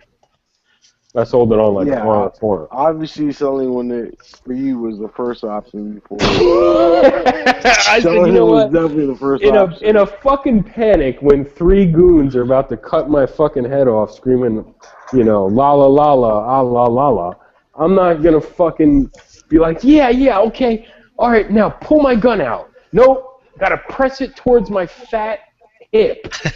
Like, please, dude. I got too much mushroom, what do they call it? Muffin top or something? Belly over belt? So the holster goes with you. No, dude, this shit sucked, dude. It sucked. Because it was like, I could understand it's a cool holster. It felt very comfortable. And then I actually got the other one, which was the elastic, which was awesome, but you can't reholster that one. That was just as comfortable and it was just as good, but there was no reholstering it. But I asked them, the company, and they were like, "Hey, look, that's the way our design is right now. There's nothing we can do about it." They actually told me, "We know it kind of sucks, but if the holster breaks in, you won't have to push the gun towards your body as much. It'll break in, and you'll just have to slightly push the gun towards your body, towards your fat hip. If you're carrying it like 3 o'clock, I guess not. But I'm carrying it like 4, like 3:30, 4 o'clock, and it was just sucked. Yeah, it sucked. If you're carrying directly at 3, are you chubby or no? Like a fat? I carry more like a 230, 215 with a very forward can. Yeah, I'm probably about 30 pounds overweight right now. Yeah, I was about 50. I'm way chubby. I mean, like, y'all niggas see me, so. Yeah, because, I mean, as long as I get my thumb back behind there, I don't know if you can see that. Get my thumb back behind it, and, I mean, as soon as I get a grip, it just slides right out. By the time you don't have to push it in behind it, yeah. So. Oh, yeah, it still kind of cocks it. I mean, when I get my thumb back in there, and as soon as I get my grip on the gun, it cocks it automatic. It kind of twists it automatically. Yeah, like there's no way. All right, put like this. There's no way if you can get 3 fingers around the bottom that even if your whole entire body weight was on it, you would not be able to not twist it out. Here's a good point. Have you ever seen Good Guy with a Gun? So when he does that spin thing, that spin move in his videos. The tactical shuffle? Okay. No, the spin. Yes, the I would say this. If you want to pull a shot like that off, you're in trouble. The Nate squared might fuck you up. Yeah, because if you're spinning and pulling out at the same time, you might push towards your body. How? Like your body's moving. I don't know. Okay. But the scenario that you laid down on there, my point is that by the time you get 3 fingers around it, other than if you're doing a tootsie twirl, that's what I'm gonna be doing if someone's shooting at me. Yeah, you get back out to your ballet routine. You know it. I'm gonna start spinning around like as fast as I possibly can, and and jumping up and down, dude. Anything possible. Anything's possible. Are you talking about Chris when you say Good Guy with a Gun? Yeah. If you have ever seen his videos, sometimes at the end of his video, he'll do this spin move where he's pulling the gun out and spinning at the same time, and then he shoots the target. Okay. My point is this. I will give you that. Gotcha. Well, what about if someone's beating the fuck out of you? How about that? Will you give me that too? If someone's like smashing you in the fucking face? Okay. Like, okay, I gotta twist my gun towards my fat hip. No. Okay, but listen. Even on a gun that had what's the gun that fucking Tex Grebner shot himself? Join that little. No, he had a 1911. It was a Serpa. I hate those too. Okay. That's worse to me. That's way worse. That's way worse. Wait. I've heard 2 stories with this video. The first story that I heard is that he shot himself using a Serpa. The second story that I heard was that he heard if you use a Serpa, you could shoot yourself. So he switched to a different holster and was training with that one and shot himself. Whoa. He was in one of these chats, right? Okay. So I think what it was he was training with a holster, with the Serpa holster, and he was using a Glock or something. Then he got one for the 1911. It was cocked and locked, and he didn't know the safety was off, and then he did his usual, like, press your finger against the button to get the gun out, and then pulled it out, and it was in the trigger, and it went shot himself. So it actually was a Serpa? I thought it was, yeah. Okay. Yeah, I think it was. Because he was training. I heard he was training with a holster that didn't have the button retention, and then when he went to this one. Well, look, my whole point is, real quick, back to the Nate Square Tactical. I go, hey, look, Don't let him talk shit. Pink Panther, start punching me in the fucking face as hard as you fucking can. Just start punching me in the fucking face, and I'm gonna start spinning like Chris at the end of his video to not get punched in the face, and then I'm gonna pull this gun out of his fucking holster and shoot you in the fucking head. Nah, but I might have a problem. I might have a problem. If they're that close, I'm pulling my knife out and slicing. Okay, here's another bad scenario. What if I push you against a wall, but like just imagine your right side is against a wall. Better be or slipping me tongue then. There you go. There you go. You know it. No, you know it. No. I'm just saying, if you're pressed against a wall and you can't, and you go for it, but like something. I guess it would help you press the gun. What do you want to be? Okay, so like if you're pressed up against the wall, other than you getting a full grip on your gun and drawing it, what do you want to be able to do? Like pick out your gun out of your holsters, like with your fingertips, and there is no No. at all. All my guns, all my holsters have retention. I'm just saying, I do not want to have to twist, turn, or press anything. I just want to be able to pull up and out. Like just grab the gun handle and pull up. Well then, put it like this. Tell the truth. Is there anything that has better retention than Nate Square Tactical that requires less than that? All guns, like any gun would. A Galco Summer, any holster is going to retain your gun. You turn the holster upside down with the gun inside of it and start shaking it. If the gun doesn't come out, that's good enough for me. I don't need a gun that's gonna. And even what's fucked up about the Nate Square Tactical is if you took the holster off, your Muslim top because you didn't play American Gladiator. I'm losing weight right now as we speak. Rocking rocking a fucking Nate Square Tactical. Nah, dude, I'm on inside the waistband. I'm so on tight spandex. What's fucked up about? Here's my American point. Gladiators. Nate Square Tactical. Take the holster off. And take the gun inside the holster, turn it upside down, start shaking it. I bet you that gun falls on the ground, dude. There is no retention. It's using your body to lock it into that stupid fucking lock position. You know, it's using the pressure of it being on your belt against your body. But like, can you see mine? Let me see. Can you? Let me see. Oh shit! I just dropped my. Okay, somebody come on and help me out here and give me a link to the Chris spin so I don't have to like gouge my eyeballs out with spoons watching all these. Yeah, dude, it's one of the best things ever. He fucking spins around. He's got like, I don't know if he's got two handguns or one. So bam, bam, bam, bam, bam, bam. Take that. Is he outside? Is he inside? I don't want to have to watch 100 Chris videos. Outside. Nah, dude, isn't it at the end of every video?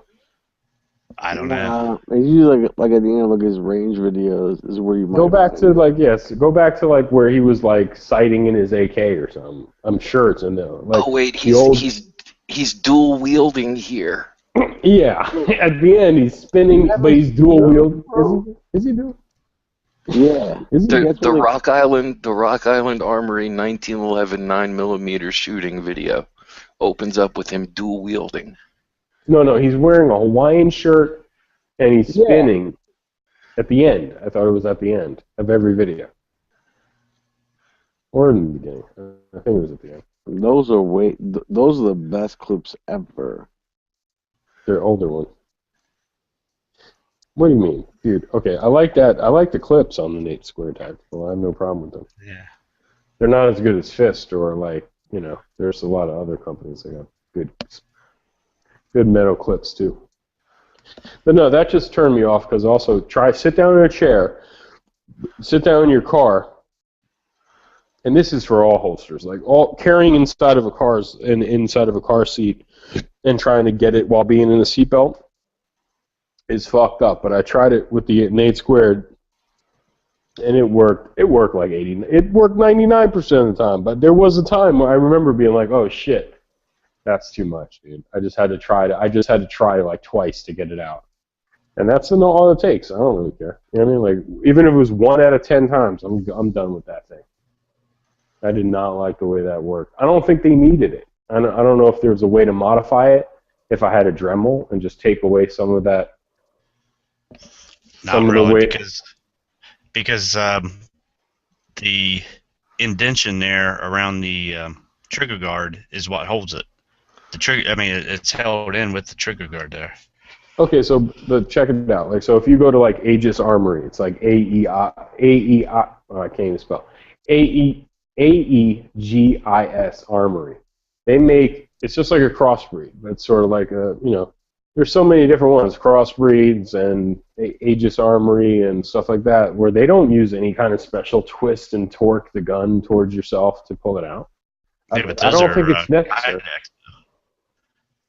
And this is what? Injection molded plastic? Yeah, I don't think it polyurethane. okay, so why don't they just make it fucking Kydex? If that's the case. I Well- mean, just get rid of the twist.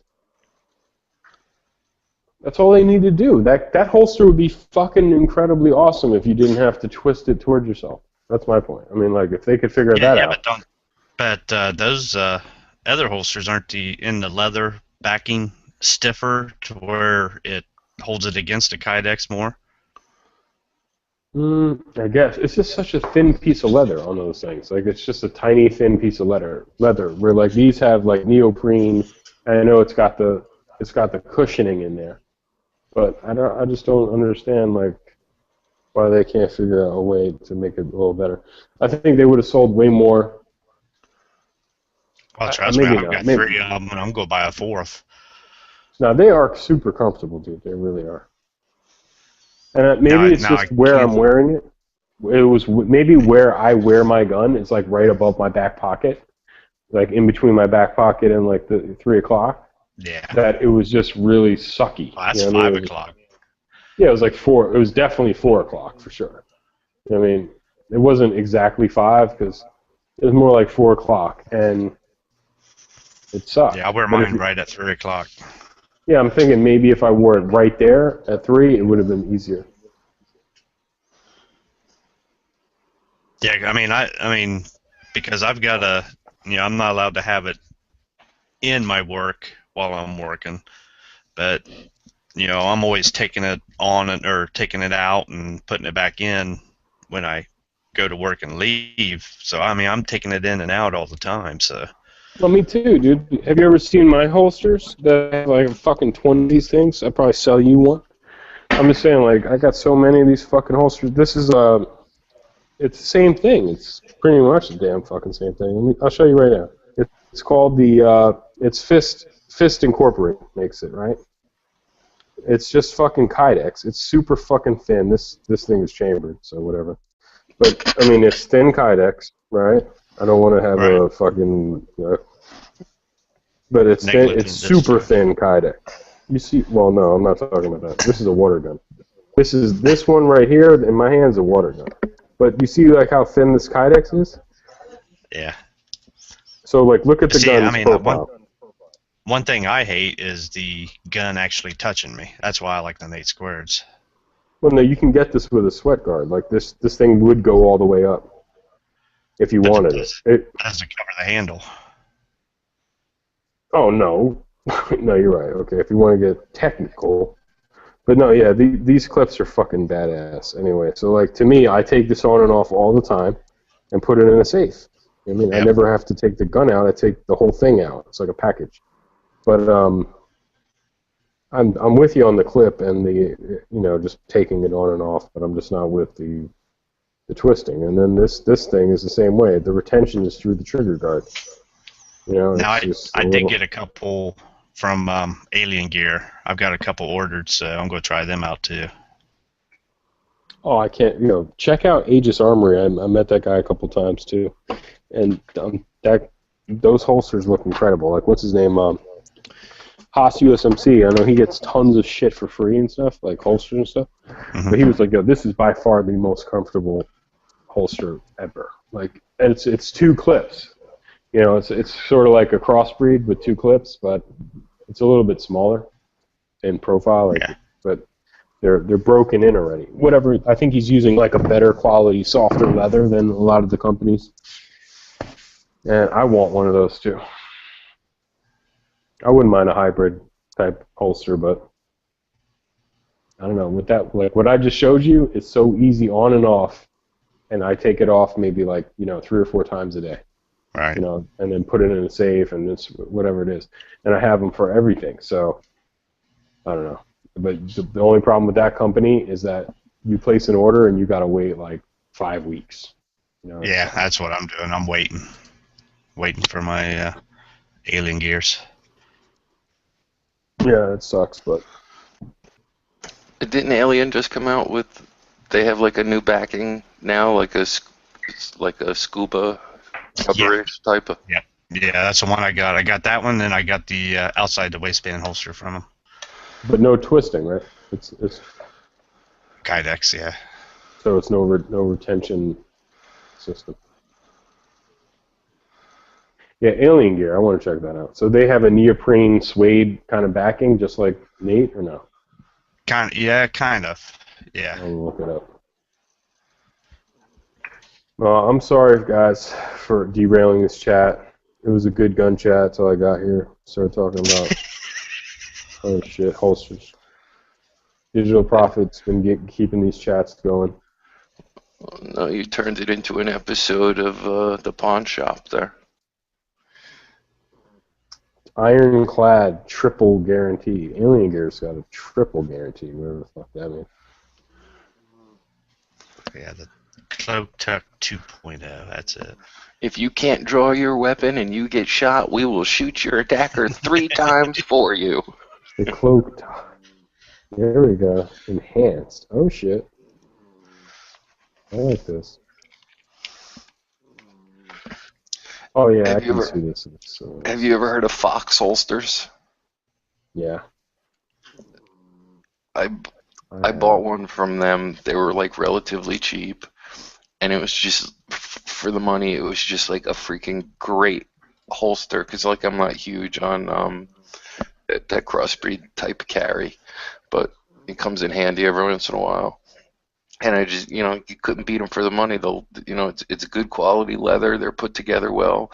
I mean, they're not like all nice and pretty and polished like a crossbreed is, but the I don't use clips. I use loops. I hate clips. I put loops on it, and the holster's great. The retention's awesome, and it's like one of those things where I listen to people like argue with all this stuff, and it's like, it's like freaking splitting hairs. This thing works fine. It was, I think, like $40, and it was just awesome. Yeah, I like the crossbreed style. I like this Alien Gear soft neoprene layer. It doesn't say if it's suede on the back of it. I'm sure that's super comfortable. No, I will say, yeah. if I got another high-end 1911 or a CZ or something nice, I would definitely be getting like a nice Savoy leather belt and holster and do that whole barbecue thing. Now, see, I didn't like the barbecue thing. I'll get a Galco. I don't care. I mean, that was the first holster I got was the, which one was that? But it was all leather for my 1911, and I mean, I don't know if it's just needed more broke in or what, but once you got the gun in, you couldn't get the gun out. Remember that girl Lima Life on YouTube? I don't know if you guys used to watch her. Lima Life 1911. She did a review, I think it was like Ugly Bald Guy. He had some awesome fucking holsters. I ordered one. It was like UBG, Ugly Bald Guy. What some really fucking awesome, just traditional leather holsters. And they were a sweet deal, man. Like, it would be like $50 or $60 for a holster that someone else would charge like $150 for. And I've had leather holsters too, but I do like Kydex because the moisture. I don't want, like, if on a hot day the leather gets moist or whatever, I'm worried about rust. Well, yeah, I mean, for everyday practical purposes, you can't beat Kydex, but, there's just that thing about, like, a 1911 and, a cowboy hat and going to church on Sunday in Texas like Chuck Norris type of deal. Yeah. This guy doesn't make 1911 stuff. That's funny. Oh, no, he does. 5-inch, 4 1/4. Yeah, another guy who's pretty damn fucking cheap, who I had experience with, for $50. It was like $49.99 with free shipping. Was R. Is Marco Olson? snoring? Probably, yeah. Well, too bad his camera's off, this motherfucker. And then it was like Raj. We used to call it ROG guns. ROG holsters. It was Raj, but it's R. Olson. Anyway, I don't have a link, but yeah, he's snoring. He's probably shitting his pants, fucker. He's farting, snoring, shitting in his pants. Unbelievable guy. Yeah, here's that alien squared outside the waistband. That was gonna get for Check the this out. I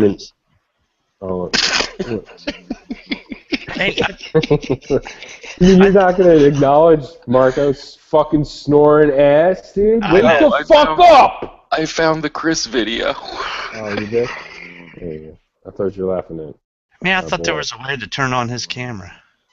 There is if you're the host. Oh. I do like the alien gear. You can adjust the can. Yeah. That's pretty fucking cool. I don't like that pothead bong shop fucking head shop logo they got. It's like, come on. Yeah. You're a fucking bong face. Voted #1 best holster by Concealed Nation. Who's? Why don't I know about Concealed Nation? What fuck, dude? You don't know about that? Gun channels. DB, you don't know about Concealed Nation because it's concealed. That's why. Exactly. We're on gun channels. We should all be on Concealed Nation, man. They probably got fucking chats and everything. Well, they figured since you couldn't figure out how to use a Nate's tactical holster that you probably shouldn't get a vote. They can't figure it. That's the problem. I don't want a holster I need to figure out, dude. I'm not that smart. Figure out a holster. Put the fucking gun in there and clip it on your belt and pull the fucking gun out. Let's not tell Corky he'll want to vote. So wait, so you saw the Chris move, right? The good guy. Yes. He's Yes. spinning, right? Okay, so my point exactly. Wait, what? Is if I'm spinning, The video is called Rap 401. What? Rap 401. Okay. He's got a head. all the fucking He's got a time. headband on like a freaking kamikaze dude, like the Karate Kid. That's what I was looking. Who are you guys talking about? Chris, dude, good guy with a gun. You were just talking about the Karate Kid, and Don't and talk about Chris. Oh, come on, guys. well, No, it's no, not no, I wouldn't no, talk no, about no, him no. if he was here.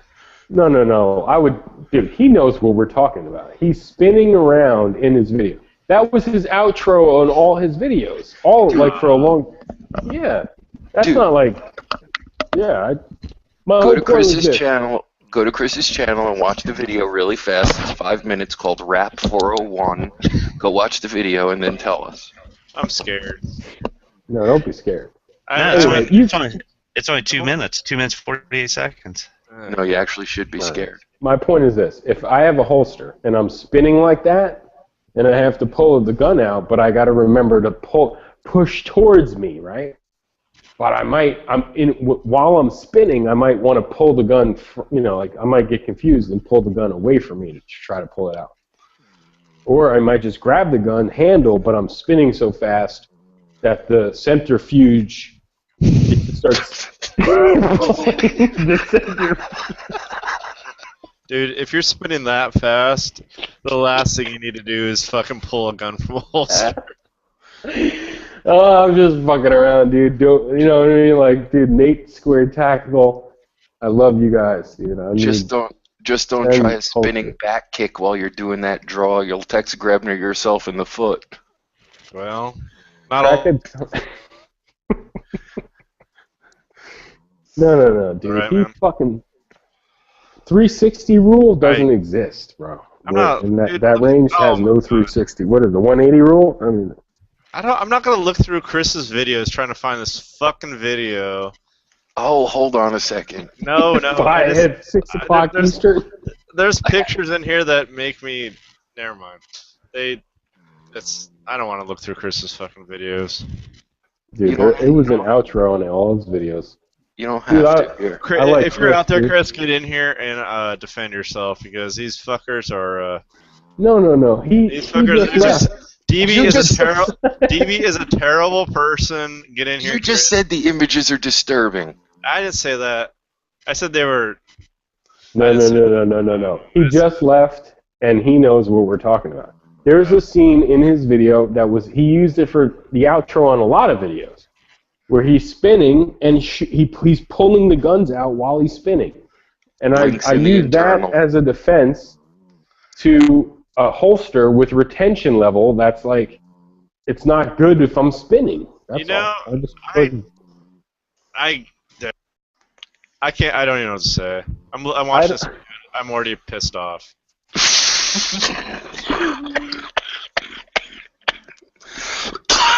Dude, you gotta get out there, man. Look, I don't want a holster with a combination lock on the motherfucker, dude. I just want to pull the gun out. That's it. And I don't even want to pull the gun out. I just want to go home. You know, at that point, I just. Oh God, this is never. God, what the fuck you God about? On second thought, don't come in and try to defend yourself. This is indefensible. What are you talking? I like Chris. I don't have anything to say. I've already said what I had to say to Chris about like spinning. This has nothing to do with liking the guy. He's a likable guy. That doesn't make the video any less funny. I wonder why his Mini 14 was inaccurate. I'm like, maybe it's because that you bolted something to the fucking barrel. Like, dude, your Mini 14 is inaccurate because you've bolted. I gotta mute this. Your Mini 14 is inaccurate because you muted. You bolted a bunch of shit to your barrel. That's why it's inaccurate. Well, I thought that's a step up from JB Weld. No, I thought the Mini 14 was inherently inaccurate once the barrel heated up. It's inherently inaccurate, and then you bolt something to the barrel. Like, that's just like, you're just asking for... Jesus Christ, man. Well, he don't have that no more, thank God. No, yeah, he's got a rifle that is absolutely, inaccurate also. It's probably more accurate than a Mini, though. No, I know. I don't know about that, but shit. Well, AKs are somewhat accurate. They're just not. You're not going to be like ringing. No, I thought he had a Mini 30. I mean, Mini 30s versus AK. I think AKs are probably a little better. I don't know. No, I definitely love mine. I know that. You have a Mini 30? No, the AK. I know people who love their fucking Mini 30s, dude. They're just expensive. The magazines are so fucking expensive, dude. Oh my God, dude! I can't watch. This is. What in the fuck? Go ahead, tell us again how rotten we are. You're rotten. Terrible. You guys are teasing Chris about this, and it's like making fun of fucking. I can't watch this anymore. It's like making fun of fucking. What's this? What's the fucking racist Florida dude? Shit, what's his name? Oh, Ed. Ed. Yeah, it's like fucking teasing Ed. It's like, why? No. I'm not teasing Chris on that move, dude. I'm not. I am saying if I did that, and we were I talking had about to pull a holster. There's this holster. You probably heard of it. Nate Squared Tactical. You got to push the gun towards your hip to pull it out. So you're wearing it at 3 o'clock. That might work. Wearing it at 4 o'clock. You go in for your grip. Before you pull the gun out of the holster, you have to fucking push the handle of the whole gun towards your hip. And I'm kind of chubby. I got to push it towards the fat of my body, and then I can pull it straight up, right? And Marco's in here arguing that I'm making shit up or something. I said the holster fucking sucks, and then I was like, I was making up situations where I would not be able to twist the gun towards my body while pulling it out. If I was spinning, no shit, seriously, if you were punching me in the face as hard as you could, and I needed to spin away from being hit in the fucking face and pull my gun out. Get over here right now. Let's test this. You just put that out there. Yeah. I'm just saying. Okay. I mean, I've had a bad night. I would love to punch you. There you go. You punch. Dude, I don't want to get punched in the face. But I'm saying if I'm spinning around from like, hey, don't punch me in the face, I'm gonna turn around in a circle really fast, and then you're like, well, I'm gonna kill you now, and I'm like, well, let me go for my gun. And I'm spinning, and I gotta push the gun towards myself to pull the gun out. I'm not sure I'm gonna remember. That was my point. and I said one thing about Chris spinning in a video because he does that spin out move, and then Marco fell asleep. Well, it's Marco. What do you expect? So you should be making fun of Marco, not Chris. Oh, trust me, if we could get this camera on, we would be. Not to mention the fact that we've been making fun of Marco like for hours because all he keeps rambling on about is 40 versus 45 versus 9mm. Oh, so the ultimate fucking argument that will never be fucking unargued. Oh, dude, it happened 5 separate times in like the last 6 hours. I got a discussion for everybody. AR versus AK. Discuss. No. Please no. I've heard this way too many times. Yeah, you AK versus AR. Enter that into YouTube and you'll break YouTube. Okay, it's fuck that shit, dude. I'm sick of hearing it. But yeah, double retention holsters. You're right. Double retention holsters are bullshit. You know, it's for concealed carry. Why would you want double retention? Like one good reason you need 2 forms of retention when you're concealed carrying. I'm assuming this is a concealed carry holster. Well, that's a good assumption based on the fact that he's got it jammed in his pants, pressed up against his muffin top. It's hardly a duty rig unless he's Jabba the Hutt. You guys are terrible. I wonder why he left. No, I'm here and he's asleep. I'm just saying, like, you know. Are you talking about Marco or Chris? I don't know which muffin. Marco. No, my muffin, dude. Look, me and Marco both have muffin tops. All right. Yes, but the problem is that he's saying that the Nate Square Tactical that you need to push into your muffin top to pull out is okay, and there's no situation where that's not feasible. I don't see why in concealed carry you need more than one retention. Like, you have a thumb brake or just like a friction retention. That's all you need. Mm-hmm. A double and triple retention is for when there is a concern that somebody will walk up behind you and try to take your gun out of your holster. So No, but you don't even understand how crazy. This isn't even a retention holster. It's just an inside the waistband holster. It's sort of like a crossbreed holster, but it's polymer. It's like you know what a crossbreed is, right? Yeah, but you have to push it in. That's weird. It's a crossbreed that you have to twist towards your body inside, like it's already against your body, but you need to press it even further to pull it out. Otherwise, it won't come out. DB, Can you see my screen? I just had a fucking stroke, dude. I have to go call the ambulance. Relax. This right here is a Nate squared. This when a gun goes in, it locks in right here.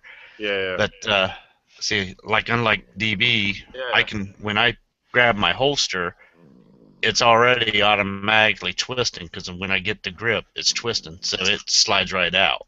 But like when it goes in, it locks right there. But when your body's there in between the neoprene and the gun, then you do need to.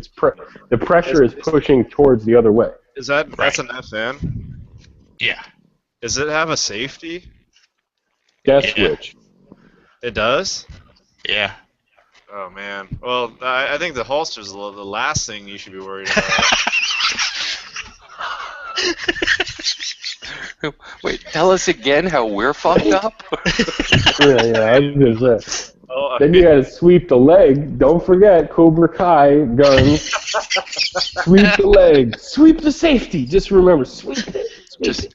You never know, man. Just put on your good guy with guns headgear first. Dude, it did look like Hawaii 5-0. If you're a criminal and you saw a guy wearing a fucking like kamikaze headband, would you fuck with him? Seriously? Hell no. If I was at a Waffle House and he spilled a drink in my face, I'd be like, cool. We're cool, dude. Everything's cool. I'm not.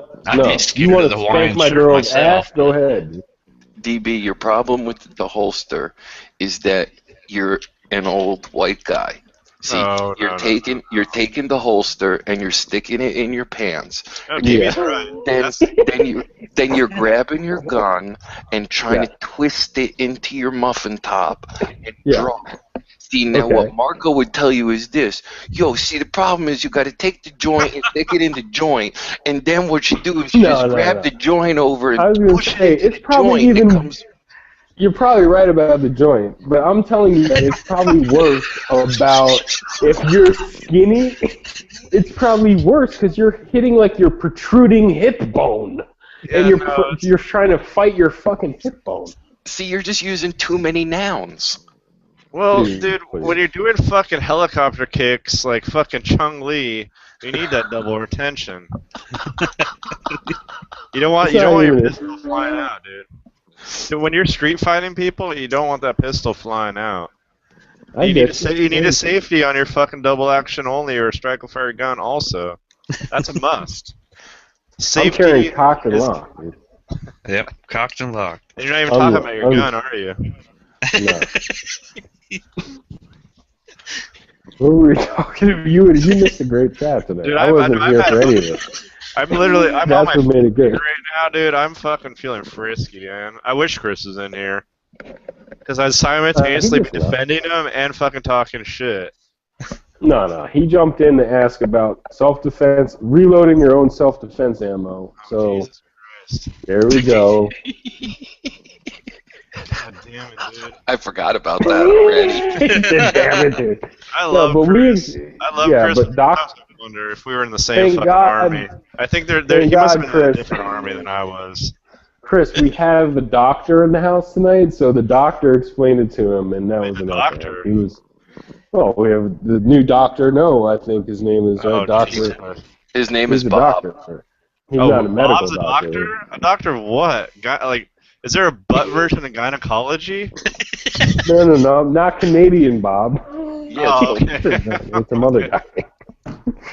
No, but we explained it to him for legal purposes. It's not cool. We're not doubting your reliability shit. You know, It's I'm Chris. sure We're doubting his reliability as well. I just tried to be nice about it.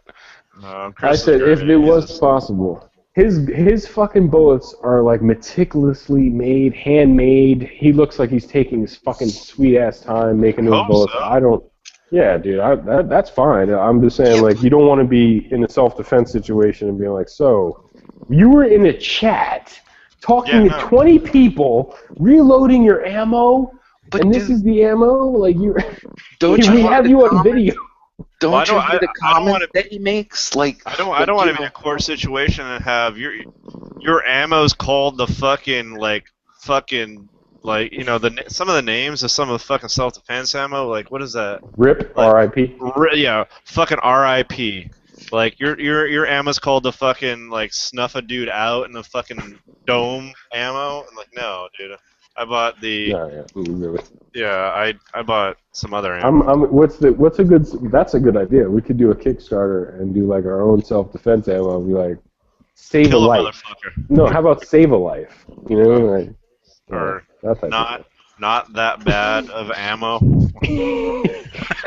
Kittens and puppies. Save a life is pretty good. I think. Remember, like, what was it? Glazer safety slugs. There's like nothing saving them.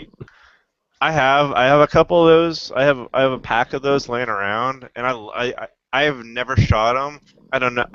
All I know is the '80s shit. I remember from from being a young adult. Like back in the '80s, that shit was those were the bullets. And Oh, yeah. I love them for that. No, that was from the movie Manhunter. The setup was Charter Arms Bulldog 44 with Glazer safety slugs in it. Okay. And do you want to be shot by a 44 special with laser safety slugs in it? And I guarantee you, because of that movie, someday I will own a late 70s Charter Arms fucking Bulldog 44 special. Wait. I just Googled that shit because I'm about to pass out. I didn't know Korban. That's Korban? Yes. Oh, I had no idea.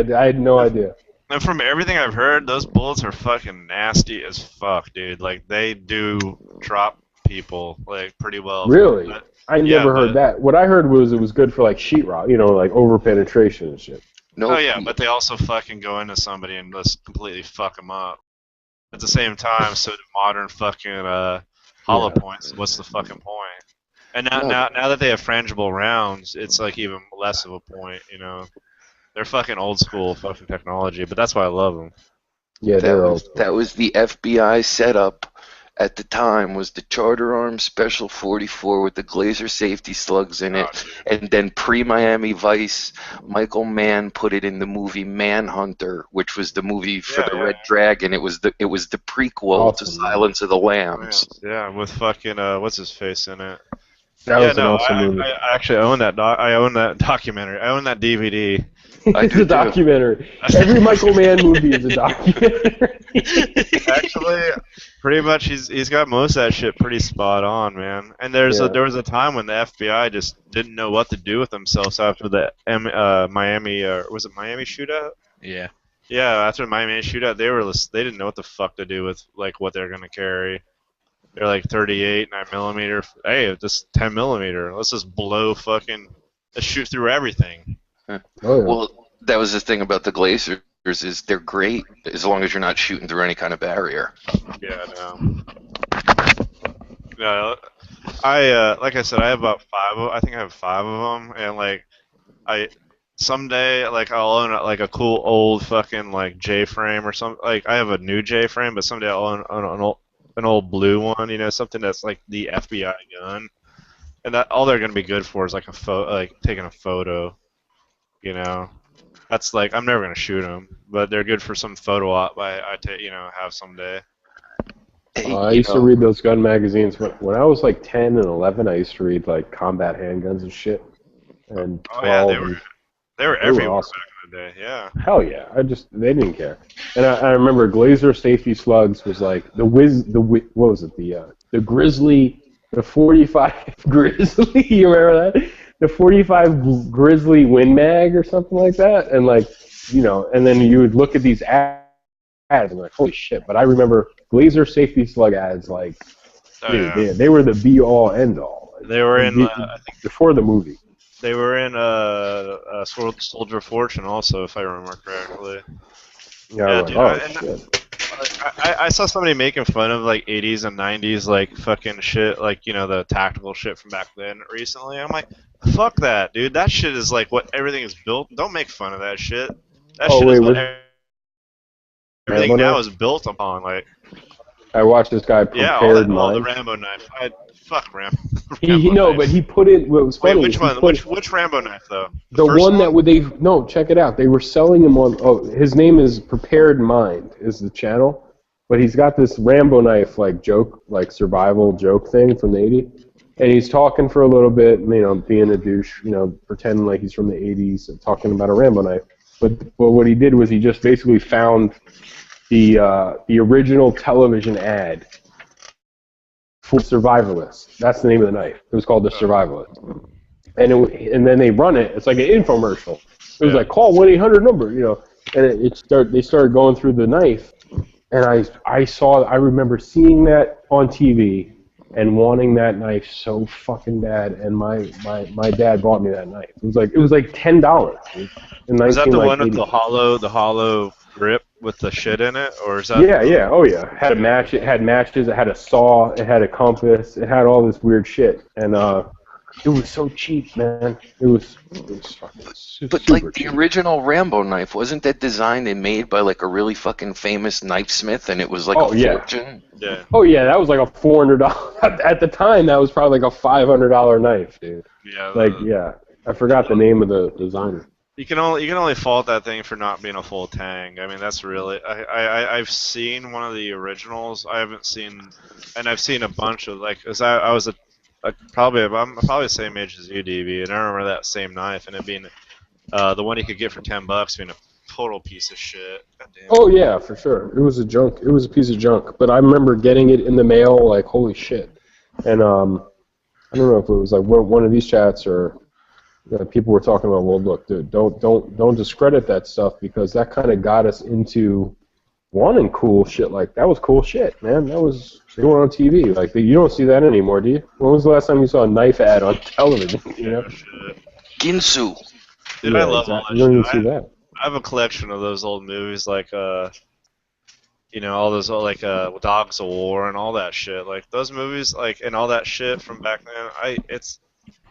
I don't know, man. There's something cool about it because it's before all this like modern. I don't know. I don't know what it is about it that fascinates me, but like that's like Soldier of Fortune magazine, for instance. Like all that shit's just it's fascinating to see like where all that shit came from. All that. I mean, those guys are doing what people, just regular people, like nobody owned AR-15. I mean, well, some people did, but back then, like in the 80s and shit, like people didn't. Like average people didn't go out and buy AR-15s. You know what I mean? No. Well, at least I can remember when somebody had a gun collection. Like as far as I know, like the first time I saw like a military surplus rifle in the hands of somebody that wasn't like was like I remember SKS and a Garand, and then the first time I saw like a fucking like AR-15 was like some fucking like far out crazy like Vietnam vet dude that was just, like the kind of guy that would own an AR-15 in like 1983. You know what I mean? Do you remember back in the 70s? No, I don't. I'm not that old. Okay, well I am. There was this series called The World at War, and it was like the history of World War II, and it was like an hour a week. And they had all kinds. They had all kinds of sponsors like the Franklin Mint and shit. And one of the collections that they had was famous pistols of the world, and they were exact metal copies of famous guns that operated mechanically perfectly, except they couldn't fire a round. Nice.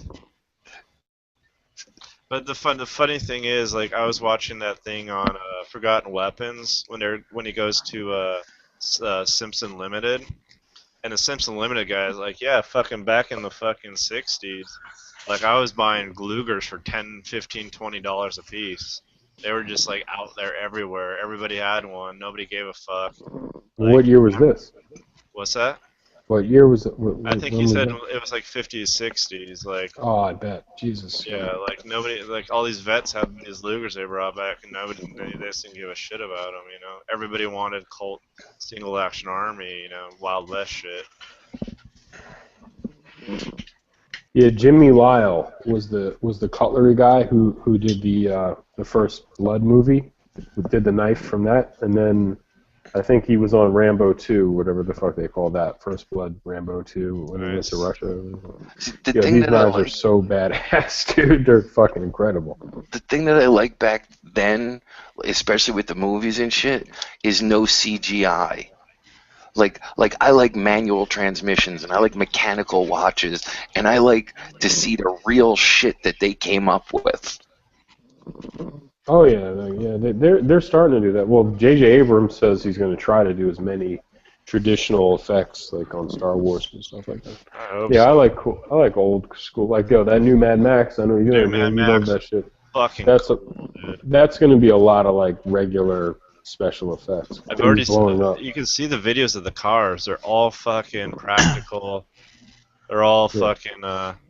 They're all like real fucking vehicles. Yo, by the way, the real knives, $2,500. Like, here's one. Yeah, the First Blood knife, $2,500. So my $2,250. Wow. One of my buddy's grandpa is the guy that invented the Gerber Mark II. Wow.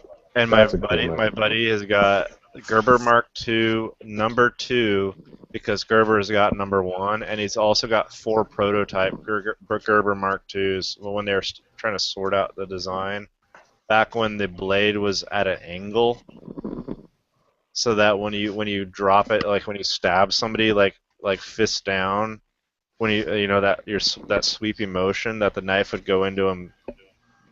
It's weird. At first, the blade had a weird angle. I can't explain it, but I used to go to like upstate New York. They'd have like fucking what do they call flea markets, and like we'd go to these flea markets. They'd have like a knife guy there or whatever the fuck.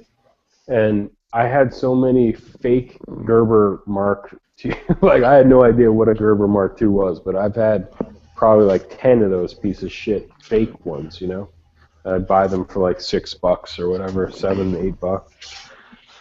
And man, I would like a real one. I remember asking Huck, like, what the fuck was that handle material? Like, because the fake ones always felt like stone, like like a. It was probably like a cast. It wasn't like aluminum. It was probably like a fucking die cast metal. Like just a regular piece of shit made in China. Handle. I never even had a. I never picked up a real one, so I don't know what the fuck they feel like. You know what I mean? But I want one. Well, I've only played with the prototype and number 2, so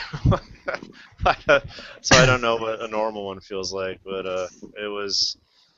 You could tell that it was made by a guy that wanted to make a knife for guys to stab other guys with. It was very well balanced, and it was made for stabbing people. It was not made for anything else. Like I said, it has a weird angle in the blade, so you can when you drop down on somebody, you're sending it straight into somebody. You're not sending them in at a weird angle. Chris, you were talking about the AK versus the AR. No, I wasn't. Back in I had gotten out a lot of my old books and everything, and pretty much all the gun books back in the real early 90s. I mean, nothing had AKs or ARs on them. They all had handguns. Oh yeah. But this one book, I don't know if you can see this article now. Back in the very early 90s, it wasn't AK versus AR. It was AK versus M1A. Yeah. That was a debate back in the very early 90s. I remember being in pool halls, like where there would be like some Vietnam vets there, or like someplace, and if you started talking about an AR to them, they fucking hated them, dude. They fucking were like, that fucking piece of shit. No, I had too many friends that fuck that gun's a piece of shit. If you can get an AK, if you could. Like, this was already in the 80s. Like that's where all the AR mythology of it being a piece of shit comes from, was Vietnam. I carried, like I said, I carried an AR for fucking 5 years and only had one major malfunction. And thank God I had it on a range and not in combat. But like I only had one major malfunction that took my rifle completely out of the fight. And that's pretty fucking good considering how all I did was shoot that fucking rifle for constantly. Like. Is that Marco snoring? No, yeah. I'm sharpening my knife on a brick. It just happens to sound like I'm snoring. I'm deflating my bullfrog over here. I'm actually practicing CPR on my fat chihuahua, so it's going to figure this out. Yeah, put my camera on. Yeah, right. Any excuse to fucking kiss your dog, man. Yeah, I know. Yeah, we know white people and their dogs, man. It's crazy. I knew a guy that was do you know what LRP is? Anybody? No. LRP is like long range reconnaissance platoon. Like it's basically guys that. Especially in Vietnam, when they want to find out where the Vietnamese were, those are the guys they sent way out to like try to figure out like what was going on out in the fucking jungle. And so all these guys didn't use Google Earth. Yeah, no. Believe it or not, they didn't use Google Earth. So every LRP guy I've ever met was kind of fucking. So I've met a couple. They're kind of like one. Whoa! Hold on. Can somebody? Hold on, we have a little slobber going on in my chihuahua. My chihuahua's slobbering right now. I gotta fix that. That sounded like. I'm just hoping the mic is at his mouth and not at his ass by now. That's funny. I mean, yeah, you never that's know not him, dude. No, that was him. That was him. Oh, I thought somebody farted. Because I never want to hear that sound again ever. I'm on my phone, so I can't do shit. I'm not gonna ever go to sleep. At least not tonight. You're the hero. I knew a guy. So he's LRP. He's this old LRP guy, and he was talking about Vietnam. And he talks about the first time he ditched his M16 to and he basically carried. For the rest of the war, he carried a VC captured AK, and Oh. a sawed-off shotgun that he traded some dude like a carton of cigarettes for. And then he ended up, when he left Vietnam, he ended up trading a carton of cigarettes to, like, he traded it back on to the next guy and told the next guy, you know, you're gonna need this. And then like got on the plane and that was it. Go ahead. No, I was gonna say, so like if you did that over, if you were in Vietnam and you were like, fuck it, I'm carrying this AK, your other, soldier friends, or your people in your platoon are not gonna be like, dude, what are you doing? Like, that's crazy talk. Like, no, because I mean, how are you gonna have? I guess you're just picking up spare mags from, dead VZ, VC, and then what about the? Well, what about the like the mags and the ammo and stuff? If you're forwardly deployed constantly, then that's not an issue. If you're fucking like, I don't know, fucking a mechanic or a fucking cook, like, go fuck yourself, dude. Like, you're not, But like, let me